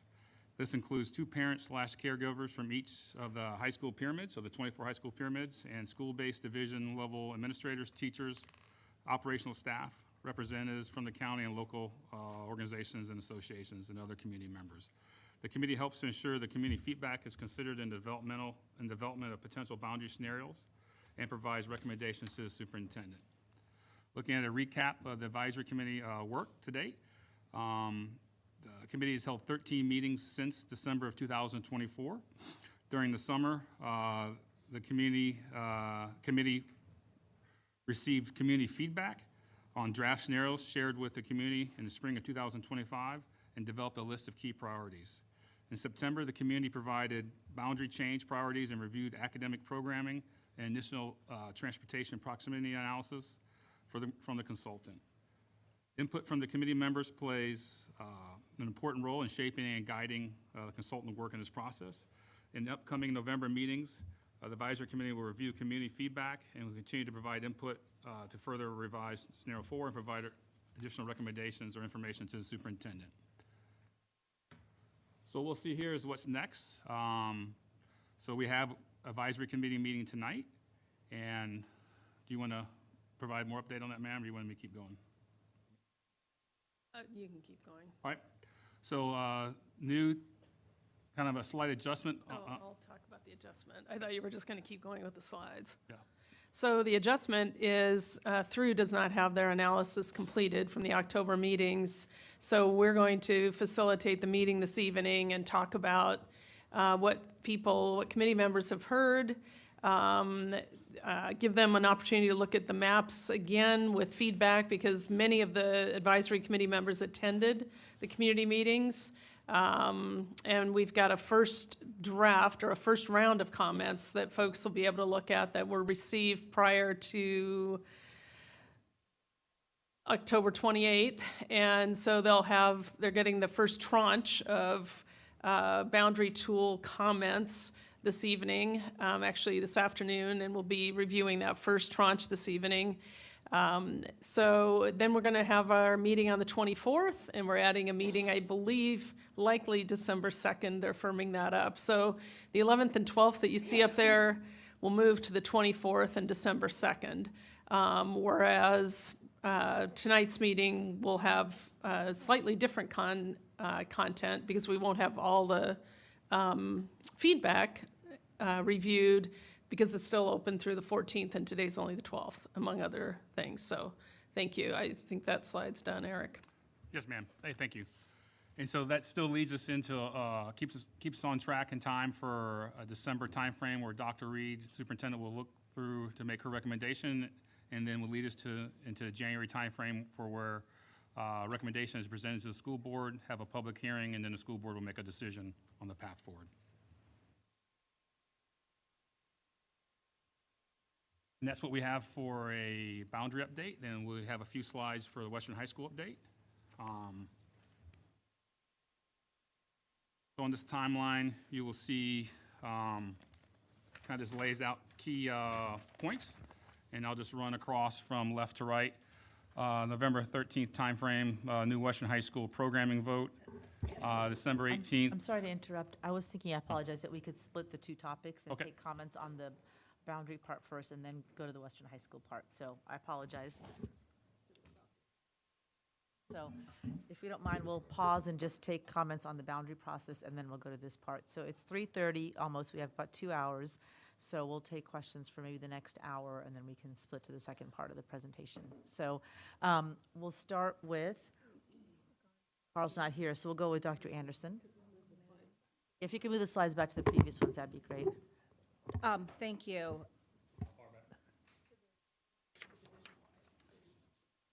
I guess one of my questions is, you shared with me the resolution to perhaps Glasgow and Park Lawn. I've made no bones about those two things not being part of the initial scenarios, of being great concern to me.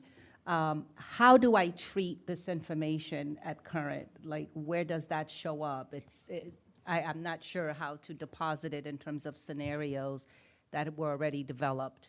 So my understanding is the team that did come through on this topic finally, and did provide, I believe you directly, Dr. Anderson, vis-a-vis Eric, in the last couple days, I don't recall which day, the Park Lawn Glasgow adjustments for your review.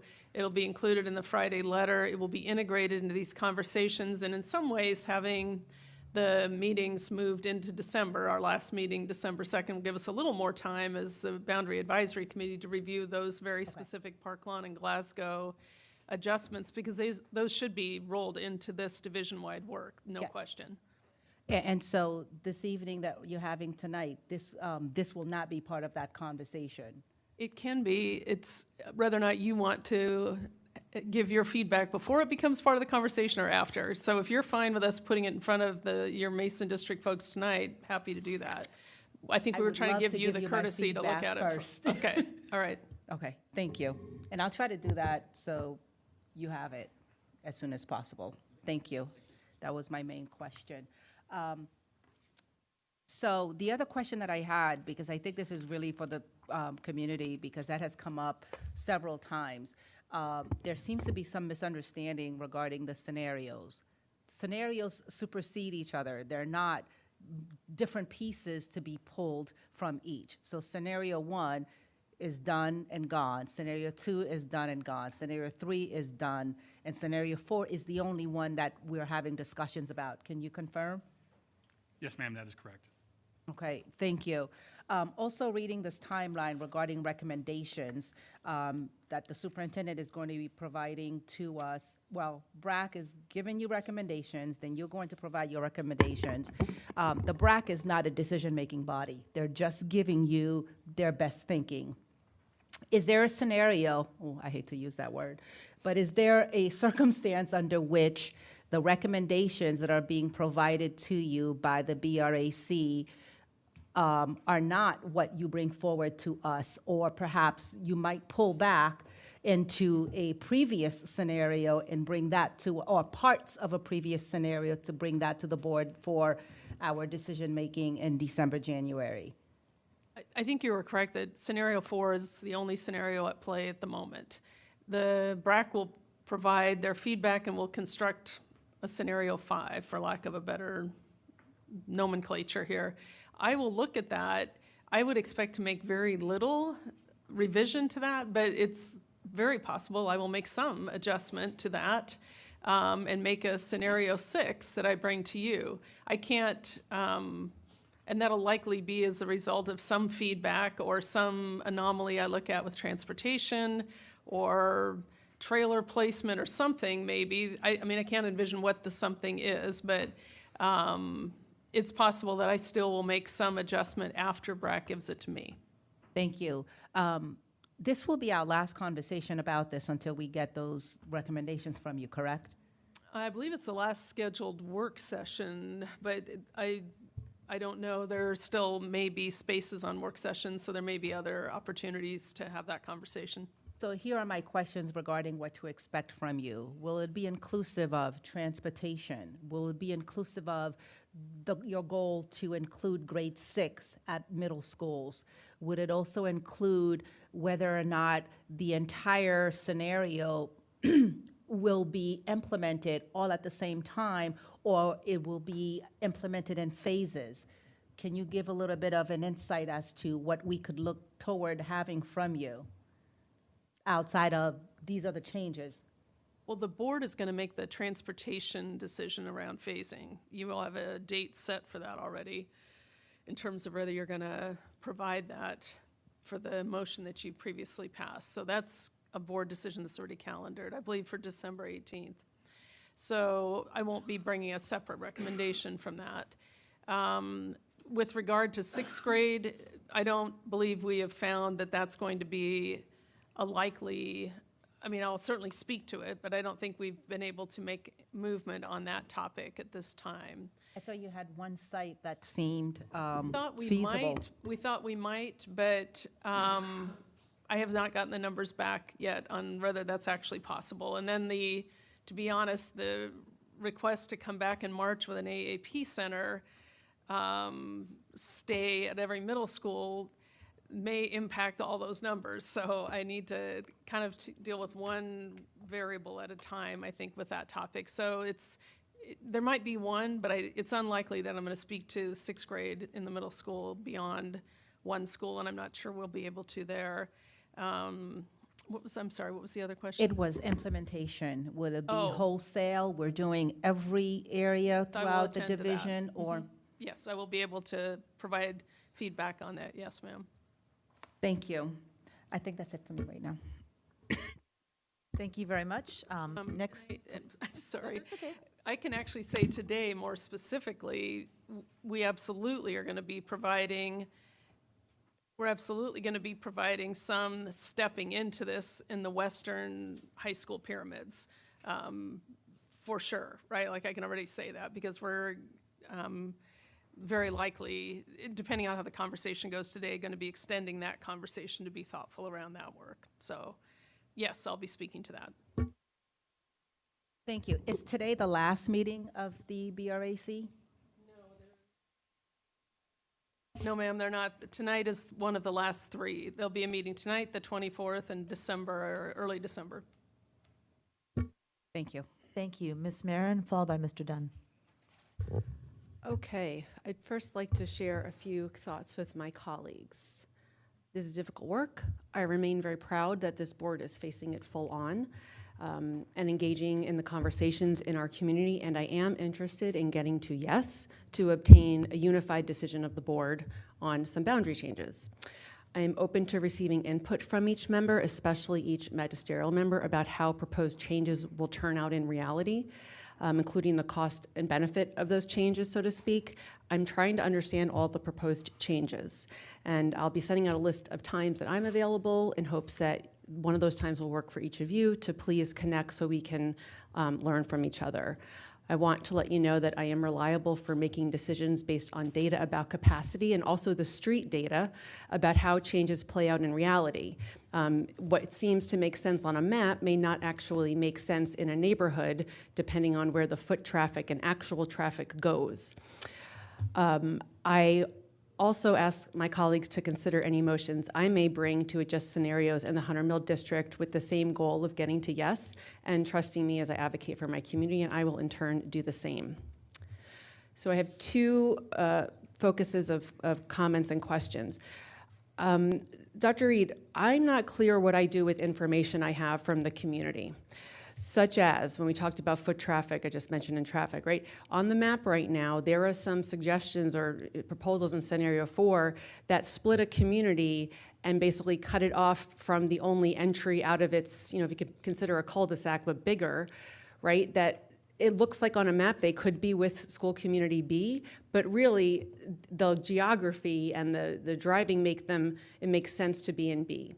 Where do I advocate for that? Are you going to take that input from school board members? Because there has not been an official avenue for that. It's come from the Boundary Review Advisory Committee, and I do continue to wonder about, if the Boundary Committee Advisory Committee is getting the same comments again and again and again, well, how is that being weighted if it's the same exact thing? So how do I advocate for my residents?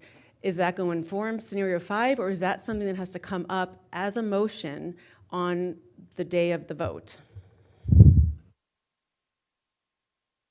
I think it could be both, right? I think if you forward any feedback that you have, other board members have forwarded feedback to me to share with staff. I'm happy to receive that feedback and share it also with the advisory committee. I think that after the advisory committee makes their scenario 5, we're going to post that, and we certainly can connect before I bring scenario 6. And if you still don't see those, your feedback reflected in that, then absolutely that's something the board has the final say on. So you can certainly modify whatever recommendation comes to you in January. When can we expect scenario 5? Following the early December meeting, the last advisory committee meeting, which we had to schedule in December. What's that date about? I don't- It's probably the first week in December, hopefully, but again, we're hoping that after that feedback, it takes through a couple days to get their, stuff uploaded. So we've had to, it'll probably be end of first week, maybe second week, early. So, okay.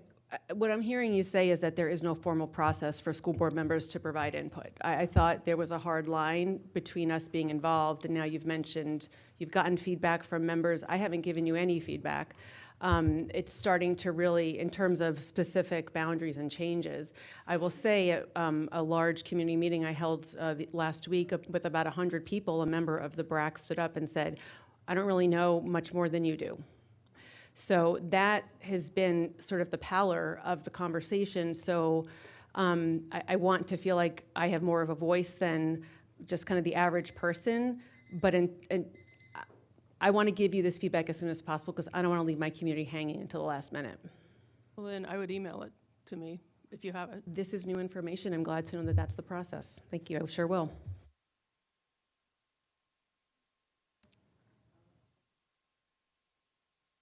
Next, we have Mr. Dunn, followed by Ms. Anderson, and then Ms. St. John Cunning. Thank you. Can you hear me okay? Okay, I'm assuming you guys can hear me. Yes. So, okay, great. Thank you. So I just wanted to start, this process has been a work in progress. I think there's a lot of lessons that need to be learned and captured in an after action report. And I hope that that is part of the plan. Is that part of the plan, Dr. Reed? It absolutely is. Anytime we take on division-wide work, the team absolutely does after-action planning. And I think in this case, since it's been 40 years and no playbook, it would be most appropriate to have an after-action plan. Thank you. I think perhaps the greatest mistake during this process was the consultant that we hired. Yeah, I know that was recommended by FCPS leadership, but ultimately I believe the consultant proved incapable of performing the most basic tasks. At no point, including the most recent round of community meetings, have I ever felt that the consultant actually understands the schools, the neighborhoods in our county, in my part of the county at least. And I continue to have, new issues that arise as a result of some of the changes that are contained in scenario 4. But I also just want to express extreme disappointment that trailers and modulars really were not just prioritized, but were really not addressed at all in any significant way. There are schools with that are at 153% without modulars, and so that situation is now going to continue for another 5 years unless school board members affirmatively step up to advocate for those communities where principals are fully expecting their overcrowding to be addressed. And I don't think that was the process as it was envisioned, but it is the process as it is. And the students who are most affected by these trailers and modulars are low-income students. So I feel that it is completely unfair and quite possibly discriminatory to allow this situation, which has already persisted for decades and in many cases, to continue indefinitely into the future without any remediation or any reduction in trailers and modulars. Because I believe strongly for student safety, for environmental health, for many reasons, that students should be learning in school buildings, not in trailers and modulars, regardless whether there's plumbing in the trailers or not. And that will be my advocacy going forward for my district. And I encourage all of my colleagues to look at trailers and modulars and in your districts as well, if that's of interest. I just wanted to provide those comments on the school boundary process, but I also just wanted to say, I hope going forward that as part of the after action that we look at community meetings and making sure that we engage the community in a meaningful way. I believe that the community meetings in September were not meaningful or effective, and it does create a certain cynicism Mr. Dunn? among the public when they believe that Mr. Dunn? the results are kind of pre-cooked. Thank you. Thank you, Mr. Dunn. That was your time. Thank you. Do you want to go back, Mr. Dunn? No, thank you. Okay, thank you. Ms. Anderson? So I want to start off by saying that I appreciate everybody's work here. I appreciate the BRAC members that have been thoughtful in their analysis of what's been going on. I appreciate all the people that have emailed us.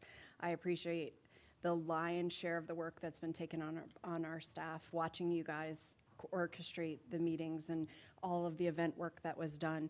I am deeply impressed with what we were able to pull off in a very short period of time. And I fully understand that this is the board's request, okay? I love the fact that we acknowledge, it's one of the first places that I've actually seen it written down, this is not supposed to fix every problem that we've got. We dug this hole for 40 years, and we did this over time, and this was intended to set us on the path that we can dig out of the hole that we're in. It is not necessarily going to fix everything the first go around. That was not the intention. If I understand correctly, we're at what? Roughly 2% of kids, is that correct? Right around there. So we're about 2% of student population that were our adjustments, which means that what we've been saying all along, most of our kids go to the right schools. This is fixing small issues that are around the edges in order to fix the capacity that we've got across the county. While I understand that all of us know our districts the best, and I don't know exactly how that's going to look in terms of how this is all going to shake out at the end. But what I can say is that I am concerned about last-minute advocacy here, because we're only hearing from the loudest voices. Again, we had 2,500 people show up at the meetings. Many of them were the same people from meeting to meeting to meeting. And we have let's just call it 180,000 students. Not every household has 2 parents or 2 guardians, but many do. And so it is not representative of the way that everyone across the division. And I also understand that the folks that show up at our meetings are sometimes the folks that have the time and space to be able to show up at our meetings, okay? Not to diminish the importance of hearing their voices too. We have certain schools that, I will use West Springfield as an example. It is the tightest boundary of any high school that we have. It's exactly what we want a boundary to look like, and we have too many kids that go to that school. And there's not much that we're gonna be able to do that's gonna fix the problem. And if I am a board member that's gonna advocate for something, it's going to impact other people's schools at the same time. And we have to think about that as we're moving forward. So I just want to make sure that we trust the process moving through. This is new in the process in terms of this is a new adventure for the division, the way that we're doing it. And I do believe that we've worked hard to get here, and I want us to see it through to get to the result so that we can start looking towards the next step, towards digging out of the hole. So. That was very well timed, Ms. Anderson. Ms. St. John Cunning, and then Ms. Lady. First of all, I will echo what Ms. Anderson just said. Interestingly enough, I had an interview yesterday with a Boy Scout who called me to talk about boundaries. And I wanted to explain the process to him. And I want to make very clear that this board specifically said, we are directing the superintendent to take this work on. We said that because we understand that each of us have different needs in our magisterial districts, and if we were going to do this work, it would become, well, if you do that in your district, it impacts this district, and we said this has got to be a holistic, fair approach, and a committee was appointed, the BRAC committee, who has been very thoughtful. I want to thank everyone that has done this work. This is yeoman's work, and I really want to, people that aren't here that have been at every community meeting, I want to shout out to Grace, Angie, and Raheel that have been at every single meeting at night and have spent 90 hours out of their week being there to support our community. The opportunities have been there. I agree that, yes, there are specific things that we know in our districts, but we specifically and very intentionally made this decision, and that's what I explained to this Boy Scout. And like I told him, I understand how this must look like to you. And he came away from this interview very appreciative because he didn't know that it had not been 40 years. He also understood why we delegated this to the superintendent so that it would be holistic and we wouldn't be having turf fights. And I appreciate the work that has gone on and that has been done. I don't appreciate some of the work that some of our school board members have done where they have gone specifically to people and said, can I offer you a deal, when we've never even had that authority to do that. And that, to me, has muddied the waters.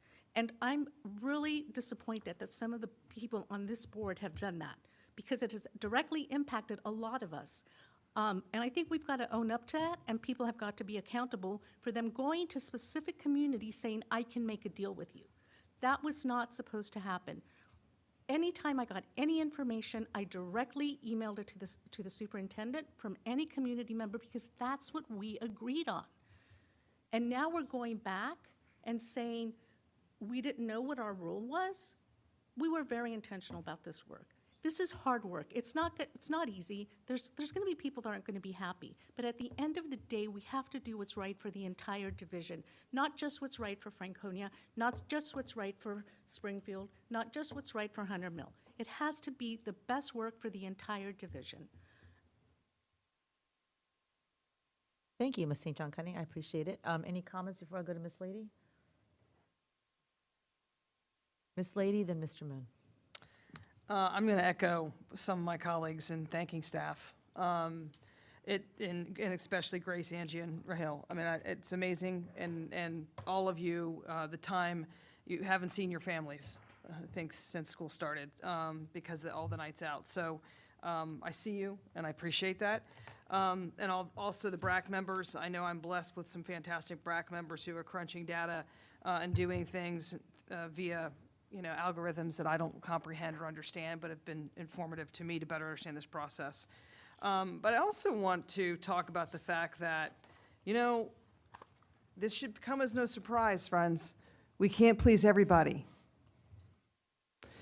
And I can tell you, in my tenure working in a public school, the leaders who bothered me the most were the ones who wouldn't make a decision because they were afraid of the people they wouldn't be pleasing. So they became sort of like, they just didn't make decisions, okay? We've got a decision to make, and we're not going to throw the baby out with the bathwater.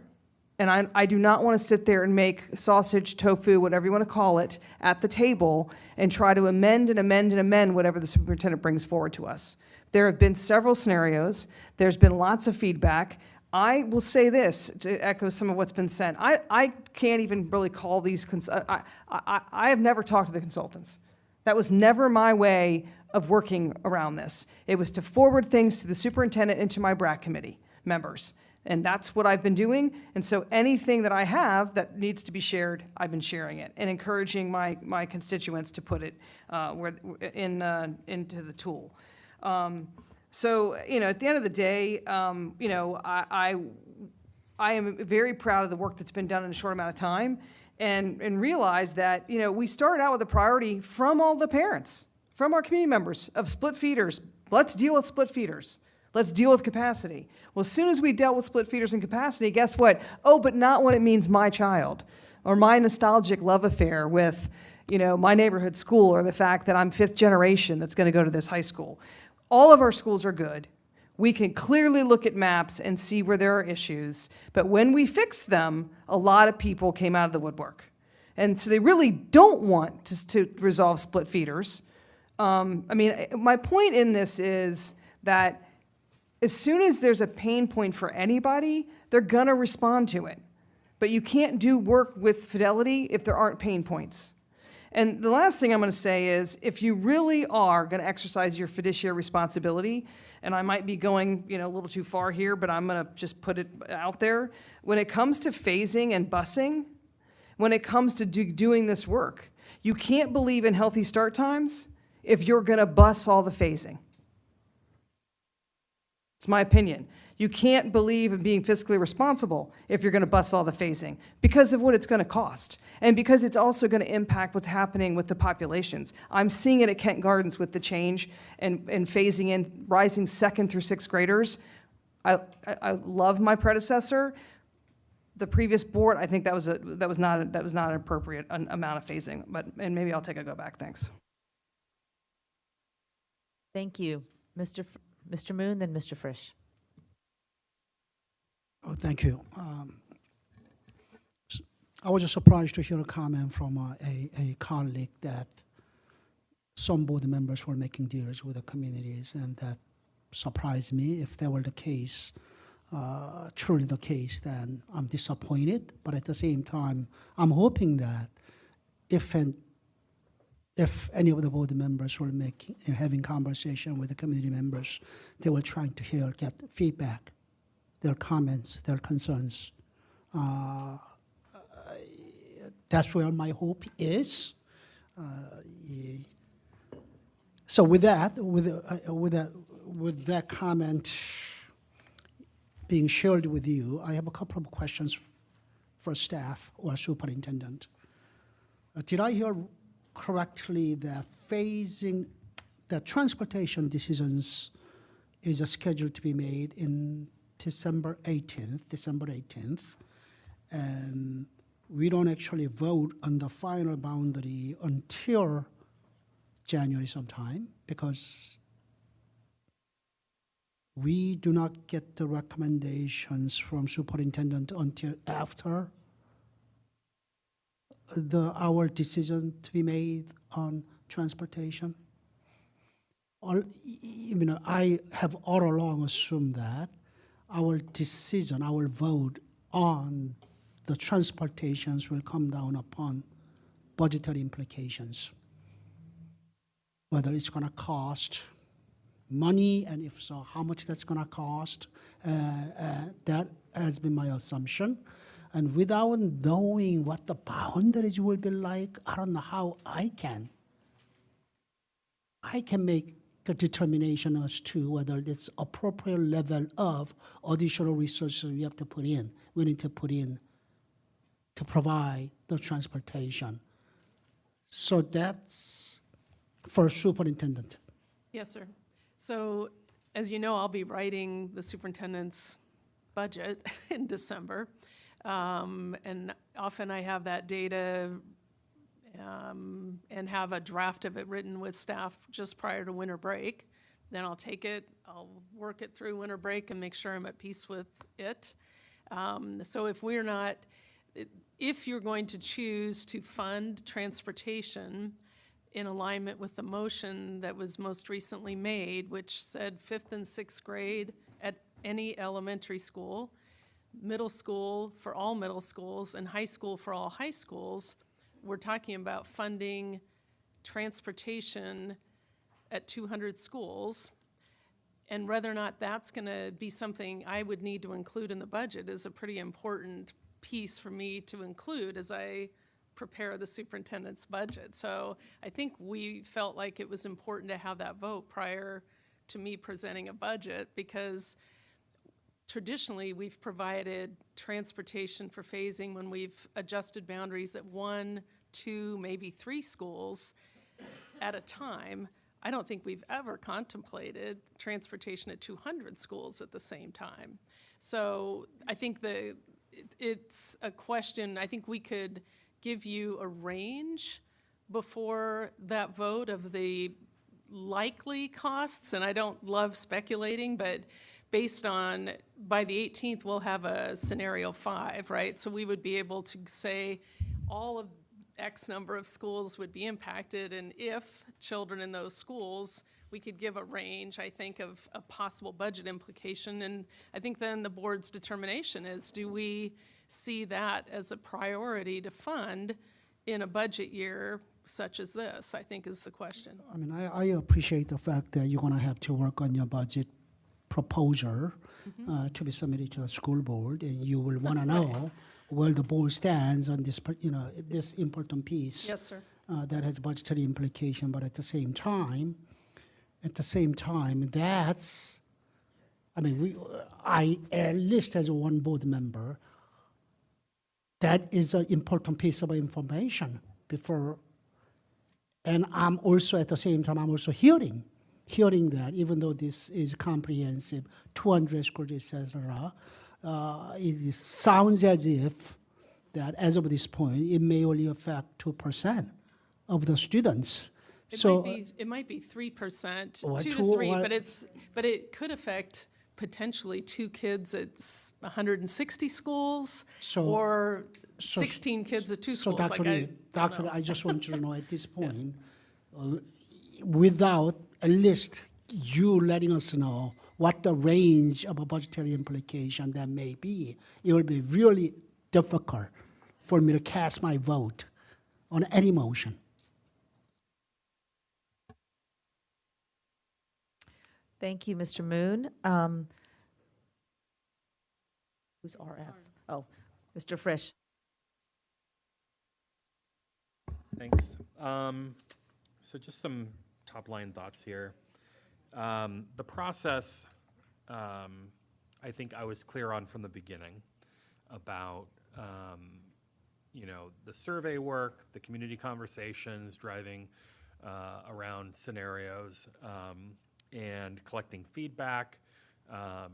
And as we kind of went through the different scenarios, and we would get the wave of people responding to the scenarios in the week or so after, every time there was like a big uptick in community feedback, I was collecting all of the feedback, categorizing it by how it aligned with our policy, and then putting in a parking lot section the things that didn't quite make a clean cut on the policy, and then providing that to the superintendent and the BRAC because A, that type of communication on the subject this important was foiable, and B, I wanted to ensure that everybody who was reaching out to me was also making, that their voice was getting to the people who were making these scenario adjustments. And so over that iterative process, by the time we got to scenario 4, I noticed that some elements of that community feedback had been taken, some had not.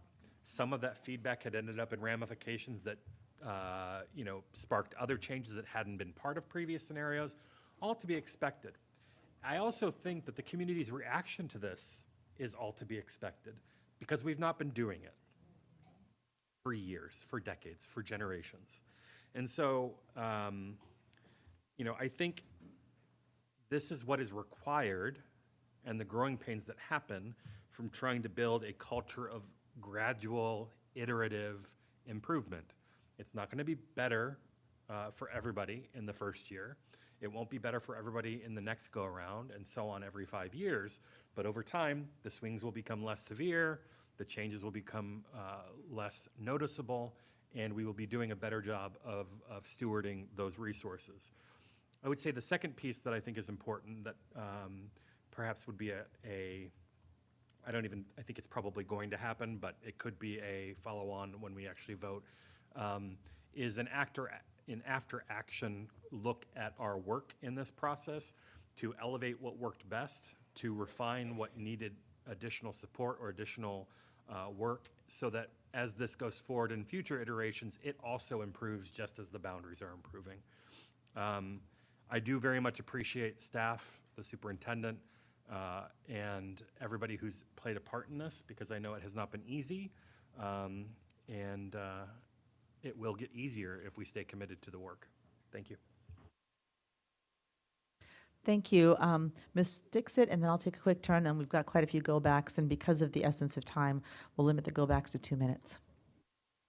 So first of all, I'd like to thank you, everyone involved in this process. This was a lot of work, like my colleague said.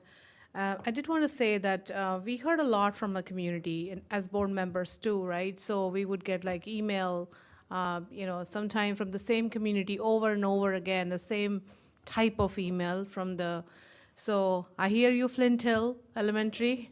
You're happy with scenario 4? Okay, so, and we are also responding to them if they're inviting us to PTA meeting, if they're inviting us to talk to them, we are hearing things. I, in fact, want to just take the information back and pass it on to Dr. Reed's team and Eric and, whoever's involved.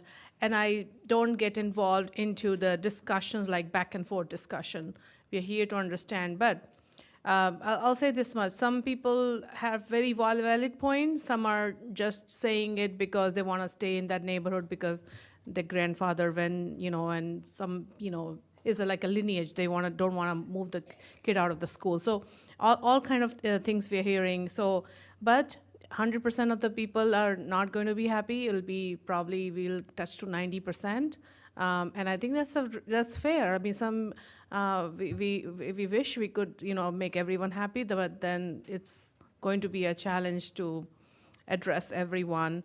I did have one point about the high schools, because of the western side, and I'm going to point more on, we'll discuss more in detail later, but some some students and families are concerned their schools are changing twice, high schools, because of the western. Right now, if they're in Chantilly, they're said you're going to go to Westfield or South Lakes, but then also western. So that's a kind of some difficulty they are facing, and we'll have to figure that out.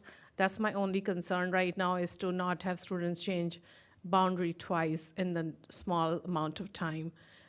So I'll stop there. Thank you.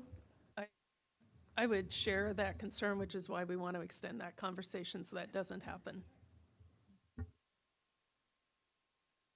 Thank you, and I'll take a brief turn. I first want to say that when we entered this process and started to do the boundary review, the policy review, back when I was governance chair, we all knew that, I appreciate that many of the new board members ran because they recognized that this was a need that was both costing us money and students' time, both in transportation and overcrowded and undercrowded schools, and it was something that hadn't been done holistically across the county in decades.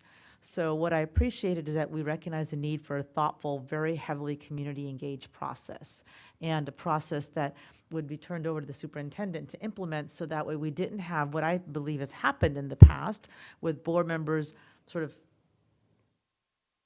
fighting against each other and advocating against each other, and incremental changes that may have fixed one issue but created a ripple effect of other issues down the road, which is kind of how we got here with the number of split feeders and attendance islands and students who end up going past a closer school to a farther school. Fixing this problem that's been let linger over 40 years is not going to be fixed in one go-around. I think what we are doing with this thoughtful process is making a lot of dents in a lot of areas, and setting up a process that can be used to continue to address this, because at the end of the day, we want to make sure that all of our kids are in schools that have the best amount of capacity. They're not over capacity and they're not under capacity, because under capacity also has negative impacts in terms of having robust programming available, because there's not enough students for that programming.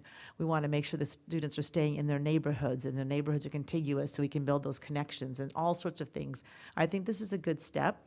I really would strongly urge us as a board, after we're finished with this process, to do maybe a few months of debrief and lessons learned, so that way the next time that we perhaps are looking at this, and hopefully there'll be smaller iterations because we've sort of done a bigger change here, that we can look at the process, because I think there's always room for continual improvement, especially when you do something for the first time in 40 years. I think given that, I actually think it's a really good idea that we set it up in the way that operationally Dr. Reed and her team look at it. And I've actually appreciated very much the work of the BRAC members who've been on the committee from the Braddock District. They've both been very thoughtful when I've reached out to them with questions of explaining the thinking of the committee and the decisions that were made. So I think this is, for what we have done here, a great process. I appreciate the OCCR team, Angela, and of the other teams who are on.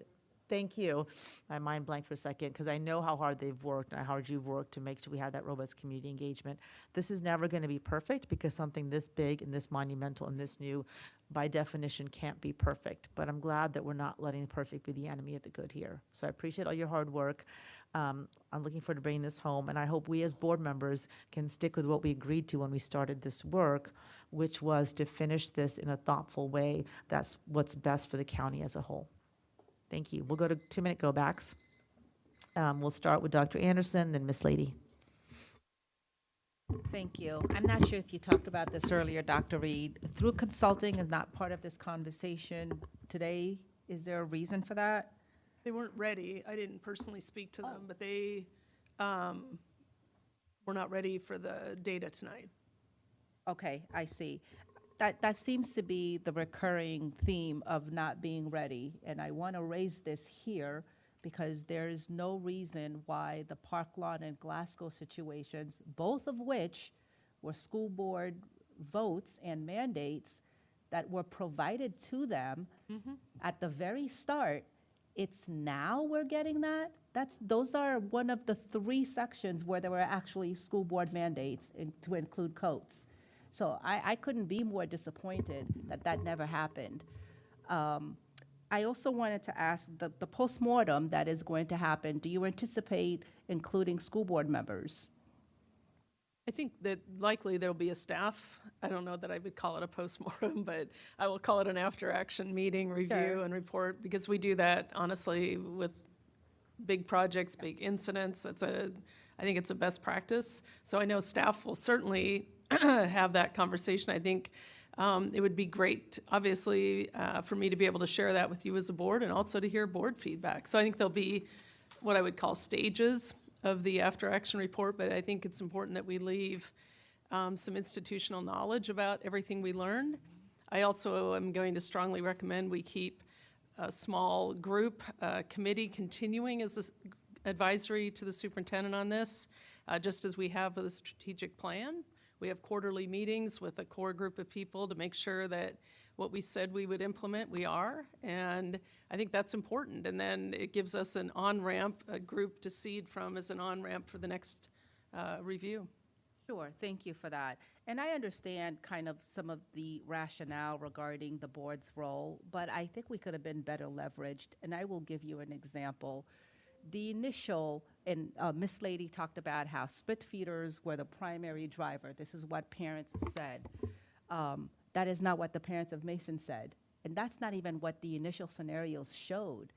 The initial scenarios for the Mason district centered on, focused on Bailey's Upper, which is already a magnet school, on Route 7.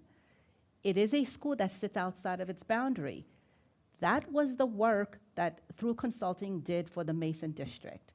That was the only work they did for the Mason district schools, because they said doing that prevented them from touching Glasgow and Park Lawn. I think a quick conversation with someone who knows the community, like we all do as magisterials, I would have said, this is not the problem to be resolved in the Mason district, because it is already a magnet school. It sits outside of the boundary for many, many, many kids. It is a magnet school, but yet that's how they spent their time. They missed the mark. One that a quick conversation would have helped to refocus.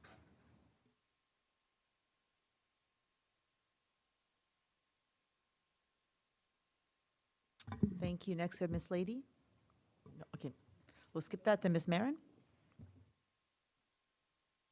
Okay, so I have questions about phasing. Number one, Dr. Reed, it was just said that the board made transportation around phasing a decision about that. I can't find the record of that anywhere in our policy decision in July, nor in, it's not listed. I just thought we were talking about how students are coming in. So I would like to have the verification of where it was determined that the board or people, something was said just now about transportation would not be provided or what.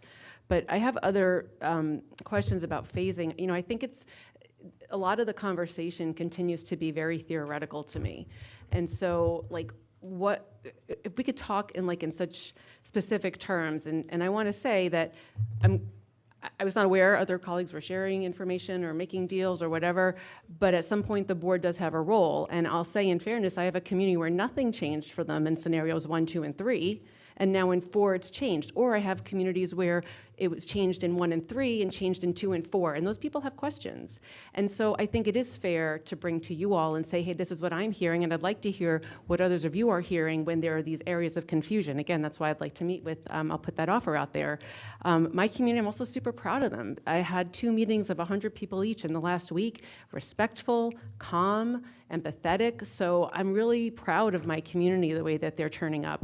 Now, when it comes to phasing, I'm most anxious about this, and I really would appreciate if the superintendent made a recommendation or at least told us what you're thinking about. So I would like to aim for minimal upheaval of students' learning experience as possible. Why? There's not much time between the board vote and the next school year. We vote in January, we know our students are already selecting classes, and it's only 6 months away, it's August. Unemployment in our community is higher than ever, and people need stability. And I think we could vote on the changes in January for implementation in the following school years, 18 months later. As was said by our chair, the students have been through a lot with the pandemic, and these tiny humans, we need to not lose sight of that. I have a lot more questions about phasing, and so I'd appreciate a go back, because they're really important. Thank you. We'll see the amount of time that we have left. If we have enough time left for go backs, we can do that, or you can add it to your comments on the next section, of course. We'll go on to Ms. Anderson and then Mr. Dunn. So I want to say a few things. First of all, we are not acknowledging that leaving things exactly the way they are is not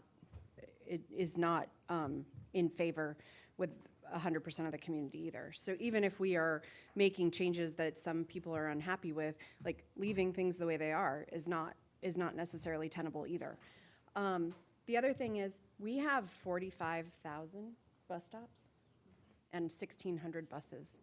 We cannot duplicate that because for me, it was not lip service that I hope that we can get to a point where we do healthy start times. And if we are going to do busing for phasing, I can't support that because I want to make sure that that we are actually working towards that goal. And the only way that we can do that, in my opinion, is getting kids to go to schools closer to where they live and reducing the number of kids that we're busing, particularly for things when it's your choice as to what school you go to. So I am going to advocate that we utilize this current student transfer process as a way to understand which kids are going to be going to which school. I am going to advocate that we waive the fee related to the phasing, but it would allow us to utilize the current system. And currently, when students transfer from one school to another based on a decision that their parents have made with them, they provide the transportation. And so I think that this easily can work into that process, and it makes perfect sense for us to utilize that to actually understand what our staffing is going to be. We can create a window that will open it up for those types of moves. We can utilize the systems that we already have in place so it's not one more thing that people have to learn how to do. So that would be my advocacy, but no, I am not in favor of us trying to figure out how to bus all the kids that potentially could get moved.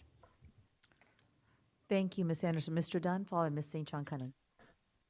Yes, I wanted to speak to the Strategic Governance Manual, Section B1, Board Roles and Responsibilities. I'm not sure if you're Number 2, our duty is to represent and serve the interests of the citizens of Fairfax County, Mr. Dunn, we to engage with the community, to report regularly to the community, to exercise stewardship of resources, and ensure that FCPS responds respectfully and in a timely manner to issues raised by members of the community.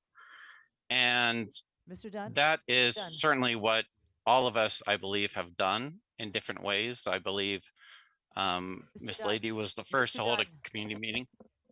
You can't hear us. Mr. Dunn, can you hear us? I can, but I was apologize. speaking. We Can you couldn't hear me? We couldn't hear the first part of what you said, so I wanted to stop and see if you could start again. We'll start your Sure. time again. I apologize, but we had some technical issues here. So we can hear you now, so if you want to go ahead and start from the beginning, our apologies. Sure, thank you. So I would like to refer to the Strategic Governance Manual, Section B1, Board Role and Responsibilities.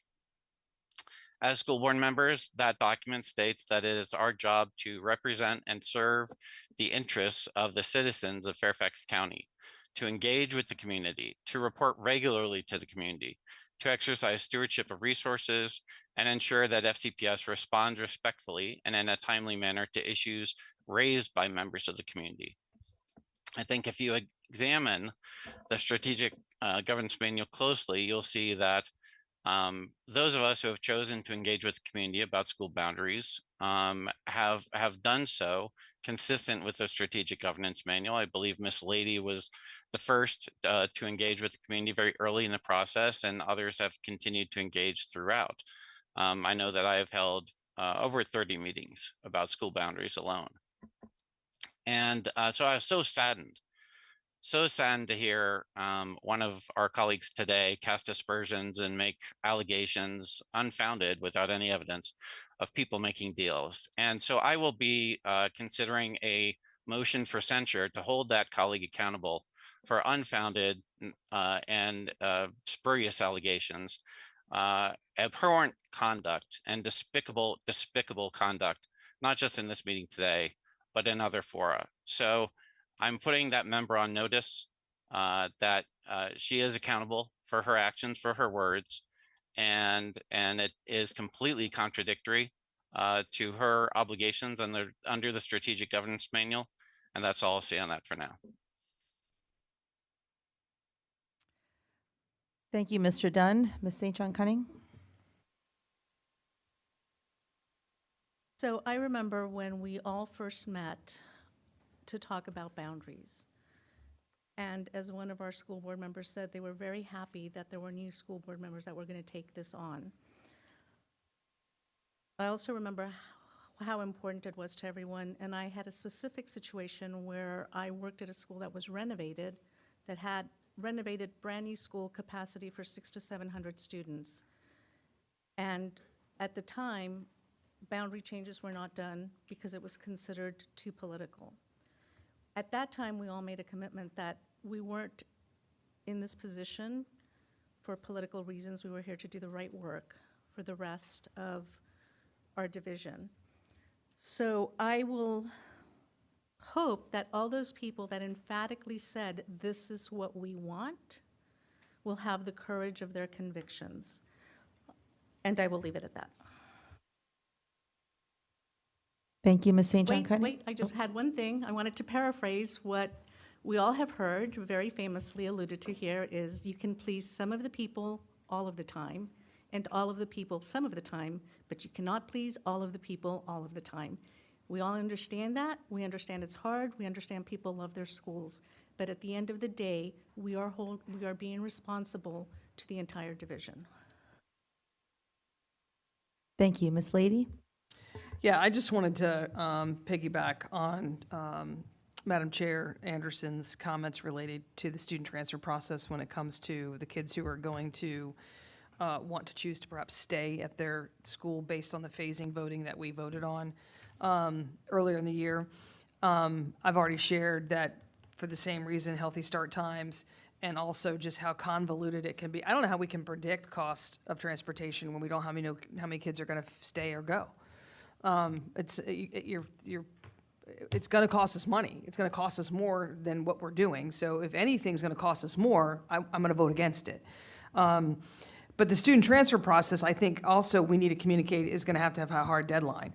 And I guarantee you this could happen, but I'm not going to get my schedule at, high school X and then recognize that, whoa, maybe I could do better at high school Y, which is where I was supposed to maybe have phased to that late in the game, right? Like in order to build master schedules, we have to know where kids are going, and that has to be tight, and there would have to be a deadline. And this is part of what happened with us doing phasing at Kent Gardens is that the numbers kept vacillating the closer we got to the opening of school. Some parents kept thinking, well, I'm going to be able to phase all my kids, and then when they couldn't, it was easier just to move them all to the new location versus having them split, right? Some people don't come to that conclusion in a timely fashion to help address staffing needs. So because this is system-wide, I'm worried about staffing. The only other thing I want to say is that having worked at Chantilly as much as I did, and having that place covered in trailers, I also have Coates. There definitely are schools that have underrepresented populations economically that have trailers, but there are also schools of privilege that have trailers. And so I just wanted to make that, since I'm not keeping score here, but the trailers and the modules impact all of our kids across all parts of our county economically and otherwise. Thanks. Thank you, Ms. Lady. Ms. Dixit? I'm just going to make a quick comment about the phasing as well, the busing or transportation on that. And if you're doing it for 1, 2, 3 schools, like Dr. Reed said, and my colleague said, it may be possible for not for 50, 40 schools if you have to provide transportation, both, picking and then after-school activity, late buses and all that. There are already a lot of people placed school. I placed my own child in IB, and we drove them to Robinson every day for 2 years, 3 years almost, until he started driving. So I think parents do take that responsibility and take it with ownership if they really want their child to attend a particular school. I have got a lot of constituents saying that they will provide transportation for their child.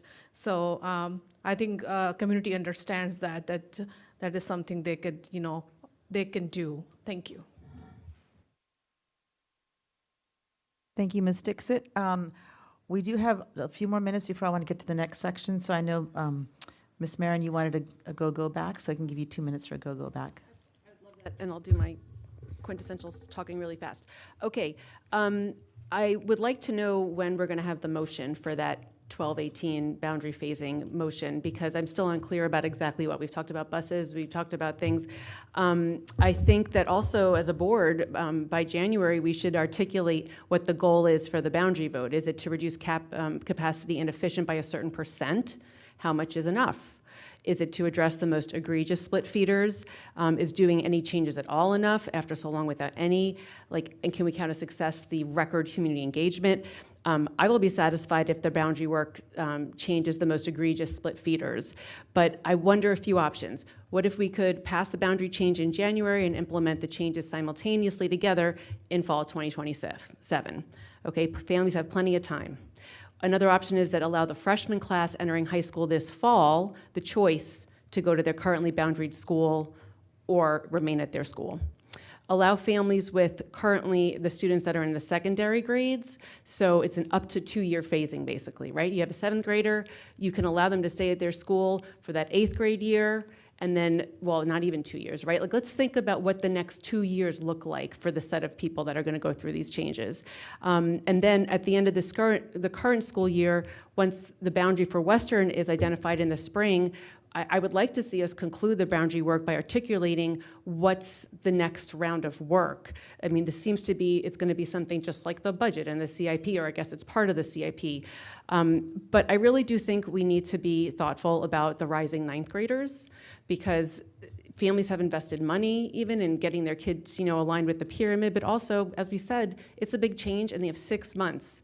And they're just starting to get their course selections in January when we make the vote. And I think it's the same logic that the superintendent is applying to Western High School. It's like, let's get it together, let's get it in place, give people plenty of time, and then we'll do it with a lot less angst. Thank you. Thank you. Seeing no other placards up, I think we've had a very robust conversation today.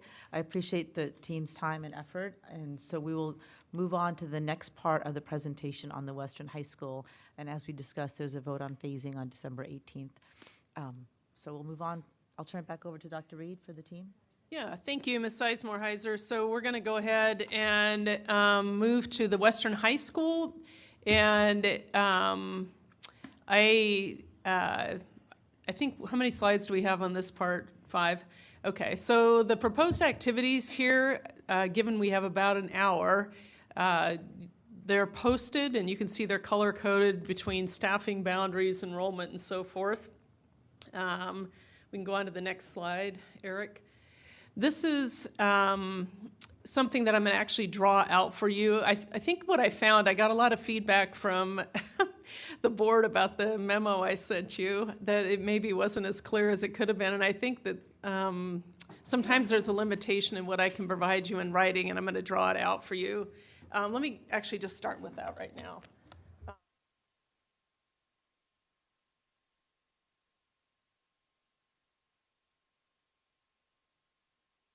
Dr. Reed, I believe if we don't have a mic, the people online can't hear it, so I want to make sure we have a mic up here. Okay, thank you.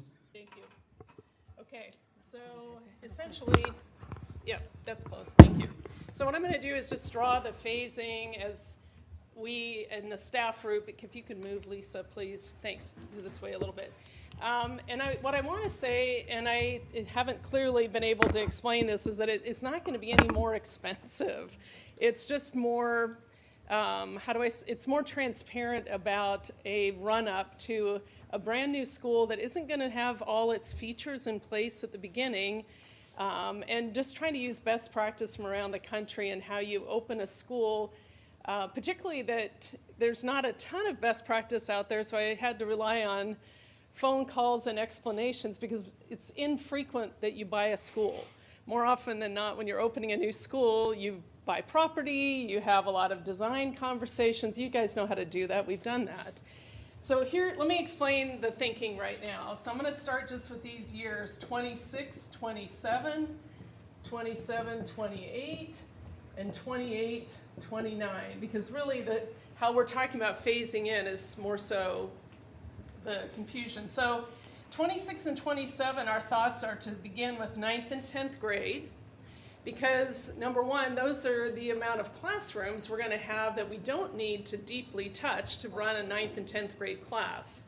We know that running a 9th and 10th grade class is, that's going to be about 1,000 students right up front to start with, about 500 in a class, because when the building's completed, and you see the construction timeline, the building will hold about 2,000 children in 4 grades, which is about 500 students a grade. So in 26, 27, we were thinking 9th and 10th grade. In 27, 28, we add a new 9, right? And the former 9th and 10th grade become 10 and 11. So what we have now is we have 1,500 students in the fall of 27, with a new 9th grade rolling up in the 10-11. So then, in the fall of 28, 29, we add another new 9. We have, the 9 has become 10, and we have our 11 and 12. So now we have a full school in 28, 29. What we're proposing to roll this in thoughtfully is to say that for the 26, 27 year, I'm going to be proposing a comprehensive high school with a specialized instructional pathway. We don't know which pathway yet, but likely a specialized instructional pathway that will have a traditional boundary. Comprehensive high school, traditional boundary with a specialized instructional pathway.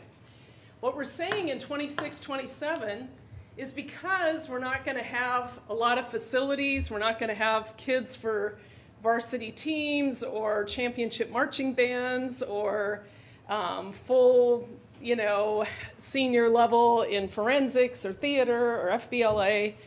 And in fact, Tom Horn is recommending we are not opening it as a VHSL school, which enables the students who attend to continue to participate at their base schools in any of those sports after school, which means we would, for just the Western High School pyramids, just those 5 that we've talked about, we would run the after-school bus for those students who want to do that. But we would start with this 9th and 10th grade group.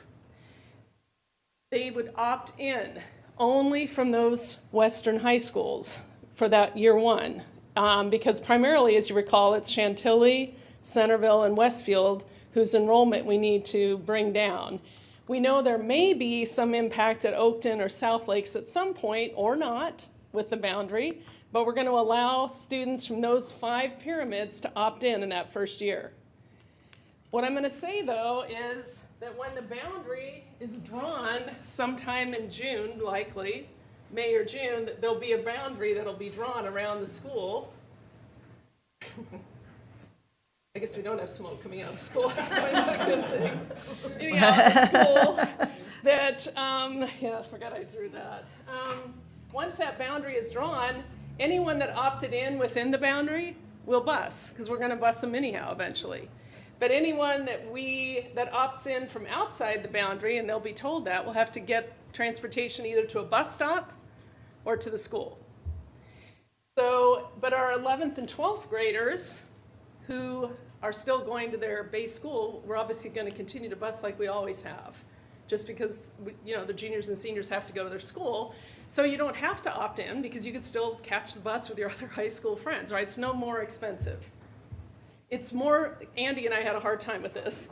it's going to be more expensive to open a new high school and have a new set of routes, but we know that because we have a new school. That's natural. But it's not going to cost any more to allow them to opt in for year one, because we're only going to bus to the boundary we determine. Year two, when we add this new 9th grade group, the decision will have to be made at some point. Here, do you become a VHSL school? I suspect the answer is more likely yes, but there will others say no, right? That's a decision the school is going to have to come to at that point. But at this point, and I'll tell you why, as a board, if you pick one sport to be VHSL, every sport has to be. So you can't, it's not one, or you can't cherry pick the things, you have to go all or none. So anyhow, in year two, we're saying it's no longer opt-in, it's opt-out, right? Because your 10, 11s continue, and your 9s are going to be fully, or not fully, but your 9s will be boundaried in the fall of 28. So if you're in the boundary, you're gone, because that's what we're busing. You can choose to opt out for one more year, because we won't have a full set of academic courses, because we can't offer like multivariate calculus or some of the courses at the capstone end if we're just with juniors here. And there are other courses that aren't as likely. But by 28, 29, when we start the last group of 9th graders, it's a hard boundary. There's no more opt-out. There's no more opt-in. We're done. Unless kids use the transfer policy just like they could anywhere. And if there was room, they could, like Edison High School has the Global STEM Academy, or Lewis has the Leadership Academy. If there's room, they can opt in, but if there's not, there's no transfer. So we're proposing this. It's no more cost. It allows Dave, if we go down this road of opt-in only, Dave to start going to schools by December to begin talking about the school and recruiting a 9th and 10th grade class that can be registered in January and February based on our courses, our course selection process, and we move on. So that's, in a nutshell, what I was trying to, and what we were trying to create in all these pictures, but I think it was kind of confusing. So to recap, our plan was to have 9, 10 in the coming fall, opt in, but only from those 5 pyramids.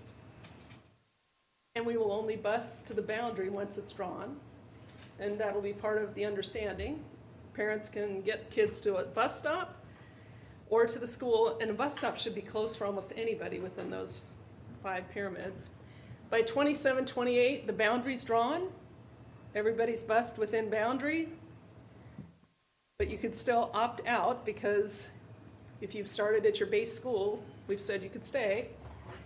And in 28, 29, we're done. So it gives people a 2-year run-up. And to Ms. Marin's point, I actually hadn't thought about that for all schools, but I think it makes some sense. And I think that when we think about a run-up for planning purposes, I think it creates, I think, a way of coming to terms with the issue. So if we extend the boundary conversation, because really needing to get it done by January was a false need for us, because I think we've got more than enough kids that want to be there, period. And I don't see a purpose in, I think the boundaries we would want to give a run up, and I think we would want kids who absolutely want to be there to have that opportunity in year 1, then year 2, and 3, the boundary's tight. And then there are a lot of other things around VHSL that you saw, staffing, but all those things are on a timeline already. And Dave has opened a school before at Westfield, was part of the leadership team when Westfield opened. So I'm happy to take any questions or have staff take any questions, but that was our thinking. I think there's still one more slide, or a couple more slides to discuss. What are the next slides, Eric? Oh, here we go. Why don't you talk to this, speak to this. This is more of a technical building design. Yes, ma'am. So this slide depicts a tentative construction. So you'll see it's color-coded across the XY axis there. Blue looks at RFP process. Green is looking at the design process or timeline. Going out for permit would be yellow, construction would be the bid. Bid would be orange, and construction is a purple or magenta color there. Three major activities here are looking at shell buildings, athletic fields, and the main building, of course. And just kind of a timeline how we think we would, meet this requirement as Dr. Reed depicted on the whiteboard there. So, there is one more slide. The last slide just covers just some highlights, community engagement dates. We've got a naming process. It started in October. We held an open house in October as well. We're talking about, we did share some potential boundaries as well. We held a community meeting on November 1st. And next steps, we do have an occupancy permit that was given to us on the end of September. The 2232 for the change use application was submitted and has been received, fully received from the county as of today. And then we're fully working on the programming that will occur on the 13th, and then we have a naming process as well. Part of the reason that we're also going 9, 10, and then 9, 10, 11, and 9, 10, 11, 12, when you look at this construction schedule, and we were able to begin this in earnest once we had some of the construction schedule, we realized that like those shell buildings, for lack of a better term, we're not going to get to those for a couple of years.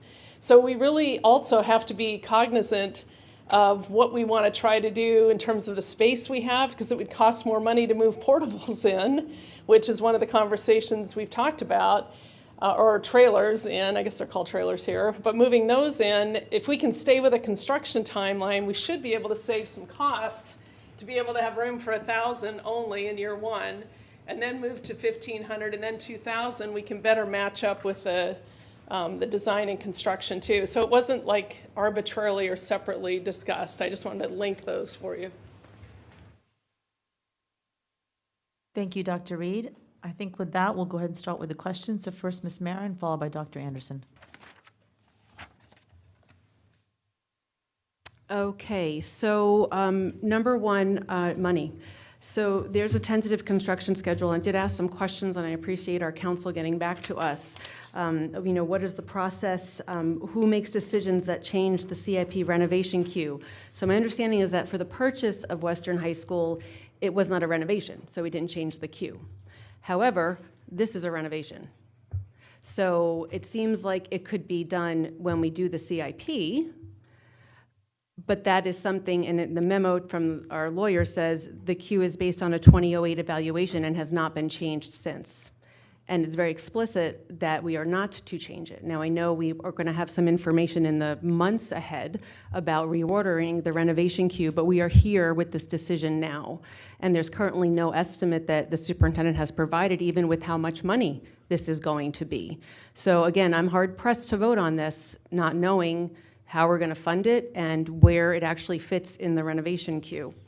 I want to share that, I really appreciate, Dr. Reed, your looking at, and if you could, clerk, slide 16, please, the phased enrollment plan. And what I'm thinking is if it's good enough for Western High School students, it should be good enough for all students. I'm even looking at the transportation. Why is transportation provided to these students, but not other students who are, make a choice to be boundaried? And the nice chart that you have here, a 2-year phase-in, again, it's very planful. We know, people start signing up for summer camps in December in Fairfax sometimes. So I just think that having a measured, I think it will pay dividends in our community. Yes, we might not be able to fix all of the most egregious problems right away, but we're not going to solve a 40-year problem in 1 year. What happens if we don't do all the changes, or if we allow this phased approach? Then what does your proposal look like for next year? What's like the further plan? So I will stop there. So I will answer as best I can at least one part of that, which is why we would bus here potentially and not pay to bus in the other 199 schools or 200 schools, and that's because we won't have a junior and senior class here. It's not possible. We won't have facility space or the ability to open that quickly. We won't. So the juniors and seniors, we have to provide them school, so we would need to bus them.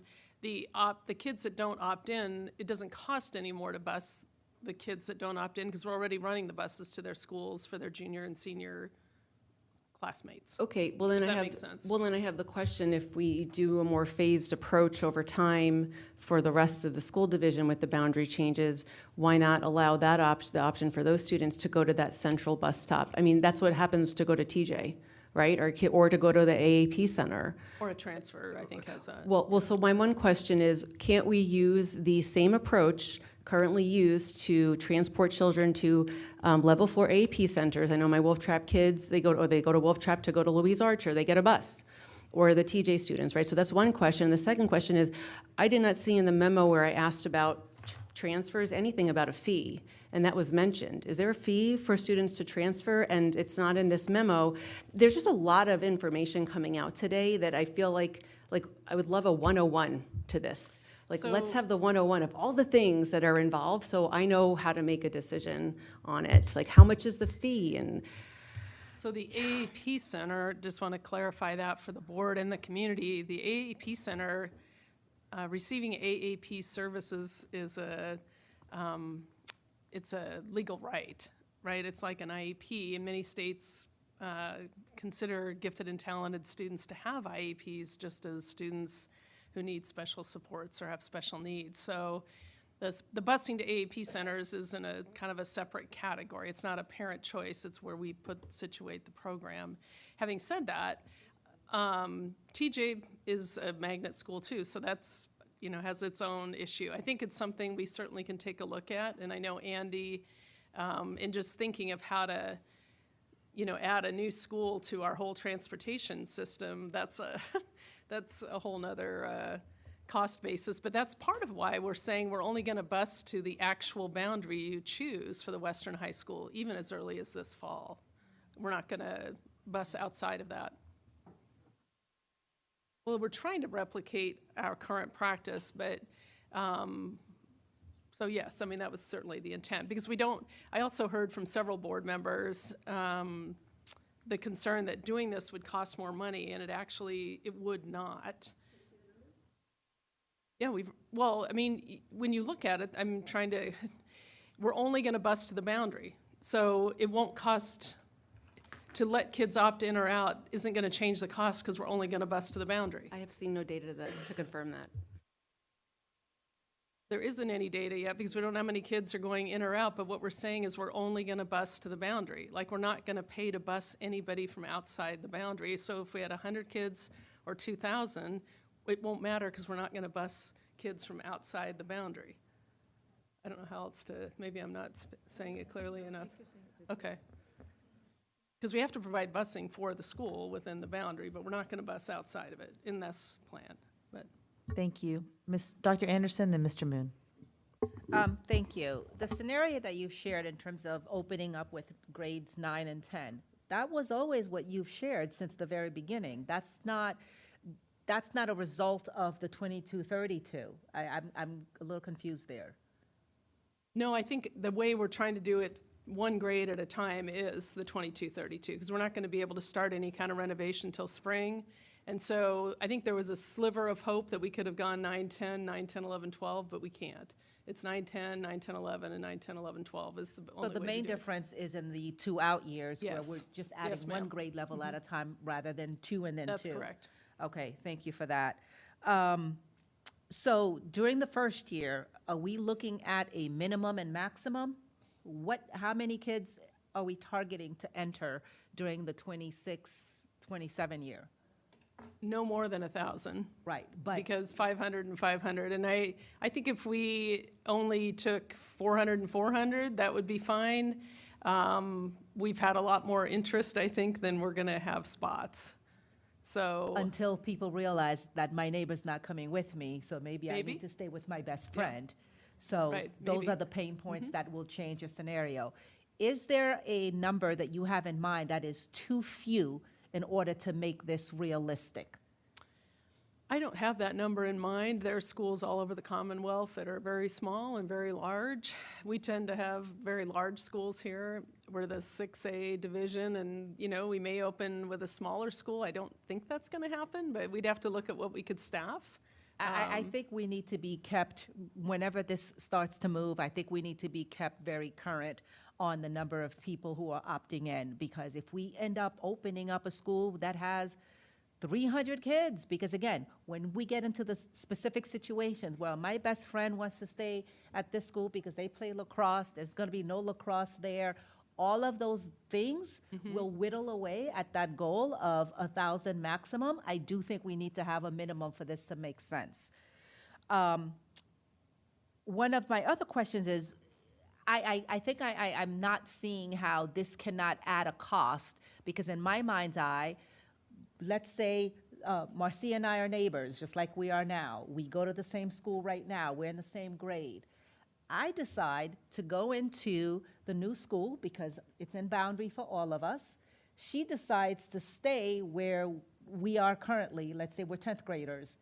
Now, you're busing me as a 10th grader someplace new. You're busing her to the same place. How does this, and we're neighbors, how is this not an additional cost? So let me be clear. This is, Andy, are you feeling vindicated? Because you were just as confused as I am right now? It's not it's not But I know I'm confused, so. Well, so let me clarify. Oh, well, you were right. No, let me clarify. I'm confused. Let me clarify. There is an extra cost to opening a new high school and routing transportation to it. There is, when you open a high school, you're going to add bus routes to that school. Right. There is an additional cost. But What you're we're saying is there's no additional cost to open it this way, because we're going to have to, we would have to run routes to the boundary of a new school, period. And that's an additional cost to what we're currently doing today. Sure, and I agree with you. Perfect, good, we're good. So There's far. I know, but there's no additional cost on top of that, because if you're out of boundary, you got to get to a stop or the school on your own. We're not busing out of boundary kids to that new school. Yeah, my question was not for the outer boundary. Again, let's say, again, we are neighbors, we're both in boundary. How do you bring me to one new school? Again, that's the additional cost. Right. And bring her to the school where if she went to the new school, that would be the first additional cost. But to bring her to the existing school, that's the additional cost. But that's the old cost that's already embedded, because you're already running your juniors and seniors still to their old school. So she would just go to the same bus stop with the juniors and seniors, because we run one high school route for those schools. So if you were a 10th grader that didn't Okay. opt in, you would just jump on the bus with your 11th and 12th graders, because we're still taking them to their home schools for 2 years. Except for the ones that are, again, not packaged in that nice way. So that would be an additional cost. They have to get there on their own. Okay, well, I'm going to need to wrap my mind around that a little bit. Can you speak a little bit regarding the Centerville renovation? Are we completely paused on that? So I can speak to that. We're actually holding a public meeting next week, I believe on the 18th, George? 18th, the evening of the 18th. Ms. Dixit, I know, has asked that we come out and visit with the PTA. So Eric, our facilities team, our engagement folks, we're going to be at Centerville High School to talk about the renovation progress, I believe the permitting, where it stands at this time. And I'm not sure, I haven't had time to check in Are with we the team. paused or do we have a date? Or you can't tell me here because that's going to unfold what you're going to tell the community Well, we're on the still 18th? waiting, we're still waiting on the permitting, so we're going to be providing the community an update. But with the new, I think we're ready to move forward in some capacity with at least a phase of the beginning. But again, I'll defer that to Eric, or we can get back to you in more But detail. didn't we use the Centerville funds in order to purchase We this did Western High School? some of Centerville's funds, but not exclusively Centerville funds. There were funds from other projects that have not yet been begun. I would be very curious to see how all of this is presented in the CIP work this year, because it seems to be a lot of moving parts we've undone certain things, and now they're starting again. Where's all the money coming from? I'd like a go back, please. So we did send a breakdown of where the funds came from, I believe, last summer prior to committing the funds. I have it embedded in my head Good. right now. And there were a number of projects, and so we will provide that again. Thank you very much. Mr. Moon, followed by Mr. Dunn. Dr. Reed, for clarification purposes, that I'm going to have to ask you a couple of questions regarding the proposed phasing in. I think Mr. Smith is blocking my view. Sorry. 26, 27, 9, and 10. I'm going to just use a freshman, rising freshman, ninth grader, who wants to be on the football team at Westfield High School. So instead of a due high school, wants to opt out to go to a Westfield, right there, and then plays football. 27, 28. First scenario, the due school becomes VHSL school, member school, so there's a football team. So if he stays at Westfield, he will be unable to play football because he is within the boundary of a new school. I'm asking for clarification. If he doesn't go to the school within the boundary, and then it is a VHSL member school now, he cannot play football at Westfield. So I should have asked Tom to be here, but I Okay. don't believe that's accurate. There is a carve-out in VHSL, which I sent to all of you, about participation when the division sets boundaries. Yes. And it would be when they're firm boundaries. But Giovanni, would you text and see if Tom's available to come down and answer that question? Okay, you can send it to me in writing. That's the first question. Okay. Second question is, you talk about form boundary. Let's talk about form boundary, which is 28, 29. So that students stays at Westfield, 26, 27 play football, and also play 27 and 28 play football at Westfield. 28, 29, it's a form boundary, as you said, with a no opt-out. If he stays at the Westfield, he's not going to be able to play football. Okay. I'm We asking. have an answer. I know. Yeah. I don't want to give you the wrong answer. Okay. Tom's email went to you. Okay.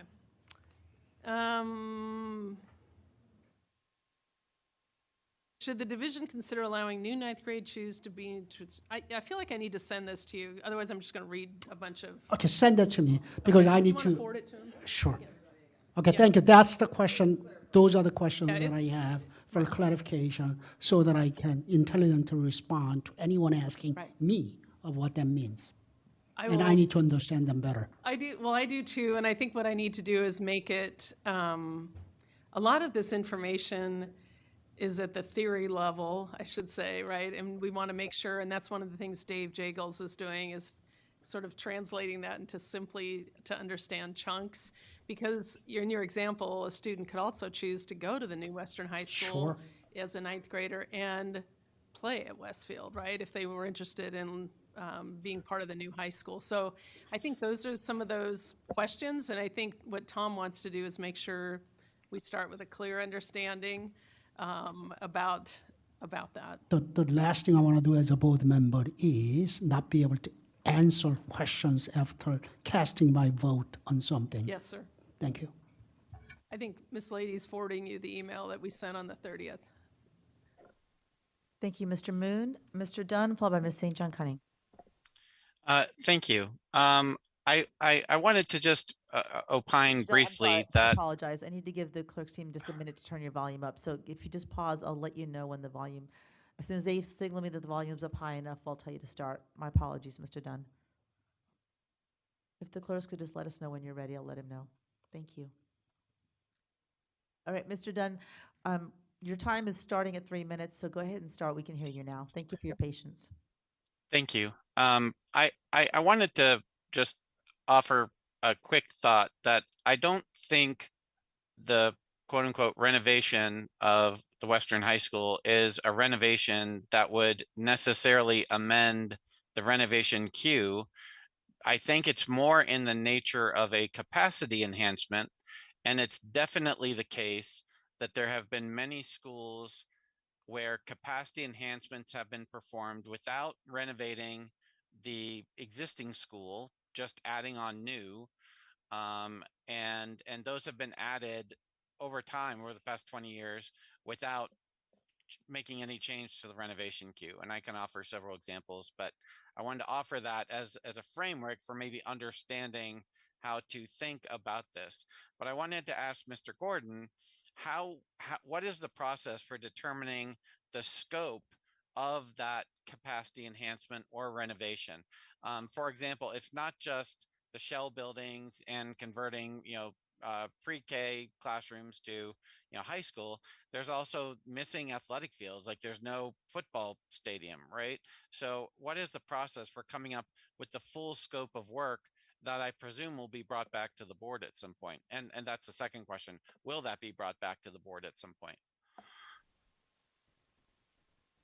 Yes, sir, it will be. So I think it's a combined staff effort. So there's an athletic component to it, there's a programming piece to it, and there's a facility piece. So all three of us will come together to develop that timeline and estimate, and then come back to the board. And as part of that, will there be a recommendation whether to keep the swimming pool or not? Because that will be the only swimming pool in any high school, in any school building in the county. The recommendation, yes, of course it would be, and I would strongly recommend we keep it. Okay. I wanted to understand if we are going to allow opt-in to start with, will there be some kind of siblings policy? So if someone from outside the boundaries gets in through opt-in, will they be able to bring their siblings with them just to keep families together, or is that under discussion at all? I think it's under discussion to be determined. I think it's, if it is from those, just one of those 5 pyramids, we would have to look at on a space available basis, but I think it's certainly up for discussion, Mr. Dunn. I also want to ask, the shell buildings, those are completely empty. That shouldn't have to go through a 2232 process because you're just putting up interior walls in there to subdivide into classrooms. So can't that be broken out and put at the front of the renovation process? Well, Mr. Dunn, that was my exact question. You were a fly on the wall. In fact, the team all is probably rolling their eyes at me because I asked that, I think, 4 different times with an increasing volume. But I'll let Mr. Gordon answer as he did for me. Oh, yes, sir. We are front-loading the shell buildings on the front end of this process, but when you take, it's all one site analysis. So we can't go to the county and split them apart. It's one site analysis, looking at the shell buildings, looking at the fields, looking at what we're going to do with the main building as well. So it's a whole complete process. Okay. And I wanted to ask, I mean, new high schools open across the country all the time. I mean, Prince William, Loudoun, Montgomery County, I think, is building one. Why aren't there, Dr. Reed said, you said there's no best practices out there, but there must be best practices. We've been opening new high schools for decades. Why can't we just, follow the best practice rather than create a new process from whole cloth? So there are best practices for opening new high schools. I opened one in the division before I left to come here.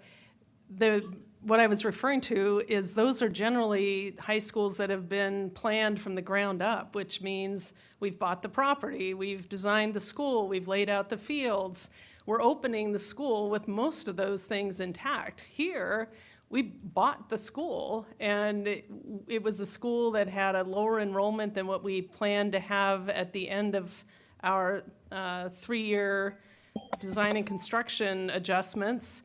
And it doesn't have a lot of the pieces that a traditional comprehensive high school would have, and that makes it unique. So that moves it into sort of what I would characterize as a more unique campus style, and that's where there are many practices, and just pinging a variety of colleagues around the country, this is where we landed with 9-10, then 9-10 and 11, and then 9-10, 11, 12. Just because this is unusual. This is not the norm to just buy a school. has there been analysis done of which high schools in the area have overcrowding and which have the greatest overcrowding? Because I thought the most significant overcrowding was at Centerville, but if we're just opening it up randomly to anyone, it seems like we're not really taking advantage of buying this property at reduced cost to address the overcrowding at Centerville, which is necessitating a capacity enhancement. If we could take those students and bring them to Western High School, not knowing the geography very well, then we could perhaps eliminate the capacity enhancement at Centerville and save those dollars. Actually, Mr. Dunn, I believe the smallest footprint and most overcrowded high school of that group is the Chantilly High School. Centerville also is, and I know Mr. McDaniel's talked about the number of trailers just in the Western High School pyramids would be, I think, 1,700 students alone in trailers. So really, Chantilly is probably the most, then Centerville, then Westfield, but there's more growth planned and more permitting in that part of the county for further growth than really anywhere else in the county right now. So we're trying to look not just at today, but sort of what we're going to be looking at down the road, so we're not moving kids multiple times. But you're correct, Centerville also needs some remediation for sure. Thank you. I just wanted to thank you for your presentation and plans and the explanation you provided. It's very informative and very helpful. Thank you. Yeah, thank you, Mr. Dunn. A lot of it was due to the questions you asked, so I appreciate you being really straightforward about those. I do have Dr. Ponce with Mr. Horn on the phone, so if you wouldn't mind, Mr. Moon, re-asking your question, we'll have Mr. Horn answer. Go ahead, Mr. Moon. Tom, are you there? I am. Okay, and you guys can hear Tom? All right. Okay, can you? He can hear you. Cannot hear. Can you see the screen? Well, he can hear you. Okay. He knows the plan. Do you want me to 26-27, that's 26-27, a freshman choose to opt out from new high school to play football for Westfield. And the following year, 27-28, new high school becomes, in the first scenario, a VHSL member school. Can that freshman, now sophomore in 27-28, stay at Westfield and continue playing football at Westfield? So in other words, Tom, a ninth grader didn't. I have it. Okay. Yeah. So thank you for the question. And there are two elements to this. The first to know is that once a student establishes eligibility at a VHSL member school, they can remain eligible as long as they remain continuously enrolled. So if FCPS allows a freshman to go to Westfield and participate as a freshman, and we also allow that student to stay at Westfield as a sophomore, their eligibility will persist. Okay, thank you. And the following year, the last 28-29, new high school becomes VHSL member school, and also boundary becomes formed, meaning there is no opt-out for any grade. This particular student is now a junior, and he cannot opt out from his boundary. Can he still play football at Westfield?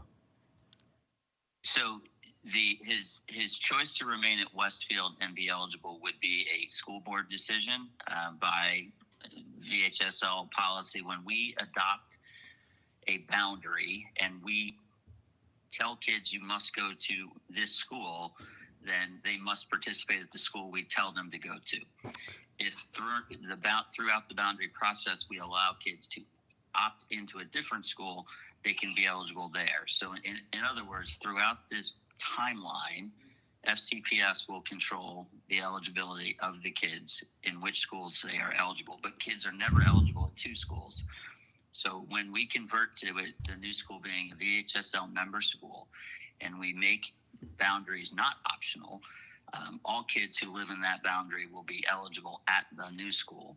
Kids that live outside of that boundary, kids that live inside that boundary that attend school outside of the boundary would only be eligible if they were continuously enrolled in the previous school. So to your example, when the new school becomes a VHSL member school, students will have the option to remain where they are and remain eligible, or to be eligible based on the new boundary plan at the new school. Which seems fair.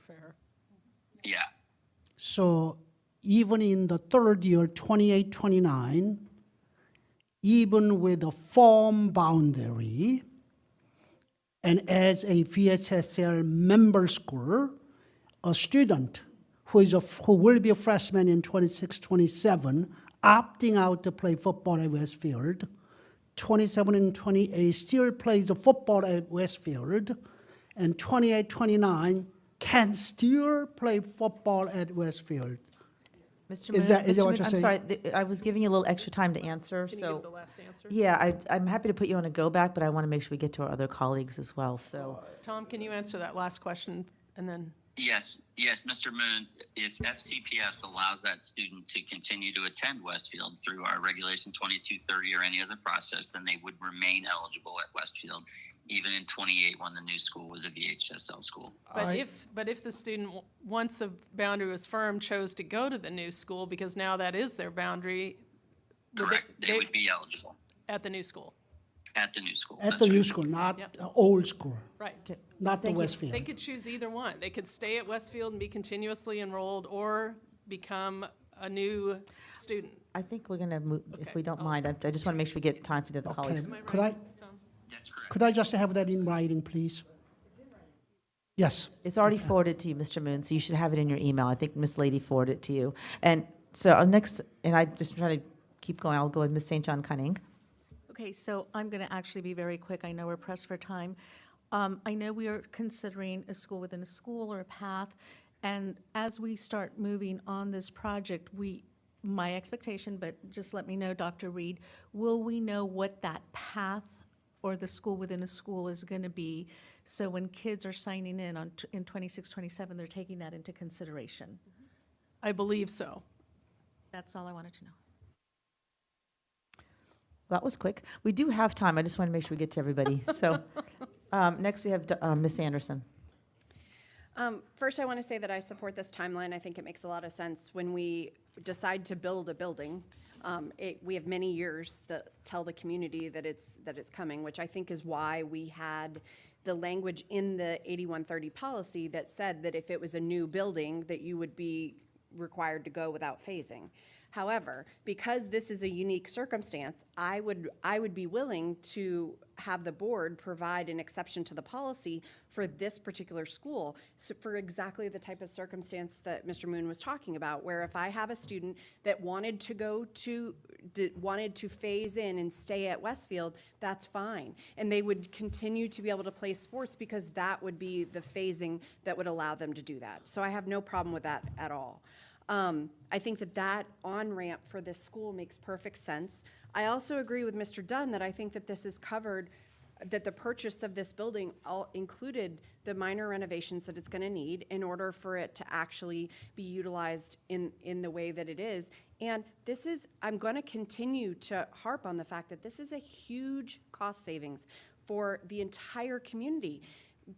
Out in Gainesville, outside the county, Merrifield Garden Center just sold a 38-acre piece of land for $160 million with no building on it. This is a fully functional school that we are going to be able to make work for us on 33 acres in county. This is unheard of in terms of the deal that we have, and I just don't want us to forget that as we move forward. And I am eager to come up with a path that will work for Centerville High School and the rest of the schools. No one is trying to jump anything on the queue, but let's not forget that the Western High School location has been on the CIP for 10 years. So we are working towards what we have continued to tell the community that we're working towards within the bond price process that we have already had set up. So I am very comfortable with this process, and I am eager to see where we land next on the next portions of determining programming and everything else. Thank you, Ms. Anderson. Ms. Dixit, and then I will take a turn. I apologize. Ms. Lady and then Ms. Dixit. We just didn't have you on our list. We missed it. Okay, I'm easy to miss. So I also support this timeline because it is a unique situation, has been reiterated. I do want to talk for a brief second about the student transfer process, and the idea of close-by school bus stops. That might be practice in other places, but as someone who worked at a school that was over capacity, but also always had people wanting to come to it, and being the recipient of reading what was in that transfer portal, those folks are not provided transportation. And while I philosophically can understand the notion that if I can get to a bus stop, that I could ride on that bus, but only if that bus is under capacity as allocated for the neighborhood to begin with. Like, my point is there's bad numbers, right? I mean, I don't know how many seats are on a bus. Let's say hypothetically they're 28. If I'm the 29th kid, I'm not getting another bus because I can reach that bus stop. Okay, we need the community to fully understand we do things within reason. If I have 17 kids on that bus and there's 3 kids who can get to it, well, that's reasonable perhaps that they could then ride on it, unless the boundaried people, all of a sudden 3 families moved in with 5 children that needed that bus, then they might be removed from that bus and have to go back to their own transportation. I just want that understood. And there's a lot of reference to sibling, and I'm gonna just be pretty blunt here. I really want the regulation for student transfers looked at. I personally believe that changing high schools because of a world language should be removed, because it's being used for other purposes. We're fronting that that's the reason. I also struggle, and I don't think people fully understand, that most of the sibling transfers are at the elementary level, and most of our overcapacity schools are our AEP centers. And the second that, hypothetically, my oldest brother, who's AAP, gets transferred, and mommy says, oh, may Robin come along as well, even though I'm not AAP, then that makes it tough, right? And that's a big transportation piece. I think we tease out the numbers. So sibling one I struggle with, because quite frankly, I am nothing like my 2 brothers other than we have the same parents. Okay, and what I gravitated towards athletically or academically or theatrically or musically was very different from them. And so at the end of the day, we can all chart a path, and I've seen it done when we have rebound read situations. I lived through a rebound ring at Chantilly. And, it was the people from Oakton didn't want to come. The people from Oakton now don't want to leave. Right? I mean, everyone loves their school. So to go back to a quote earlier, we can't please everybody. But and I also do want to say that, yeah, the queue is not, well, the current queue I think is based on the age of the school. But Centerville definitely needs some love, and nobody's undermining that. I think that we need to also, and I need to say this, and I won't need to go back. I personally think we're missing an opportunity with how this school is designed. It's designed as a magnet school. I don't think we've given enough conversation to that, but if it's going to be comprehensive, I need to understand what percentage is pathway, what percentage is comprehensive as we look to enroll 1,000 in the first year. Thank you, Ms. Lady. We'll now go to Ms. Dixit. I don't know, Miss Lady. Again, I said doctor, I know. I know, you got the suck in your head, So, too. anyway, I don't know if you know the answer for how many students will be in the pathway right now, no? Okay. So I have a couple of thoughts. Centerville High School is very far from Western High School. We can't have just move student from Centerville High School to Western. It's 25 minutes just in a car. Forget about the bus. And so the students who live close proximity probably are the ones going, be slated to go to Western High School and that side. And a lot of students are coming from Westfield, from Herndon to Westfield. They're sitting in the buses for 30, 40 minutes. That makes sense. But I think some of my community members did not like that they were moved from Centerville to Westfield or Western, of those map scenarios we had. That's not going to work. Second, I wanted to ask about the course selection. I know the students can pick their courses from ninth graders or 10th graders as early as, I believe, March or April, something like that. But how about the pathways, like you asked? When do we know the students are enrolling on those pathways, and what type of pathways will be available to them? How early, how soon can we get that? Well, I think that I think one of the ideas, and whether it was Lewis or Edison, when they added those pathways, they added after the school was opened. In this case, sometimes those pathways cost extra money, right? Whereas comprehensive schools are comprehensive schools.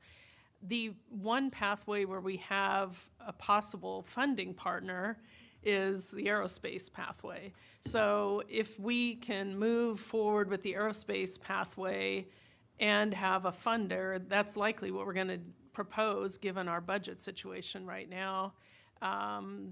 So I know that Dave Jagels and Dr. Ponce were certainly debating and discussing that right now, and Mr. Smith, who's convening the group that works on it. But I want to make sure that, that we have a funding source for any kind of pathway. And aerospace certainly is one near Dulles that would make sense. There may be others, another pathway. Some schools around the country have more than one, right? So but that's where we would start. And we may have a different pathway, for example, at Westfield when it's all said and done, or a different pathway at Centerville following a renovation. So our hope would be to have some kind of a pathway accessible for students really in all parts of the county.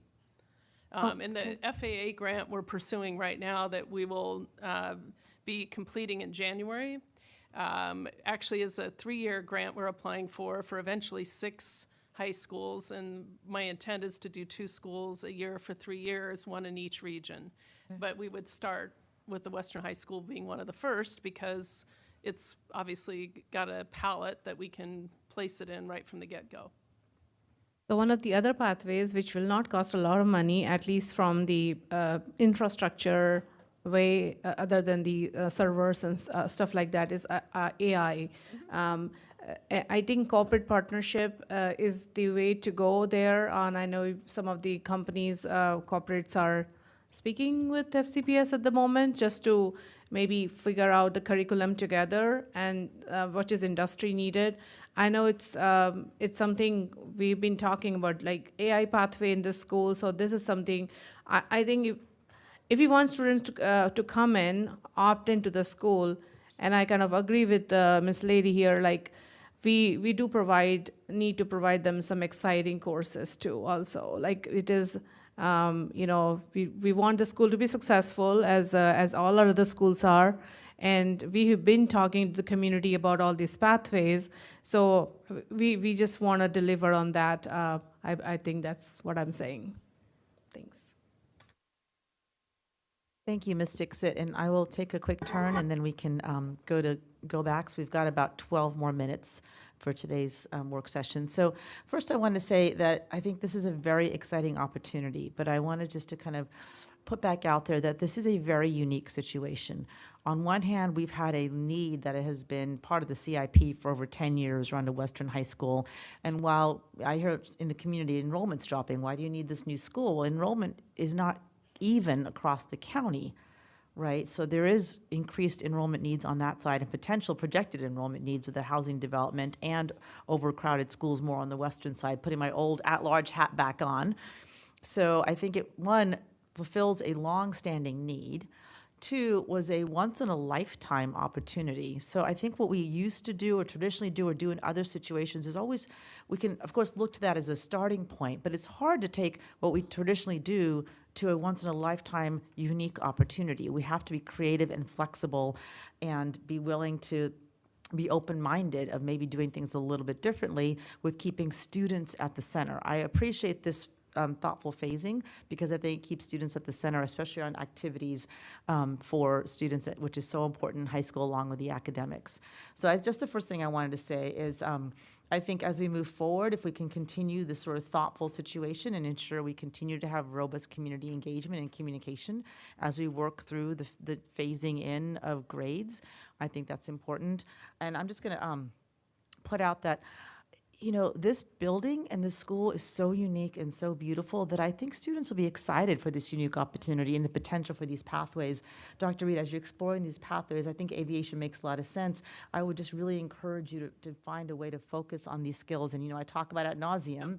That's going to set our kids apart in a future AI-driven future, or a future with jobs that we don't know what they are. When you talk to industry, consistently across industries, what they say they need is people who can think creatively, critically think, analyze, work in teams, collaborate, and communicate. Across industries, you hear that.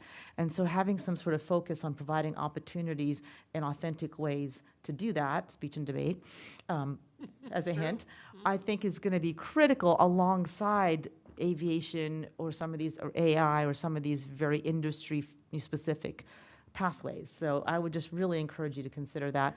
And I'm just going to leave it with a little bit of a personal story. I know change is hard, and we want to make sure we're thoughtful. But what we are doing here and what we're doing with the boundary work is what we've asked special education parents to do every day.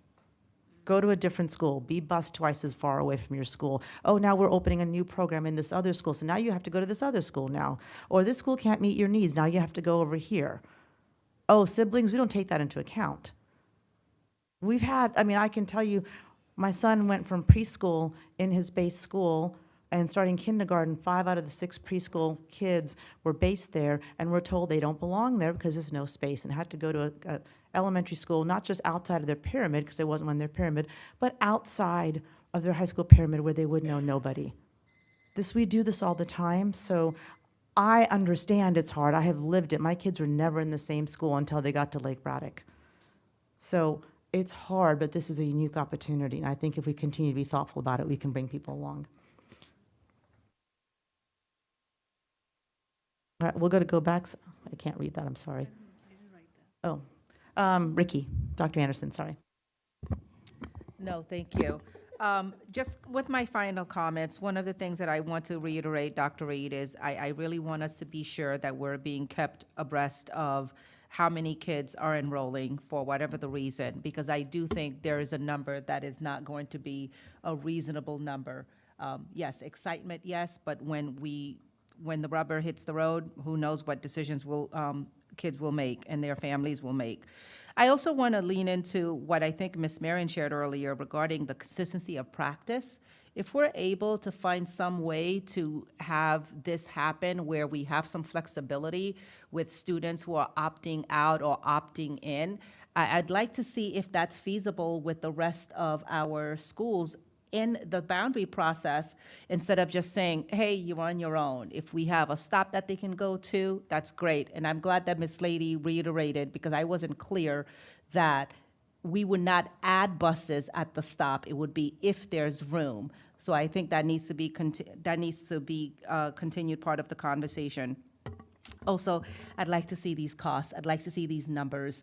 I know we're not there yet because we don't know who the kids are and where they are, but as soon as that's feasible, that's important to know, because I think it's great that you say it may not, but I'd like to see it on paper, because our job is to verify what's being shared with us. Can you also speak to, I know in this process we're looking to reduce the overcapacity at the schools, and I got 4 of the schools rather than 5. Chantilly, Westfields, Oakton, Centerville. South Lakes may have an impact, but in the final boundary might not, right? Oakton and South Lakes are question marks. Okay. We do know that Westfield, Centerville, and Chantilly were the 3 pyramids that we most want to impact. Right. So how will we most impact them with this opt-in situation? How are we going to be able to track that intentionally? Right. I think we likely are going to have less of a most impact in the first year, and then gradually by year 2 and then year 3, it will be fully impacted. But to start, because we don't know exactly yet where the boundaries will carve, because there are a variety. If you look at it geographically, it looks different than if you look at it by capacity. We're just not sure. So that's why we want to extend that conversation and be very thoughtful about that. I think we're not going to know everything, and it's not going to be perfect till we begin to we roll won't- into it. So we won't know the boundary before students are opting in. Correct. That's why David is gonna, Mr. Jagel is gonna be telling families, if you wanna opt in, just like people who opt in at Edison for a specialized program, provide their own transportation. You know, that, yes, there'll be a space at the school for your student, but we can't guarantee busing till we know what the boundary is. And then when we have the The boundary. first year only. But after the first year, because the boundary will be drawn, even the 27, 28, everybody will know the boundary for a year. So they'll, you know, be able to opt out. There's no opting in at that point, because we're, again, only going to bus to the boundary. And the only opt-in in year 2 would be if there's room by using the student transfer process. So the only families that could potentially be caught up in this are families that have incoming ninth graders this year and potentially kids the following year. They might be in limbo because they've The following opted. year won't be in limbo, but the first year will. But, okay, my time's up. I'll ask you after. Okay. Thank you. Ms. Marin? Yeah, just quickly, I did put a bunch of next steps into our document, colleagues. I appreciate you taking a look at them. I'm just tripped up on this transportation thing. So we're saying if you're able to get yourself to school, if you have the privilege of a car or someone who could take you, you can go to this school. But if you don't, you can't. Wow, that's a tough one. That's what it sounds like if you, for some other places. I thought I heard that, but Let's let Ms. Marin finish, and Dr. Reed can address her question. okay, I'll put that aside for a moment. Sorry for any confusion. The question is, gosh, this boundary policy includes 4 aspects. I've only really heard capacity addressed in any public meeting. I have not heard discussion about access to programming increasing, and this very discussion about are we going to continue to bus kids to AAP and IB and AP and all these places. That's part of the reason why we have transportation issues. Now, I haven't also heard from the board or the superintendent a commitment to explore those aspects in the next iteration of boundaries. So it just feels like it's the last minute here, and all of a sudden we're talking about access to programming. Where was this conversation in any of the community meetings? Because all of the materials that were handed out were about capacity and percent capacity. There was no data provided about how we're going to change academies for capacity. And this gets to the question from this morning about what decisions are we making to increase access for all of these programs. So I just would like to be clear on, again, what are the goals of this? Is it to better right-size the capacity of our buildings? Is it to take care of some really egregious split feeders? What percent is enough this time around? And how much is it all going to cost? Thank you. Dr. Reed, is there anything you want to add? On our current transfer policy, which has been reviewed, and I've asked the team to go back, staff to review it again to see, because there have been some questions raised about it, and they are, I think it's almost complete at this point. Parents have to provide transportation now for any transfer anywhere in the school division. And because our schools are all excellent schools, we believe from an equity standpoint that any school a student is assigned to is a great school. If a parent or a student has a particular penchant for another school and there is room, we've allowed it across the county, I think since time began, as long as families provided transportation, and that wouldn't be new here with the Western High School. It's following that practice. Okay, but it doesn't make it right. We've already done it. We've always done it that way. That limits accessibility for kids. Again, Well, my it may, kids but have I never think- had meaningful world language because it's either a magnet school or it's provided. I don't want to perpetuate, or at least let's acknowledge that it's something that we want to address. Let's face it.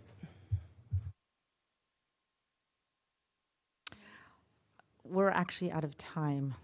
We've got 1 minute left, so unless it's something that's a burning urgent issue, Ms. St. John Cunning, we're going to just say thank you to the staff for all your hard work. And I know it's been a lot, and having the Western High School, which is a great opportunity, but thrown in the middle of the boundary work has been challenging. So thank you for your hard work. Thank you to my colleagues for thoughtful questions. There is a next steps document, so please make sure to take a look at the next steps. And thank you, Dr. Reed. With that, this meeting is adjourned.